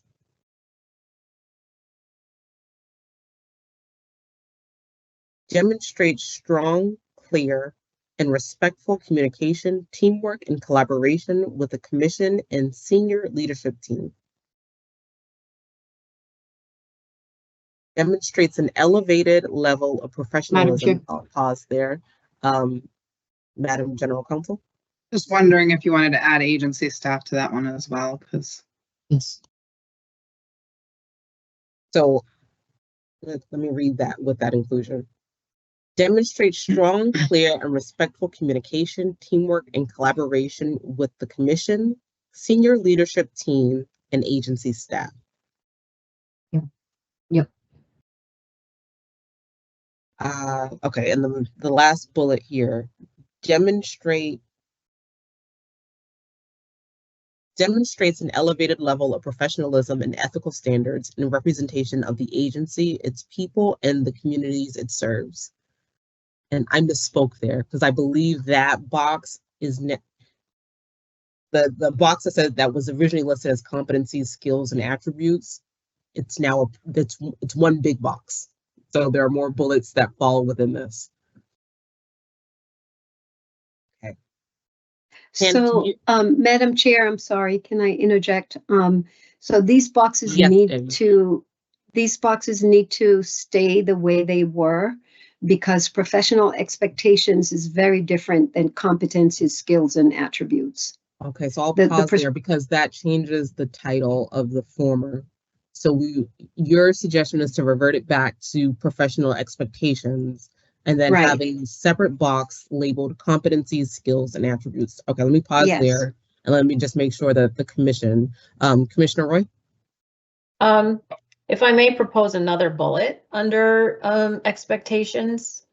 Well, before you propose the bullet, let me just make sure that the commission is in agreement to revert this back and have one box being labeled as professional expectations. Are we all good with that? Commissioner Stebbins, Commissioner Roy, Commissioner Camargo, okay, all right, perfect. Okay, Commissioner Roy, you have an additional bullet for the box labeled professional expectations. Okay. Yes. Develop a full understanding of the Massachusetts cannabis industry policy, statutes, and regulations. Say it one more time. Develop a full understanding of the Massachusetts cannabis industry's policies, statutes, and regulations. Are there any comments or questions?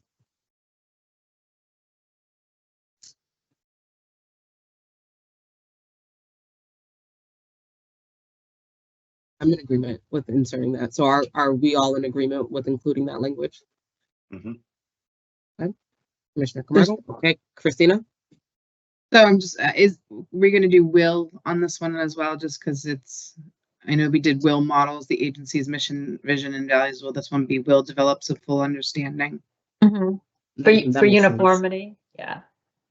And then, That's Christina, yes, you probably jumped to exactly what I was going to ask you to do. Can you just read it as it would read? I have will develop a full understanding of the Massachusetts cannabis industry's policies, statutes, and regulations.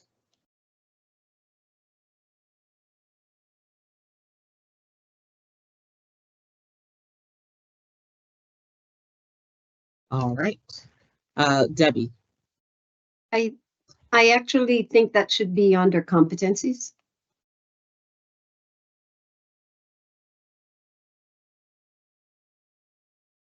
Commissioner Stebbins? I was looking for a place to put in a bullet relative to the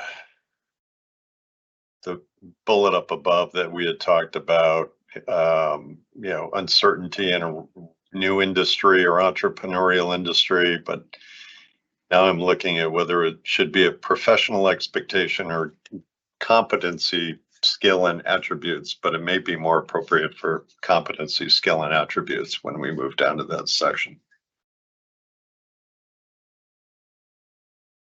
Okay, I want to go back to Debbie's comment. So Debbie, this bullet, so the bullet stating we'll develop a full understanding of the Massachusetts cannabis industry's policies and statutes. You believe a better placement, instead of being professional expectations, would go into competency, skills, and attributes.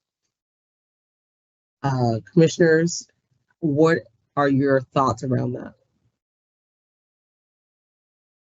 Commissioner Stebbins? Sure. And thank you for raising this point, Debbie. Is there any efficiency that we can combine both of these and have it one big section that talks about professional expectations, competencies, skills, and attributes? Can we kind of pull them all together, or what are your thoughts on why they should be separate? Please, Debbie. So I believe the professional expectations should be separate because that's behavioral, as opposed to competencies, skills, and attributes that are directly related to ability, to knowledge, skills, and abilities. So this is typically why job descriptions have professional expectations called out. Not everyone may have the same type of professional expectations. And then on the other hand, almost everyone will have a similar professional expectation. Commissioner Roy? If I can push back, because we're going to expect our new head of agency to ingrain themselves, steep themselves in policy, in regulations and statutes. So that's an expectation the commissioners will have for the new, and not everybody will have that competency, but we expect you to attain it, but you might not have it immediately. Can I make can I Debbie, say something, please. Madam Chair, just as a backup? So that's exactly right, Commissioner Roy, because when we are expecting individuals to learn or know something, it is incumbent upon us to provide them with the opportunities that they need or the training that they need to get to where that expectation is. So this is why it is a competency, because as a commission, you will need to provide the executive director who's coming in with the resources that they will need to gain that full understanding of this particular requirement, because they will have to know, so it becomes an ability. I got a little lost, but I don't, it's not completely clear to me on the differences. And maybe it's because I'm not an HR professional. I just don't. Debbie, can you try to explain that a little bit more? Yeah, so if you expect someone to perform in a certain way, and if the ED coming in does not have that skill, then and it is a skill, gaining an understanding of how the laws work. It's all a part of the individual's job responsibilities. And if you go back up to the job core responsibilities, you'll see that it has that in there. It really becomes a competency and not a professional expectation. It really is a competency. And I don't know how else to explain it, because it's already in the core responsibilities, and we have to support that, because you may get someone who is not up to speed with Massachusetts laws or cannabis laws. Then you're going to have to provide them with the trainings and other opportunities for them to learn it. So sorry. I think Okay. I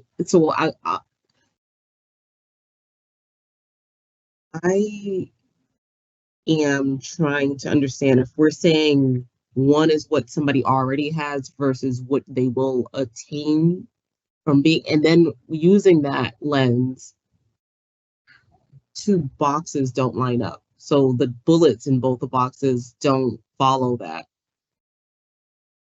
Right. So that's where I'm getting confused. But if they already have that competency, it will be in the competency section. That's a competency. Commissioner Roy? So expectation is forward looking. You expect someone to. I agree, they don't line up based on the.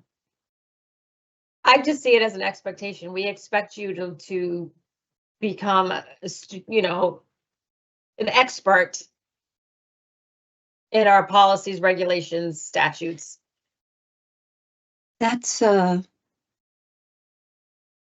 competency. Okay. I'm 'Cause not we an may- HR professional, so I guess I don't understand completely, but it's. And we may hire someone who knows some of this, but not all of it. That's a competency that they have to, a competency level that you expect them to achieve. The professional expectations is more around behaviors, is how do you expect this individual to behave? Not the competencies that you expect them to bring to the role. Okay, that's landing. Okay, that's helpful that way. That's landing to me now. That's landing. Thank you. I can give you another example of a professional expectation, that they are going to represent the agency appropriately when they go to an event, like they're going to dress appropriately. These are all behavioral. So that's the only other way I can explain it. Debbie, thank you. Thank you. Okay, it's clearer for me. So I think Commissioner Roy, it's clearer for you too. So that helped a lot. Yeah. Okay, all right, got it. So with that in mind, I understand why you are suggesting that new bullet now go into the next box, competencies, skills, and attributes. Don't know if we care about the placement, but at least is there consensus for having the bullet or will develop a full understanding of the Massachusetts cannabis industry's policies and statutes? Are we in consensus of this going in the competencies, skills, and attributes section? Oh, I actually think I like that better up in the expectations. And if I'm hearing, I'm sorry, no, but if I'm hearing Debbie correctly, one expectation we have of you when you land the position is that you will get familiar with all of our related statutes and regulations. So that's why leaving it under expectations, that's something, for me, that's something I would expect the person to know and learn once they got the job, but not to create too tight a window that we exclude potential candidates by having them have that as a competency. So bingo. So you said expect to learn. Just think of when you're doing an evaluation on someone and they have a deficiency. What you are outlining with that individual is an expectation that your competency level is going to increase by X or improve by X. Again, the professional expectations are behavioral. You know, it's the representation of the individual, of the agency itself. So if someone goes out to an event, are they going to behave badly, or are they going to represent us like a professional? So it really is a competency. Learning laws, learning the job that you do, anything that you have to learn is a competency. Commissioner Wright? So I thought a competency was something you already possess. And that's not necessarily so. You want something you will do. So that's why my mind can't wrap around this. Can I ask a different question, I Debbie? don't think. Debbie, before you answer, I have a different question. What happens if we make it so? Tell me the practical impact. What happens if this becomes one box? What does that do? If does that? That's an excellent question. If you put it in expectation, then how are you going to hold this person accountable for that competency? So that's why we have the word incompetent. How are you going to hold the executive director accountable for making sure that they know all the laws? If it's an expectation and not a competency, then how is the executive director going to perform at the level we expect him or her or them to perform?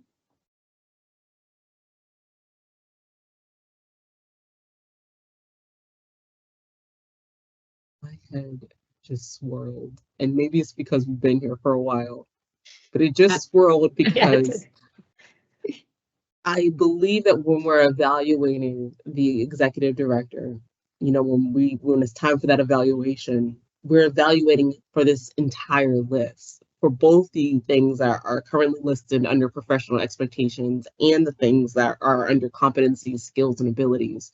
So we would say, for example, did they demonstrate the ability? Did they take it back? Now that I'm saying that out loud, I might be going a little. Okay, Commissioner Camargo, I saw your hand up. No, I was just gonna say, Debbie, I understand what you're saying. I get it. And I think, Chair Concepcion, you asked sort of what's the practical in terms of making it one whole box. But I'm also thinking about evaluation time, right? And how this breaks down the expectation. Like, I mean, how do I say this? Everyone who gets hired here, not everybody has the cannabis experience. They have managerial experience, public administration experience, investigating in a whole other place that's not the cannabis industry, right? So that's the competency in terms of, the learning, you're gonna get all the tools, and then the expectation is like, I do expect that you know how to manage an agency, whether it's cannabis or cookies, right? So I get it. I'm hearing it loud and clear, but just providing it. I'm going to say this a different way because I think this is how Debbie is trying to explain it. Do we want someone who comes to the table with an understanding of the Massachusetts cannabis industry's policies and statutes, or do we want someone to develop it? Is this something that we want them to already have when they come to us as a candidate, or is it something that we are looking for them to develop as they work here? And Debbie, is that a right way of saying it? Because I feel like that would determine whether it goes in expectations, because expectations means this is how they are. This is how they arrive, versus competency, skills, and attributes. So those are the things that will be developed. Commissioner Stebbins? Thank you, Chair. As it relates to that, for me, my expectation would be that person may arrive here and we expect he or she to learn it, get to know it. But in terms of potentially closing doors to potential applicants, I don't think it's something that I would require.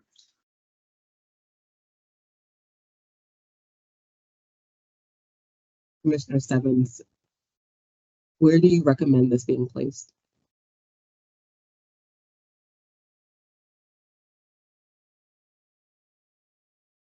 And Commissioner Roy or Chair, could you repeat how we have that drafted right now? I'll repeat how it's drafted, but it just, mind you, we can tweak the way that it's framed.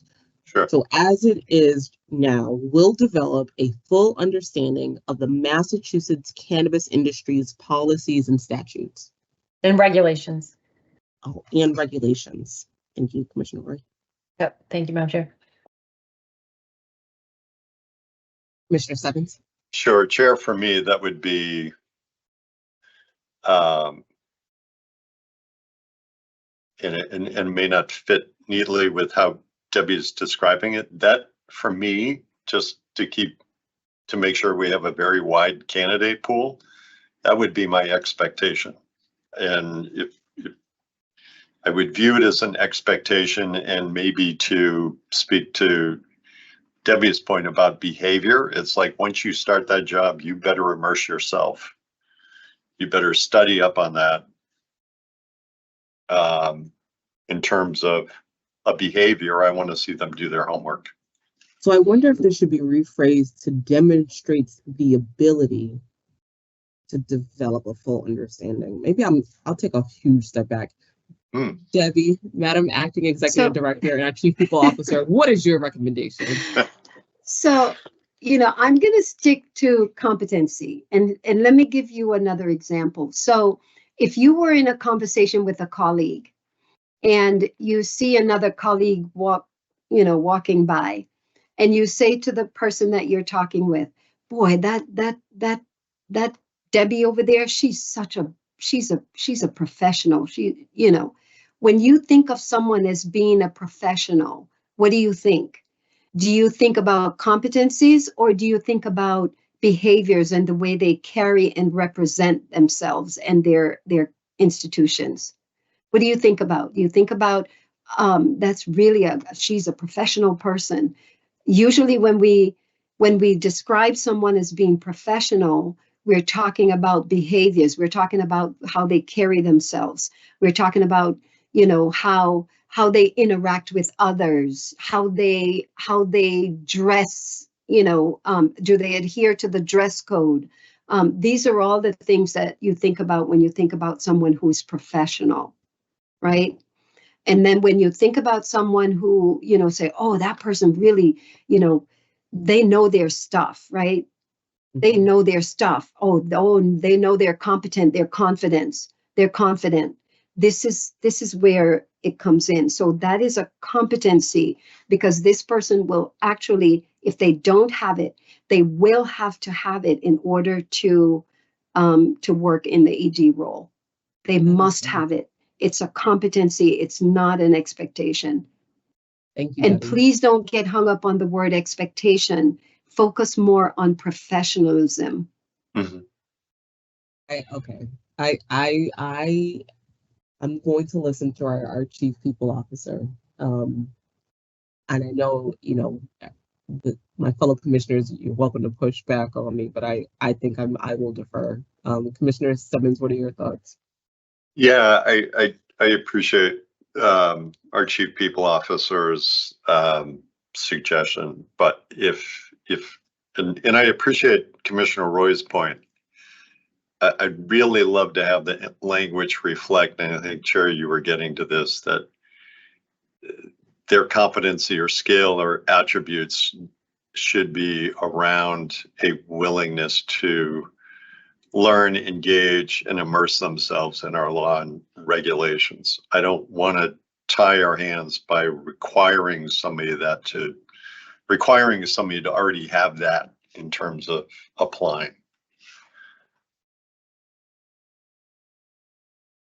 I'll throw something out there. Great, but I will throw this out there. What if we had the large box, but the box read professional expectations, competencies, skills, and attributes? Debbie, what are your thoughts on that? It doesn't compute with me to lump them all together. Okay. Because they're different. They're very different. So, Okay. you know, yeah, it's very different.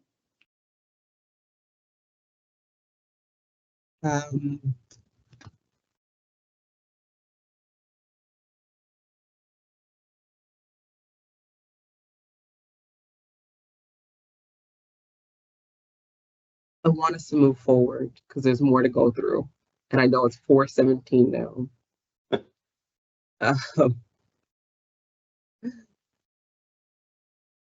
We'll put a pin on this. Okay. And I see Christina and Commissioner Stebbins. Commissioner Stebbins, if you want to offer another comment. No, I appreciate what our Debbie and her wearing her experienced CPO hat is saying. I hear that. I'm just trying to understand the separation. I'm just looking at it and maybe after we look at the rest of the bullets and consider those under competency, skills, and attributes, it might give us a little bit clearer picture because we haven't looked at those and figured out what the big differences are. But I'm also mindful of the requirement or interest that Commissioner Roy has and having some awareness of the Massachusetts law. But I don't want to have that in some place that it's so restrictive that we have potential candidates read that and say, well, I don't know it off the top of my head. So maybe there's a way we can word that in competency, skills, and attributes that we'll be able to put it in a helpful way. But I think I understand what our Chief People Officer is saying with respect to expectations. Debbie? Yeah, just a quick reminder, that is in the core responsibilities. It is a requirement, so it is going to be a competency. It is in the core requirements, job responsibilities section, that they have to know the laws. So either they have to know it or it's an expectation. You're going to pull it out of the core responsibilities, or you're going to put it here under professional expectations. And again, I just ask that you don't focus on the expectations, because we can expect all kinds of things. We can expect someone is going to operate or perform at a high level. We can expect, someone is going to represent the agency in a professional manner. So expectations, really, this is not the key word here. The key word is professionalism. Okay. Christina. Yeah, the acting executive director really just summarized what I was going to say. But I was going to say, like, if we wanted to move on, I guess it is one of the core responsibilities. We could move on to some of these other competencies and then see where there's any repetition. Thank you, Christina. Commissioner Roy? Since thank you, Madam Chair, recommended it, I'm completely okay if we move it to competencies. If the CPO, I don't have the knowledge she has around HR in forms, and I just want to make sure it's there. I'm not so particular where it is, but just to Commissioner Camargo's point that you know, part of an annual review and part of holding an ED accountable is to make sure that they are an expert, they become an expert. They don't have to be an expert when they interview, but as long as they become an expert in them, and that's really, so where it's placed to effectuate that, I'm okay. Okay, that's helpful. That's helpful. So let's go through competencies, skills, and attributes, and then once we get through this list, we'll revisit that. Yeah. Okay. All right. So moving on to competencies, skills, and attributes. Can communicate effectively and consistently with various entities, including local, state, and federal agencies, officials, media, and other stakeholders, both verbally and in writing. Is an effective public speaker. Works cooperatively with the Commission's 5 members and the senior leadership team. Demonstrates leadership qualities to ensure continuous performance and a high level of productivity across the agency. Can achieve goals and objectives in a fast-paced, deadline-driven environment and can juggle multiple priorities daily. Commissioner Stebbins? Can we sub out the word juggle with the word manage? I completely agree. So now I will reread it. Can achieve goals and objectives in a fast-paced, deadline-driven environment and can manage multiple priorities daily. Works under internal and external pressures with fast turnaround and tight deadlines. Effectively manages and organizes workload and delivers on critical tasks. Ensures all state and federal regulatory reporting requirements are met. Commissioner Stebbins? Sure. I'm not sure what federal regulatory reporting requirements we have. Or is that just in there in case the world changes? Madam Acting Executive Director? Provide some added clarity. Yeah, I think you guys know I'm a little bit futuristic here. So I was probably thinking about the future. But there are some regulations that are that applies to Massachusetts kind of in a negative way. Like we have, as a matter of fact, Commissioner Stebbins, you had circulated an article recently about the workforce investment trust programs in Massachusetts and how the regulatory environment does not, the federal regulatory environment does not support the cannabis workforce. So that's kind of a little bit of a an outside of the box thinking, but I think that's kind of where I was landing with this, because we don't know if they exist, and if they do and we don't know about them, we'll know about them soon. But I'm perfectly okay with pulling that out until the federal government comes in and say, look, you have to do this. I'm okay with that. I think it's, oh, I'm sorry. Sorry, go ahead, Commissioner, go ahead. I think it's okay to keep it futuristic. We don't know what federal reporting requirements might be on the table, but to say that somebody will make sure that all the requirements are met, I think is fine. It kind of covers us now and into the foreseeable future, hopefully. Madam General Counsel? I think if we want to think about it in more of a terms of a, that we're talking about a workplace management rather than the cannabis industry, there might be federal reporting requirements such as OSHA or other types of federal mandates. So I think it's, even if we think outside the box, just think of it as in terms of in workplace regulations and federal mandates in respect to employers. I think it would be good to keep it in there. I agree. I think my only edit is to include the word applicable. So ensures all applicable state and federal regulatory reporting requirements are met. Mhm. Okay. And then the last bullet here commits to promoting and accomplishing commission initiatives, including but not limited to community wellness, educating the public on social consumption, and an elevated understanding of the application of racial equity in internal organizational practices, external partnerships, and regulatory mandates.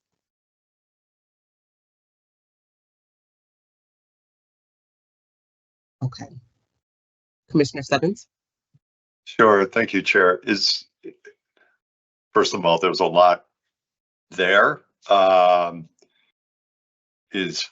again, I hate to drag up this question, but is that a professional expectation we have for this person or a competency skill, since it really reads as something that is kind of, if you land the job, this is a professional expectation.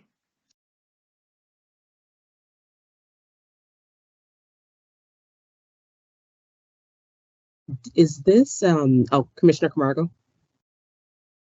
Yeah, I don't know if you were going to say this, Madam Chair, but I'm just curious about the bullet, the whole bullet. There's a lot here. Community wellness, educating the public on social consumption, and an elevated understanding of the application of racial equity in internal organization practices. What does that mean? Mm-hmm. External partnerships and this is a lot. It looks like we just threw a whole bunch of stuff into a sentence. No offense, but like I think we need to think this through. I think you're thinking sort of what I was thinking. So let's figure out how it was developed. Debbie and or Christina. This is in blue.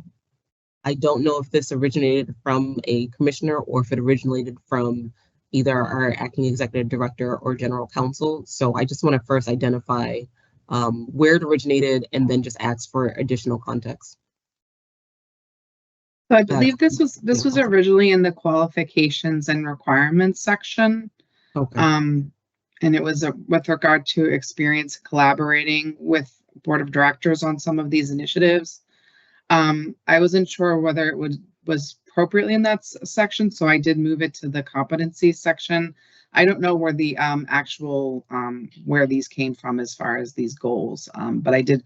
If it looks like I wrote it, I definitely moved it to this section, but it might have been someone else who wrote it. And Christina, where was it before? So it was in the qualifications and requirements section. Okay. All right. Debbie?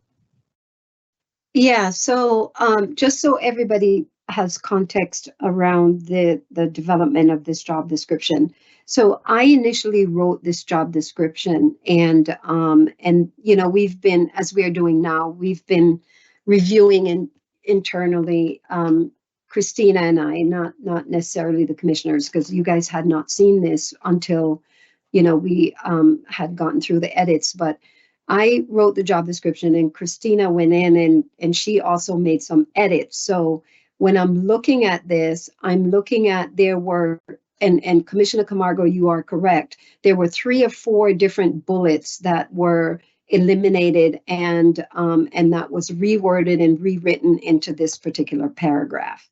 So, and then what's the other part that might be a little bit confusing for you is that the heading changed. And so I think it's a little bit, difficult for you to put it in context because certain pieces of information were moved out of one category and into the other category. So I think that might be where the confusion lies. So, so it really was, I think, maybe about 3 different bullets that were combined. So I think, Okay. we can certainly break it up again and, put it where it's supposed to be. I think we've covered some of these items in this particular one in other areas. So I don't know how you would like to, if you want to dissect it, you want to move it, it certainly is pretty long. Thank you, Debbie. Commissioner Stebbins? Thank you, Chair. I think I think a lot of what I'm seeing might fall into things that we've already put into the core responsibilities for the ED when he or she assumes the job. I'm happy to kind of go back and look at core responsibilities, but obviously we talk about education and public awareness. I wouldn't want to leave it specifically on something like social consumption. Not sure what community wellness is. I think there is a commitment to engaging external partners, certainly talking about our social equity program and, you know, racial equity. You know, we might cover some of this in the core responsibilities. But I'm happy to kind of go back and see if there are parts where we can point to. Commissioner Camargo. Yeah, thank you. And Commissioner Stebbins, I think, you know, to your point, like some of it is probably there already, but just we may not even need the sentence, right? Because it may be embedded throughout the job description already. So. Okay, I recommend eliminating this. Okay. Okay. All right, so that brings us back to Commissioner Roy's language around developing a full understanding of the Massachusetts cannabis industry's policies, statutes, and regulations, and whether or not we are comfortable with including it here under competencies, skills, and attributes. I'm okay with it. I am too. Mm-hmm. I'm sorry. Can you repeat that? Because I went back to the sentence that we just eliminated, and I may have a thought, but can you just say what you just said? I'm sorry. So we put a pin in Commissioner Roy's suggested language to figure out whether it fit here. So I was bringing that back. So the language reads, will develop a full understanding of the Massachusetts cannabis industry's policies, statutes, and regulations. And so I was asking if we're all okay with inserting that bullet here in the section. Okay. Thumbs up, thumbs up. And I'll ask before we go back, Christina, were you able to capture that? Perfect. Okay, Commissioner Camargo. Oh, yes, thank you. Just kind of going back to the sentence that we eliminated. You know, my comment was maybe it's in here so we can eliminate it. I know we kind of did, but I kind of want to ask Debbie the last part of this. And an evaluated understanding of the application of racial equity in internal organizational practices, external partnerships, and regulatory mandates. That's a big sentence, and like everything on here, but it's also very important. I don't know if you want to elaborate on that sentence, or because I think that's a key component, you know, of the day-to-day and the managing, and having that racial equity lens in everything that we do at the commission, from policy to, you know, external policy to internal policy to staff. So I'm just kind of going back to kind of relive it a little bit and maybe have the conversation just around that. So Debbie, Madam Chair, I don't know if Debbie can elaborate. So it's for an elevated understanding. So hypothetically, I'll throw something out there. If we were to include develops an elevated understanding of the application of racial equity in internal organizational practices, external partnerships, and regulatory mandates. Debbie, do you mind elaborating on your thinking for that portion?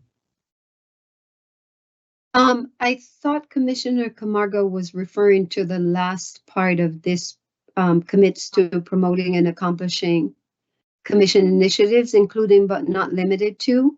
She is, but she's she's specifically talking about that last phrase. And Commissioner Camargo, you can correct me if I'm wrong, but it's what happens the I phrase see. after. I So see. an elevated understanding of the application of racial equity in internal organizational practices, et cetera, et cetera.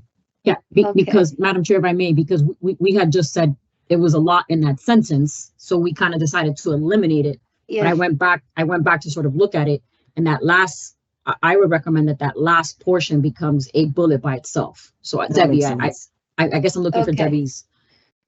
Okay, so I'm going to defer to the general counsel because she wrote this. And there were about, I think, maybe 3 other bullets that she had combined and had written this. So I'm going to defer to Christina.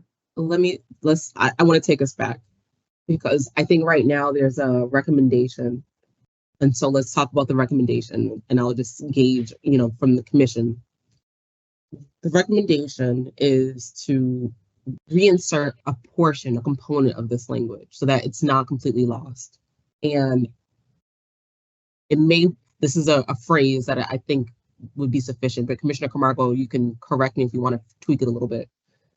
Develops an elevated understanding of the application of racial equity in internal organizational practices, external partnerships, and regulatory mandates. Are there any thoughts? Are we in consensus? Are there any comments about including that? Okay.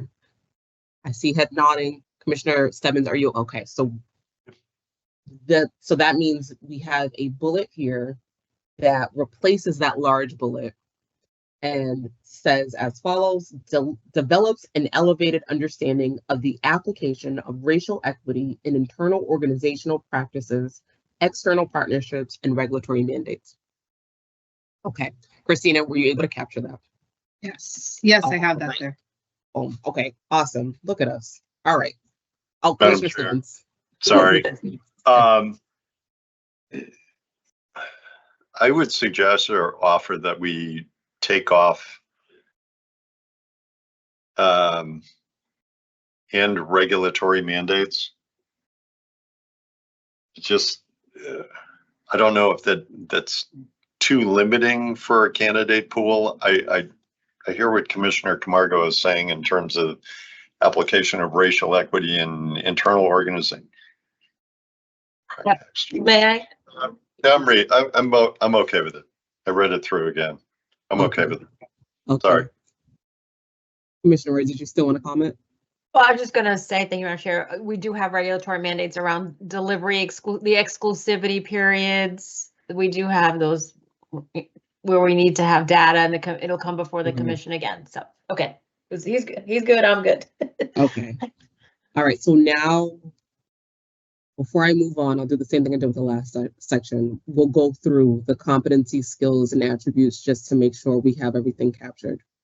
And Chair. Christina, yes, Commissioner Stebbins. Sorry about that. I wanted to offer another bullet under this section that I think may incorporate some of the things that we were looking at about, adapting to a ever-changing industry or whatever it was. So I'll drop it into the chat and we can use it or not use it. But essentially it says, may demonstrate leadership experience to adapt to and navigate unforeseen events and developments within a rapidly changing regulatory and/or industry environment. And Commissioner Stebbins, you are offering this to go within the competency, skills, and attributes section of the job description. Okay. Are there any questions, comments? I'll say it just so I can wrap my mind around it too. May demonstrate leadership experience to adapt to and navigate unforeseen events and developments within a rapidly changing regulatory and/or industry environment. Christina? I would just recommend taking off the may and just doing demonstrates. So I'll read that with that edit. Demonstrates leadership experience to adapt to and navigate unforeseen events and developments within a rapidly changing regulatory and/or industry environment.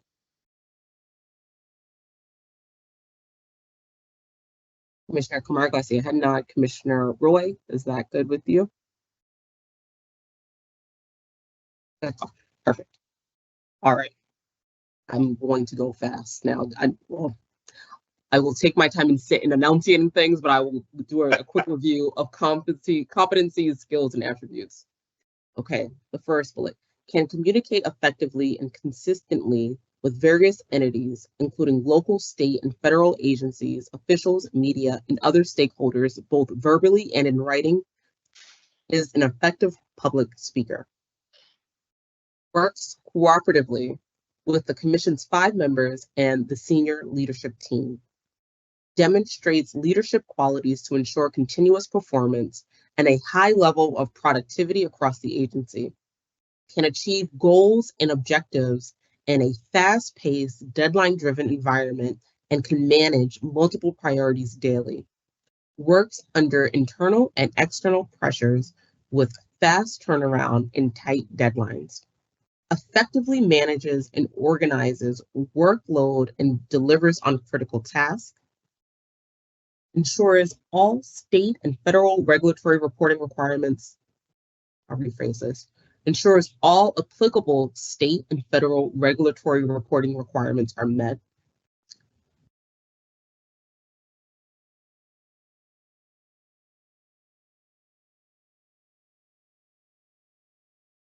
Christina, can you, the next bullet was edited.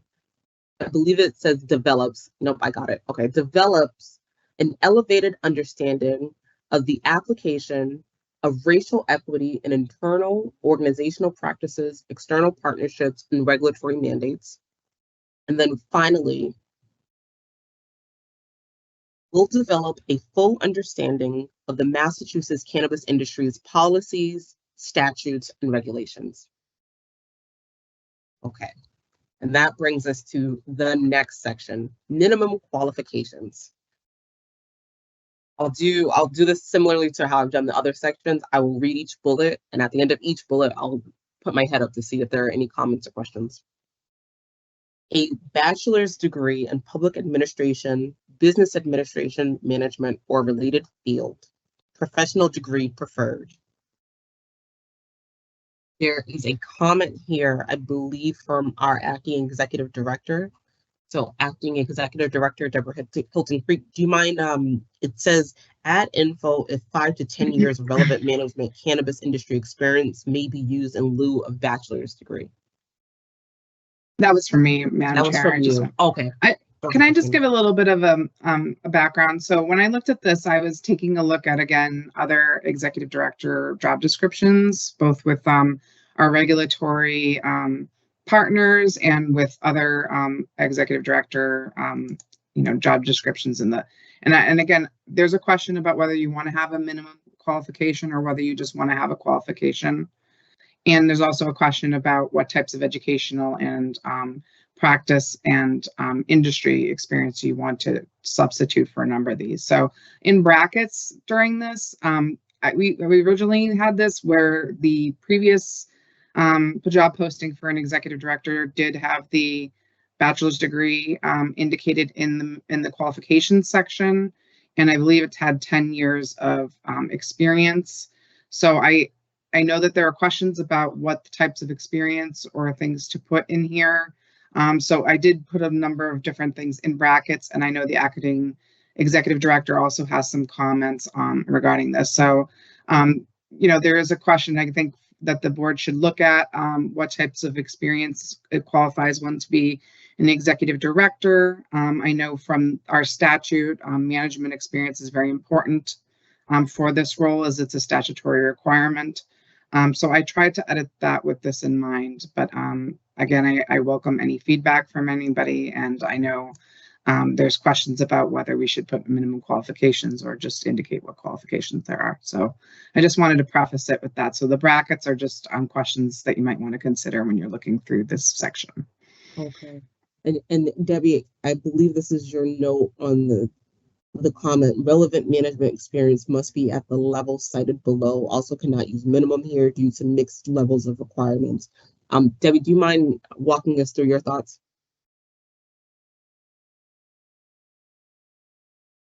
You're on mute. Thank you, Madam Chair. So yeah, it's a little tricky when you get to mixed levels of qualifications. And when you have mixed levels of qualifications, it's hard to say this is the minimum, because either could be the minimum. If you say we'd like someone to have a bachelor's degree plus 5 years experience, that can be a minimum. If you say bachelor's degree or 10 years or 5 years of experience and an associate's degree, or some other requirement in that, then it's hard to say this is the minimum requirement, because you're mixing the levels of qualifications that you're looking for. So when you say minimum qualifications, you have to have, this is exactly what you have to have. You cannot have any less than this. So that's my management comment was more about that, is that if we are looking for a specific number of years experience in management, we're looking for qualifications, then it has to, the minimum qualifications have to reflect any other minimum that is required or required qualifications. Thank you, Debbie. Commissioner Roy? You can't do an and or, so the previous agency I worked for had minimum qualifications, and it was to be a correctional officer, you had to have 2 years minimum college and or military experience, and or, so one didn't undervalue the other, so you can't do an and or here. But the way you're describing that, Commissioner Roy, you are inserting the minimum in that qualification. The heading on this says minimum qualifications. So there are certain, to your point, if you were to say, this position needs 10 years of experience or a bachelor's degree, absolutely that could be a minimum qualifications. But minimum qualification. But then when you have two different sections or two different qualifications, like I think in one of these there's a, let me see, there's a 3 year minimum. 10 year. This says 10 years below, 10 years qualification. Then it said review if 5 to 10 years. I think that might have been a recommendation. I'm sorry? It's saying 5 or 10. 5 or 10. i.e., 5 or 10. replacing 10 with 5. So that's a, 5 let's or table 10. that. Mm-hmm. Okay. So, and then later, it says preferred qualifications and abilities, 3 to 4 years of experience in the cannabis industry. So this is falling under minimum qualifications when you have preferred qualifications. So this is kind of confusing to me. So Debbie, if we're let me jump in just because I need sometimes I can get a little confused the way that I need a spot what the issue is. So if we were to put the preferred qualifications and abilities into a separate box, does that rectify the issue here? Or just tell me exactly where the issue lies and then how to rectify it. Okay, so the preferred qualifications and minimum qualifications, those don't align. Okay, And, so if we were to separate the two, that's one solution. You can separate the two, but here's my comment on preferred qualifications. We do not ask for preferred qualifications anymore in the industry. The HR discipline. We don't ask for preferred qualifications because that is treated the same as requiring a degree, and then the qualification is a must at at this level that we're looking for. So, and it can weed out certain candidates by saying preferred. So when you have someone up top, you're saying you're wanting someone with a degree, or you want someone with experience, and then later on you say you want someone with preferred qualifications of 3 to 5 years or 3 to 4 years, then it eliminates certain individuals from applying for the role. So the rub lies with the preferred qualifications and abilities. So I would recommend we don't put preferred.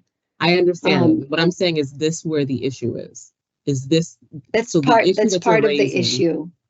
That's So part let of me the issue. box Yes. that in, and we can get to that. So I'm boxing that in.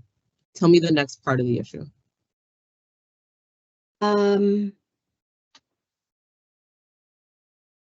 I think I had relevant management experience must be at the level cited below. So we cited management experience below, and I think with this one, it's saying add info if 5 to 10 years of relevant management experience. So we have 5 to 10 years here, and then down below we have, I believe we have 10 years somewhere, or maybe that was eliminated.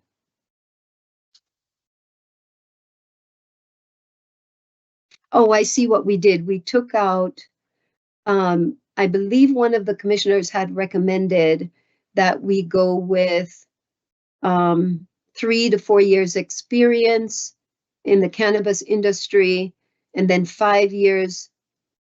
This is hard to read, I'm sorry. 3 to 4 years experience in, or 5+ years experience in lieu of a degree. So that was a commissioner recommendation. So that was the other issue that I had. That's it. That was it, other than the management piece. Okay.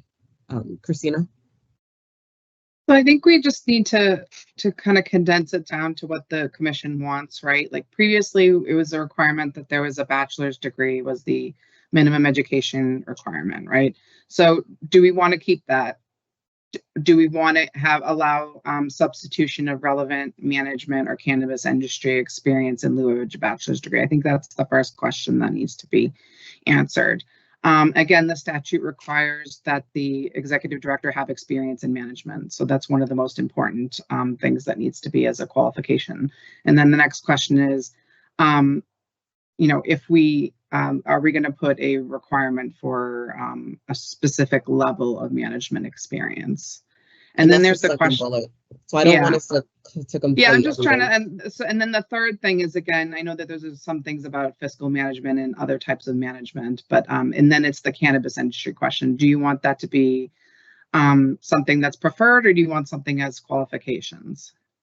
So let me pause. All right. So the first bullet.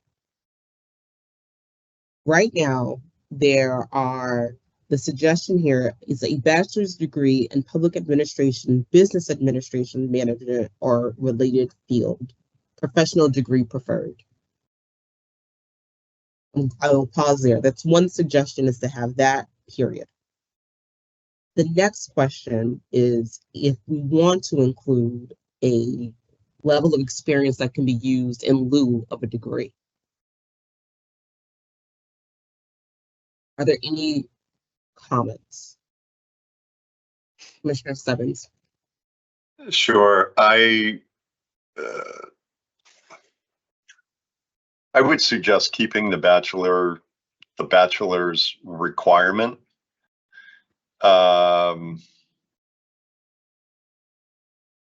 And then I would say, 10 years of relevant management experience, and that 10 years of relevant management experience may be used in lieu of a bachelor's degree.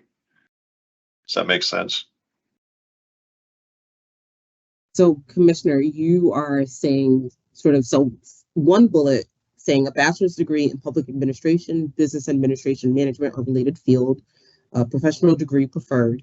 And then with the next bullet, speaking to that relevant management experience and saying that that can be used in lieu of a bachelor's degree?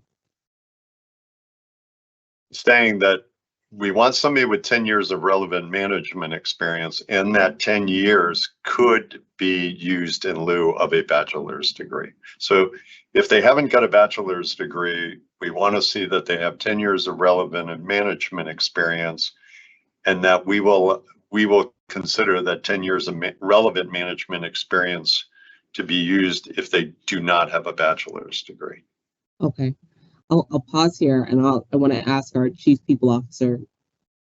I know you're our acting AD, but I'm asking you with your Chief People Officer, the human resource, the way that you think. Is that, are we running into the rub that you were highlighting for us?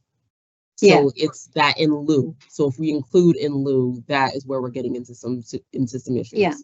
Okay. So thank you, Madam Chair. So so if you were to say a bachelor's degree plus 3 or 4 years of experience, or 10 years of experience in lieu of the degree. The reason that we need to consider that is because a bachelor's degree now in 2024 does not equate to more than, and barely, and we do have a lot of government entities who they've made the equivalent of a bachelor's degree, they've put that at 7 years experience. I see. So a bachelor's degree in 2024 is barely above a high school diploma. Okay. And so there's that equivalency that is used in HR where you substitute a certain number of years experience for a degree. So in other words, you couldn't substitute 4 years of experience for a bachelor's degree. It would have to be 7 or more. Commissioner Stebbins, what are your thoughts? Okay, I hear what Debbie's saying. I'm just trying to think through how we can word that to align with what her recommendation is. So I wonder if we want to maintain in lieu. Debbie, what you're saying is 10 years is excessive and that falls outside of the perimeters where we can apply that. But if we were to say 7, that wouldn't place us out of bounds. Yeah, if we were to say 7, then that would be equivalent to having a bachelor's degree. If you were going to want to have a bachelor's degree, then you could say bachelor's degree and, 2, 3, 4 years experience. If you do 4 years experience with a bachelor's degree, then you would probably be looking at 11 years of experience. So it's a matter of doing the math. So if you go bachelor's degree and 3 years experience, you're looking at 10 years. If you go bachelor's degree plus 3 years of experience or 10 years of experience in lieu of a degree, that would be equivalent. My goodness.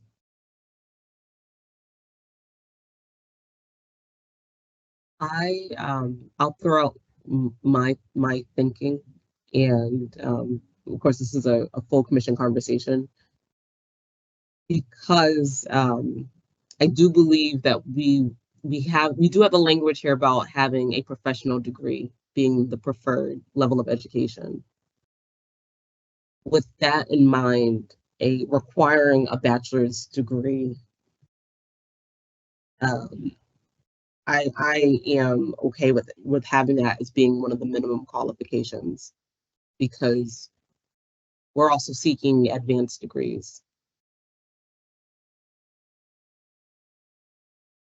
But that's my opinion. And I know, our previous executive director had a Juris Doctor. Our acting executive director has a master's. I think for just the level of management and oversight that this role requires, I would think that a bachelor's at minimum would be a reasonable minimum qualification. Christina? Madam Chair, I just posted some language that the MCAT has used when they had their executive director. So this is what they've used when they've tried to explain what management experience they wanted for the role. So this might be just an example of some type of language that we would use if we were going to review what type of relevant experience in the field you would like to include. This can be in addition to a bachelor's degree, or it could be, we could maybe wordsmith it so that it's in lieu of a bachelor's degree. Christina, can you read that? Sure. So this is just coming from the executive director posting, and this tends to be some of the language that HRD uses when they are describing experiential requirements in their job postings. But it's here it says, and again, we can change any of this to meet the qualifications of our own needs and agency. But it says applicants must have at least 8 years of full-time or equivalent part-time professional, administrative, supervisory, or managerial experience in business administration, business management, public administration, public management, clinical administration, or clinical management, of which be at least 5 years must have been in a managerial capacity. So that's the kind of language they use when they're discussing like experiential requirements and what types of fields they would accept as far as their experience. And then sometimes they'll say in lieu of a degree, and then at the beginning. So just throwing that out there to assist. Obviously, this is just to take, so you could take a look at it, but obviously you can do whatever you'd like with the experiential requirements. Thank you, Christina. I will, I think this might be a time for us to hit pause. And it's because there are only 3 commissioners currently together, now at the moment. And the way that we function throughout this review is to have consensus before moving on. I also think that we'll need a good amount of time to comb through the rest. And there was information given about salary ranges. So I don't believe that we will be able to finalize this today. So I want to throw this out to you, Commissioners Camargo and Stebbins, that we stop here and that we have another meeting where we bring this back to the table and we go through the rest with all the added information. Are you okay with that suggestion? Okay. Yep. All right. So where we will pick up, and I will coordinate with all the appropriate staff when we'll come back and talk through this. We're on minimum qualifications. And, that would also give everyone the opportunity. Christina, I will ask you if you can, if you can circulate the edits that were made today. So everyone has those edits and, you have the chance to review it. And then we come back and if there's any comments about any of the prior edits, and then going through the rest of the document, we can do that too. And it also is 5 o'clock. So I'm mindful of the time, and I know that our team is still on here too with us. So there's no vote on that. There was no motion. I don't believe, let me ask our general counsel just to be sure. I don't believe I need to make a motion, but I'll ask you if that might be something to add to the record. No, you don't need to make a motion. You can either just put it on the agenda for the next meeting, or you can make a motion. You could, if you wanted to, make a motion to table it to the next meeting, but other than that, you can just put it on the next meeting agenda. Maybe, I'll ask for the motion just to make it official. So is there a motion to table the executive director search update job description until the next public meeting? So moved. Thank you, Commissioner Stebbins. Commissioner Camargo, is there a second? Second. Thank you, Commissioner Camargo. I'll do a call the roll. Commissioner Camargo? Aye. Commissioner Stebbins? Aye. The chair votes aye. There are 3 in favor, none opposed. Okay, so we'll table that. And that leads us to the next item on today's agenda. We've talked so much today. I like talking like that because I think everyone understands the way that we think, and this isn't something light. So we need to take the time for it and get the best understanding possible. So the next item is the job description for Human Resources Manager. Madam Acting Executive Director, can you please just walk us through the job description and any comments about this item on the agenda? Thank you, Madam Chair. I'm going to really make this quick, and I probably won't speak from the duties from the job description itself, but just from, you know, my assessment and the reasoning behind moving to a human resources manager as opposed to following through on the hiring or replacement of a human resources director. So when I arrived at the commission, there were several components of the human resources department that I felt was lacking. And I think one of the biggest areas that I noticed was that we have somewhat of a young professional team in the human resources department, meaning not necessarily young in age, but more in young professionals, you know, early in their careers. And I felt that the team was not really provided the attention that they really needed. So the value of having someone work alongside the team with all the experience and knowledge, the boots on the ground, the hands-on, the mentoring, I did not see that was happening. And so with the departure of the HR director, and even prior to that, I felt like I needed to do an assessment of the HR department and restructure the way that we were operating within the department. And as I looked at the talent that we have right now, bringing on an HR manager to work closely with the team, provide them with the guidance that they need on a regular basis, mentoring them, and providing them with growth and development opportunities to take their careers to the next level was, you know, are all reasons why I needed to bring in an HR manager. This does not mean that I am totally abandoning the idea of an HR director. I also, part of my goal is to also create a succession plan for the department, also to create promotional opportunities within the HR discipline for my team. And so these are all of the reasons why I'm submitting a human resources manager role for the human resources department at the Cannabis Control Commission. Thank you, Debbie. Are there any questions? Commissioner Camargo. Madam Chair, I just want to direct your attention to the chat because Commissioner Roy can't log in, but she has some thoughts that she wants us to share.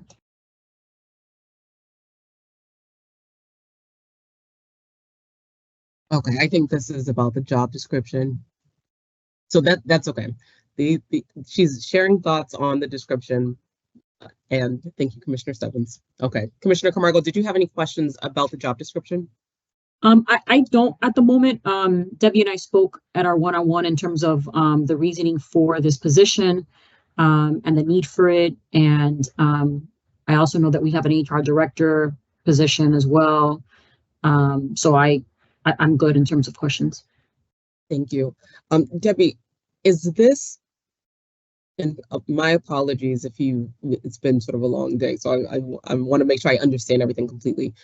The human resources manager, is the intention for the human resources manager to essentially take the place of the HR director? Or are you saying that this person will be there in addition to? Yeah, so at some point in the future, we will revisit the need for a human resources director. Right now, because there's so much development work to be done within the human resources department, once and hopefully soon, when I step back fully into my CPO role, I can focus on the strategic needs of the department, like the policies, which, you know, the team and I are sort of massaging that right now. The idea of having, you know, policies for the human resources department, updating and implementing, developing and implementing SOPs. So the idea is to not hire an HR director at this moment, is to hire the human resources manager, develop the department, and then at some time in the future, look at the possibility of bringing the HR director back. Budget does not allow us to have both positions right now, so we will not be hiring an HR director in the near future, but sometime in the future. And the HR director function, are they not, does that function not encompass the responsibilities that would fall under the human resources manager? That's right. The human resources manager is more operational than it is strategic. It's more hands-on than an HR director.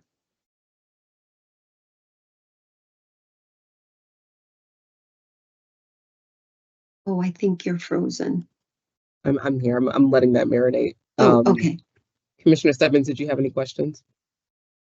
Yeah, thank you, Chair. And I have had the chance also to talk with our CPO about this and have a better understanding of the job being, well, the director of HR position is, and Debbie, please correct me if I'm wrong, it's a blend of understanding the nuts and bolts, but also having some role in overall policy management or policy development, right? I guess my concern has been, you know, we've taken the opportunity to create some other opportunities by elevating some positions to a director role. I think we recently decided to move our manager of operations to a director of operations level. And I have full respect for Debbie, and this is the team that we originally hired her to work with.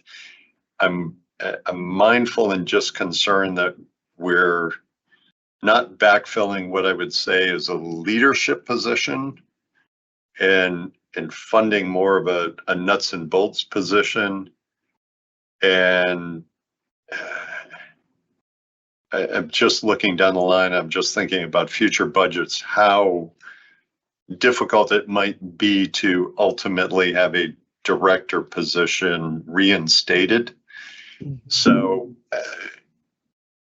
again, I'm looking at it as, and I'm happy to have this conversation with Debbie, I'm looking at the director position as somebody who could be helping to manage the nuts and bolts and working with your team and understanding how, you know, it's a mighty team. It's a small but mighty team, but we're also mindful of places to move up to. And another concern I have is if we brought in a human resources manager, now all of a sudden we'd have to define a place for that person to move up to allow some growth opportunities for the rest of the team. So I'm wrestling with all that. I don't want to see us not fill a director's position, because I look at a director as having, you know, more skills, more responsibilities, more experience, and hoping that that director would also help meet what our chief people officer's needs are with respect to kind of nurturing her team and building capacity and doing all the right things that we want to do within the HR department. So that's where I'm struggling, kind of big picture, but also, you know, thinking about it with respect to the CPO and what's needed in that department. And also the message that we're sending, that we're elevating some positions, but we're choosing not to backfill a director position, instead reinstate a manager position. So lots of thoughts, I guess, running through my head. Thank you, Commissioner Stebbins. Madam Chair, may I? Yes, please, Debbie. So, so as I think about what you're saying, Commissioner Stebbins, I actually think we're on the same page. So my goal is to create a career path for my staff. It starts with the HR manager role. HR is a highly technical field. It's highly technical. in that we deal with a lot of compliance issues, a lot of employment and labor laws. Just about everything we do in HR is driven by a policy within the agency, some of which are non-existent. It's driven by employment and labor laws, federal and state. So in order for me to create a career path for my staff, I have to have an HR manager level role. The other thing that that I need, I am building the HR department. I'm building this HR department. When I came on board, I thought after 6 years, we would have a department that was well beyond 6 years. We are not. We're nowhere near 6 years from the HR perspective. The one really great thing that we have going for us is our association with the state in terms of some of the state systems where they're able to provide us with the payroll processes and, you know, a lot of the other state systems that support some of the functional work that we do in HR. But we don't have a really great foundational human resources department at the Cannabis Commission. And so in order for me to cast that foundation or to fill those cracks in the foundation, I need an HR manager to be able to do that. Then we can take a look at the point where we will bring in an HR director who will have something to direct. Debbie, why not the reverse? So the HR director is a significant role in the human resources department. Mm-hmm. And it's been vacant for a few months now. Why not fill that role and then look for an HR manager? I guess the way that I think is that whoever is qualified to be an HR director would have the requisite background and abilities that are required for what you envision an HR manager would have. I feel like I'm and then my other question is, you know, does that just mean a change to the job description? I'm not quite sure on, I guess I'm not in alignment with understanding why this human resources manager is essential at this point in time instead of an HR director. So let me see if I can state this another way. So one of my goals is to create a career path for the staff. HR is a highly technical field.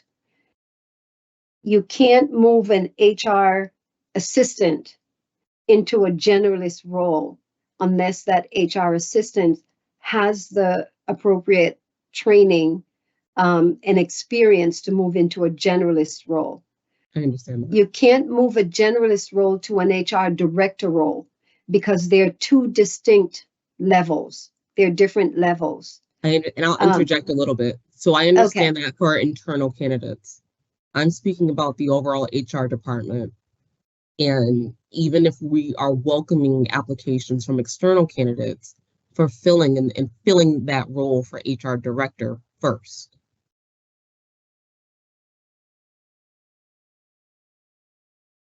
But HR director doesn't give me what I need right now. An HR director does not give me what I need. When I came on board, we had an HR director. And again, from my assessment, what we don't need right now as an HR director is an HR manager. And if I can get approval for an HR director and a manager, I would welcome the opportunity to hire both of them tomorrow.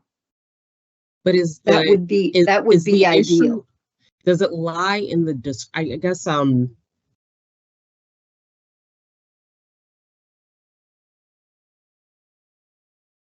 you are saying that an HR director cannot perform the functions that an HR manager can.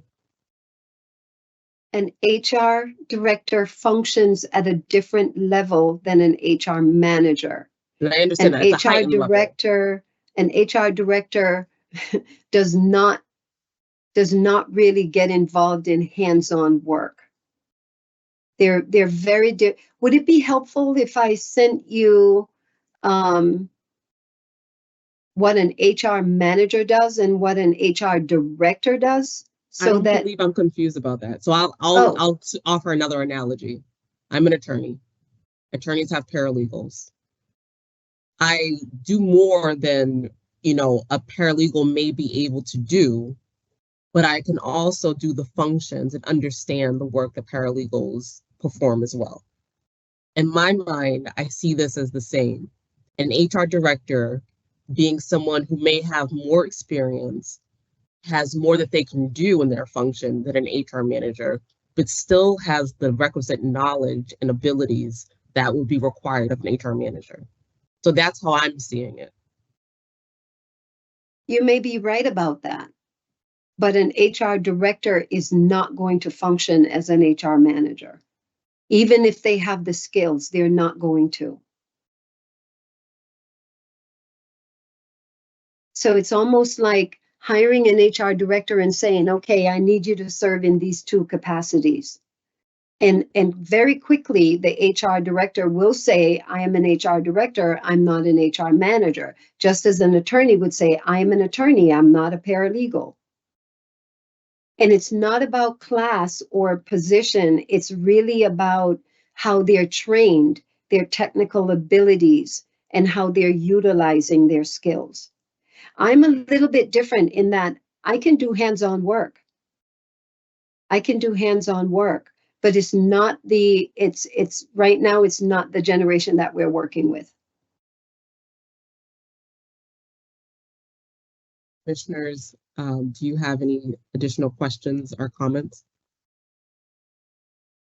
Commissioner Stebbins? Yeah, thank you, Chair. And I want to thank our CPO because obviously this is her wheelhouse, and I'm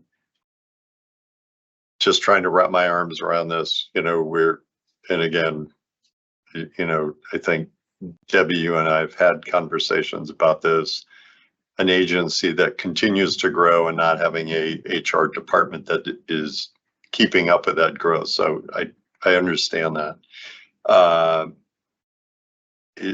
As I'm looking at the HR manager's responsibilities, and maybe this is to your point about comparing the two job descriptions, and obviously what was in the packet was the HR manager's position. Are there any of the core responsibilities of a HR manager that a HR director would not have the experience or would not have had the experience of doing, I guess is my question. And again, I'm thinking of, right now, obviously we would love to build out your team, provide those opportunities for a career ladder and a growth ladder for folks. We talk about this throughout the commission. We want people to come here, enjoy the work, and find opportunities to grow. But at the same time, I'm envisioning a director, again, with the team the size that it is. We need everybody to be nimble. We need everybody to kind of, jump in and obviously, I always get turned off when people say, well, that's not my job. We need everybody kind of hands on deck. And again, in the HR department, we know we're down a couple of folks. So help me understand the additional piece or the additional responsibility. Is there anything that the HR manager does that a HR director does not do? Or does somebody who's a director of HR have all of the experience that an HR manager would have? Debbie? Typically an HR director would have gone through, a progression in their careers where they might have started either as an HR assistant, move into the generalist role, into HR manager role, into HR director role. So if you take a look at the different levels of where an HR director comes from, when an HR director becomes a director, that's what they want to do. They want to direct. They don't necessarily want to get their hands on the day-to-day operational piece of the agency. And so there we will have some issues. I got to be honest with you, I'm stressing out right now. This is really this is really stressing me out. I got to be honest with you, because, you know, again, I have a lot of work to do, and I need someone who is going to come in and jump in alongside me and the rest of the staff to get the work done. I don't want more of the same. You are going to be evaluating me on certain functions within the Human Resources Department. I am just trying to get there before you get to me. So, so that's why I'm stressing out right now. I'm just going to put that out there. No. But Debbie, this is not meant to be stressful. Obviously, you know it. And again, I'm looking at, you know, this question is more commission wide, and maybe that's not fair. And again, we do need to focus on your experience and kind of where this position needs to be. You know, I'm just mindful of, we had a director position, we had it budgeted for. We've elevated some other jobs recently up to a director level. So this one kind of flies in the face of what that is, but I'm hearing you in terms of, you know, what this person brings, and understanding that,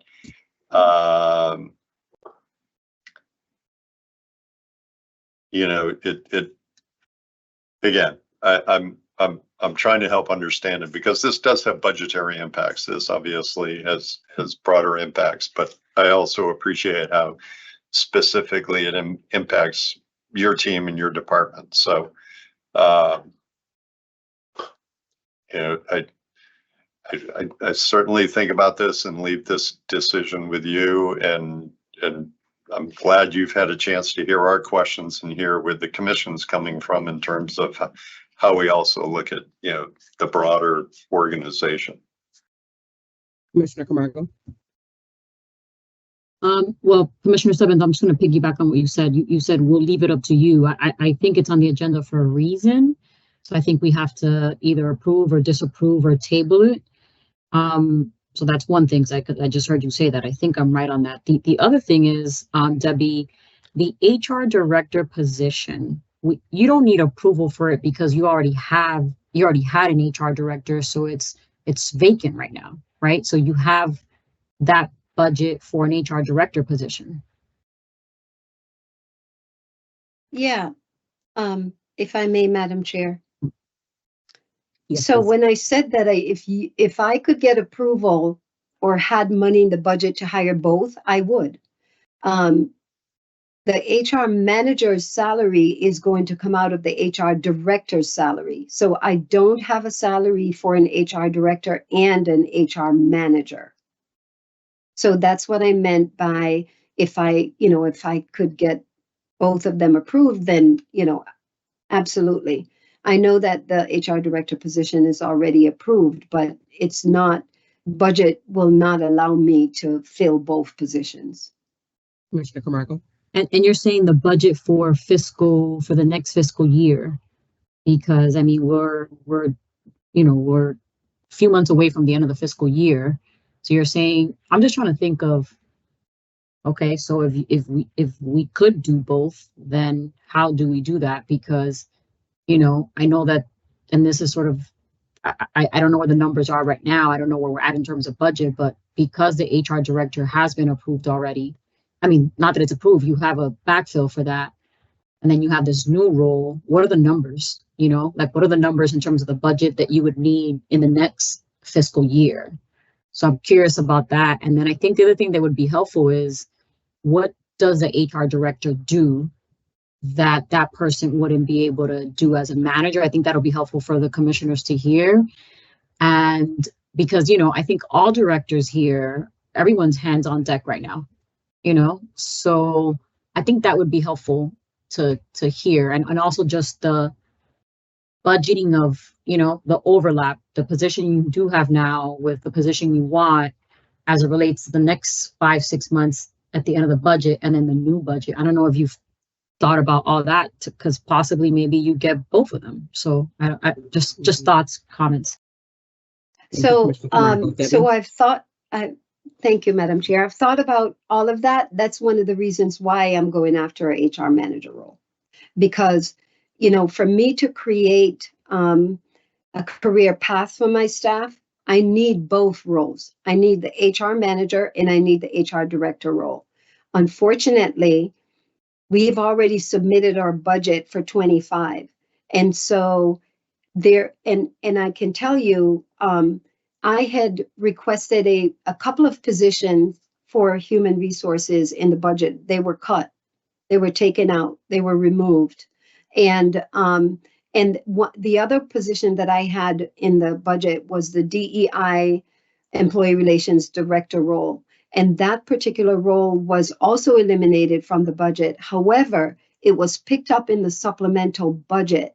And so I was able to get that role, which we desperately need at the commission as we grow and we talk about, you know, changing our environment and our culture and our commitment to diversity. That's a role that's absolutely needed right now. And so the HR manager role really replaces the HR director role in terms of the budget. That director job description has already been approved. Somewhere in the future or sometime in the future, I can add an HR director back to the budget. And so that is not a that is not something that I've lost sight of. I'm really keeping my eye on that, but it is not in the budget for the budget for 25 only covers an HR director role. It does not cover an HR manager role. It cannot cover both roles. And so, you know, I'm at my assessment again is that I really need to build the foundation for the human resources department, and I need an HR manager to do that. Commissioner Camargo. Debbie, can you explain just so that we're educated in terms of the HR director role, that director role? And I think you've said a little bit in terms of the difference, but just give us the explanation in terms of the difference and as to why that role is so different from the HR manager from your perspective, and which is why you're fighting so hard for this HR manager. I think it'll be helpful for us to hear. I agree. So, you know, if you go back to what Chair Concepcion said earlier, I'm a CPO. I can do the job of an HR director. I can do the job of an HR manager. I can do the job of an HR generalist. I can do the job of an HR assistant. I have that knowledge base. I can step into the HR director role at any time, you know, during the work, doing the work that we do. At any point, I can step into any of those roles.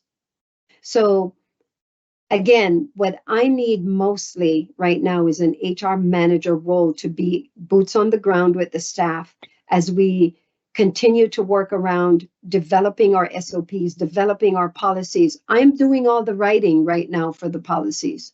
I'll do all the writing and the SOPs because and that would be something that an HR director could assist me with. But the development of the department is more critical right now. I can do the policies. The human resources team right now, I cannot ask them to write policies and SOPs. And we do have a very bright staff. They're phenomenal in terms of the day-to-day work that they push out. But again, right now I need an HR manager, not an HR director. If you're saying to me that your assessment of the department is that I hire an HR director, then I would need to ask about the rationale behind that. Because based on my assessment of the HR department right now, what we need is an HR manager. And I am creating a career path for my staff.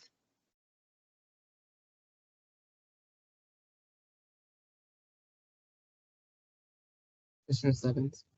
Sure. Thank you, Debbie, for that explanation. I hear you. I liked from day one that you've thought not only about career paths, within your department, but across the agency. And I think that's important to all of us.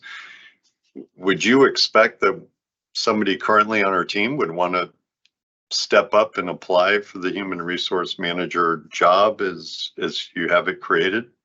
Is there an opportunity for an internal candidate as you see it? So, we, as I said, we do have, a bright HR team. They are very professional.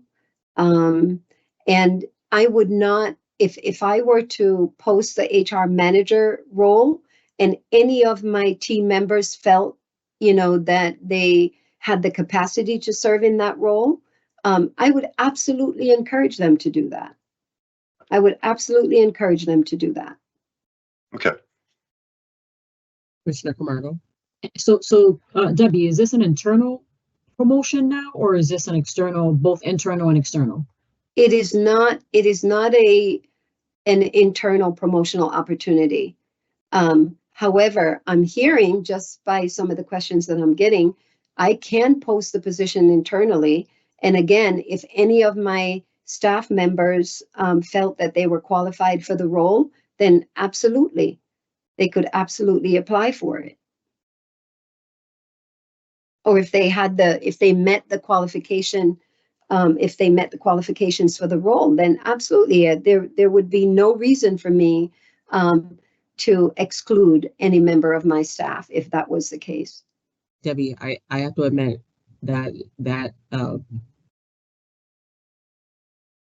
you were speaking earlier, you were talking about opportunities for advancement and opportunities for the staff to advance to higher positions. So that last comment about not, I guess I got a little bit confused at that because I just, the way that you described this position and the rationale behind it was an avenue for the team to elevate within the HR department. That is an opportunity for the staff to, advance their careers within the human resources discipline. It absolutely is.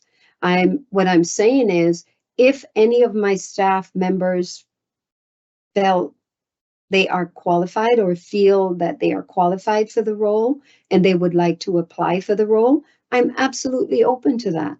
I would be encouraging them to do that. And again, HR is a highly technical field. There is so much to know and learn in terms of employment and labor laws. It is a lot. There is a lot. And, while I would like to mentor staff into promotional opportunities, and I'm all for that, I am not in a position to, I would not want to see my staff fail in any way. And so my job is really to mentor them into those roles.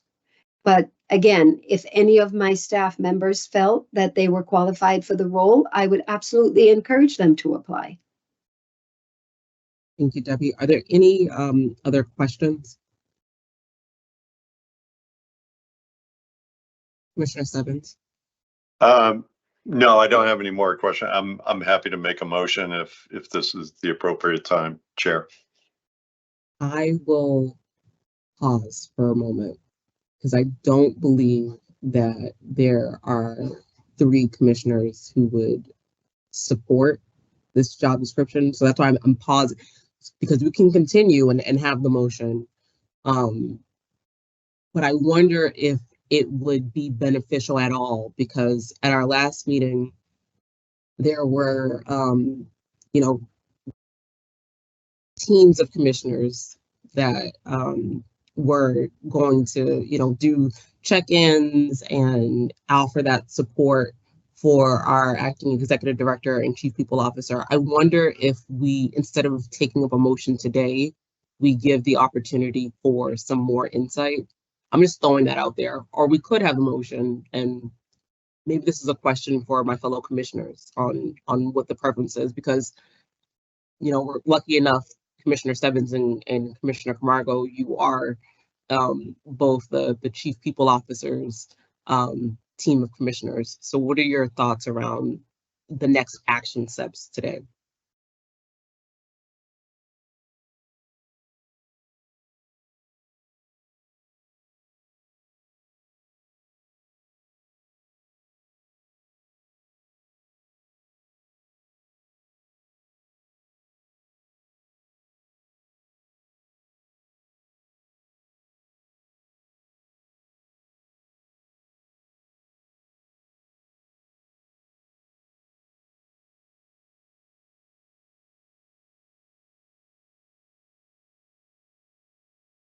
Commissioner Stebbins. Sure. Thank you, Chair. And, you know, I'd be happy to throw out a suggestion.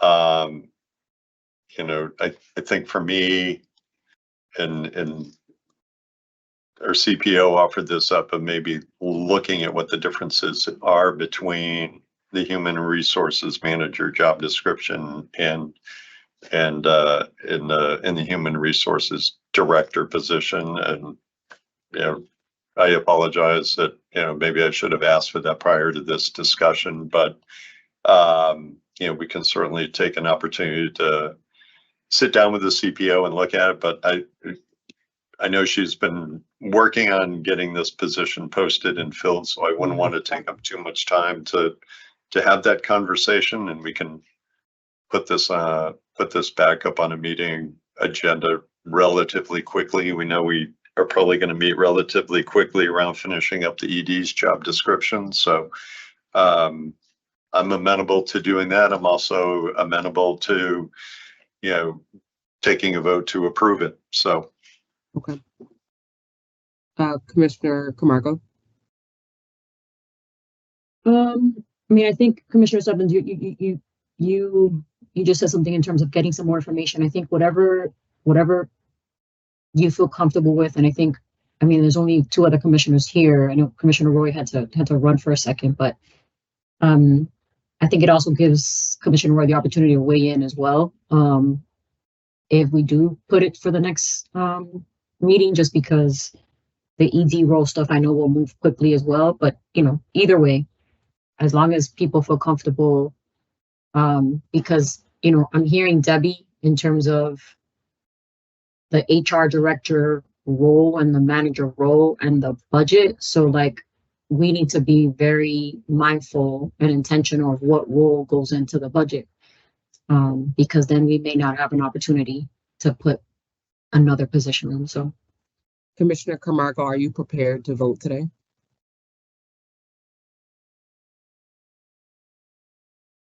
Okay. All right, then with that being said, Commissioner Stebbins, is there a motion to approve the job description for human resources manager? Madam Chair, I move that the commission approve the job description for human resources manager. And Commissioner Camargo, is there a second? second. Right, I'll now do a call the roll. Commissioner Camargo. Aye. Commissioner Stebbins. Aye. Chair votes aye. The job description has been approved. 3 in favor, none opposed. Acting Executive Director and Chief People Officer, did you have any additional comments? No, Madam Chair, thank you. Thank you very much for approving the job description. I'm sorry to increase your anxiety and stress levels, because I know we just asked you so many questions, but thank you for answering them. Welcome. Okay, so that concludes today's commission's discussion and votes. Upcoming meetings, we as I mentioned earlier, we will have an additional meeting this month, and it will be to continue the conversation around the executive director's job description, the search, and identifying that the subcommittee for the executive director search as well. So we will continue this conversation. It's not set in stone right now, so I will meet with our government affairs department and then circulate that with my fellow commissioners. So essentially, it's that policy meeting. If there are any other things that you want to flag in the meantime while that agenda is being drafted and created, just let me know or let our Director of Government Affairs, Matt Giancola, know. And there are no, there's no unanticipated business today, but I will ask if commissioners have any comments or thoughts that they want to bring at this point. Commissioner Stebbins? Sure. Thank you, Chair. And I want to thank our entire team for sticking with us through a long meeting. But as we know, under the open meeting law, sometimes this is how it's the only way we can conduct our business. And I think it was pointed out earlier that, you know, the ED search, the ED job description, pulling all those thoughts together into a document, I think we found that this was the best way to do it as a body, working all the way through it. So certainly appreciate everybody's time and work on that. Just one note, and I was reminded about doing this, comments I made back on, I think, the February 16th meeting, talking about the meeting that we had with the group of testing laboratories. I mentioned that staff from the testing department were there. I was incorrect. They were not there. That was my oversight. So I just wanted to make that correction for the record. But again, thank all of you for all of your time and the team and the 30 attendees who are still listening in with us. I know. Thank you both. Commissioner Camargo, did you have any additional comments you want to add? Just thank you to everyone, and thank you to our team, our staff. Debbie, thank you so much.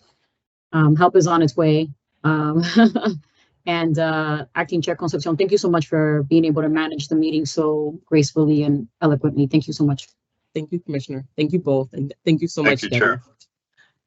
Okay, so now I will ask for a motion to adjourn. Is there a motion? So moved.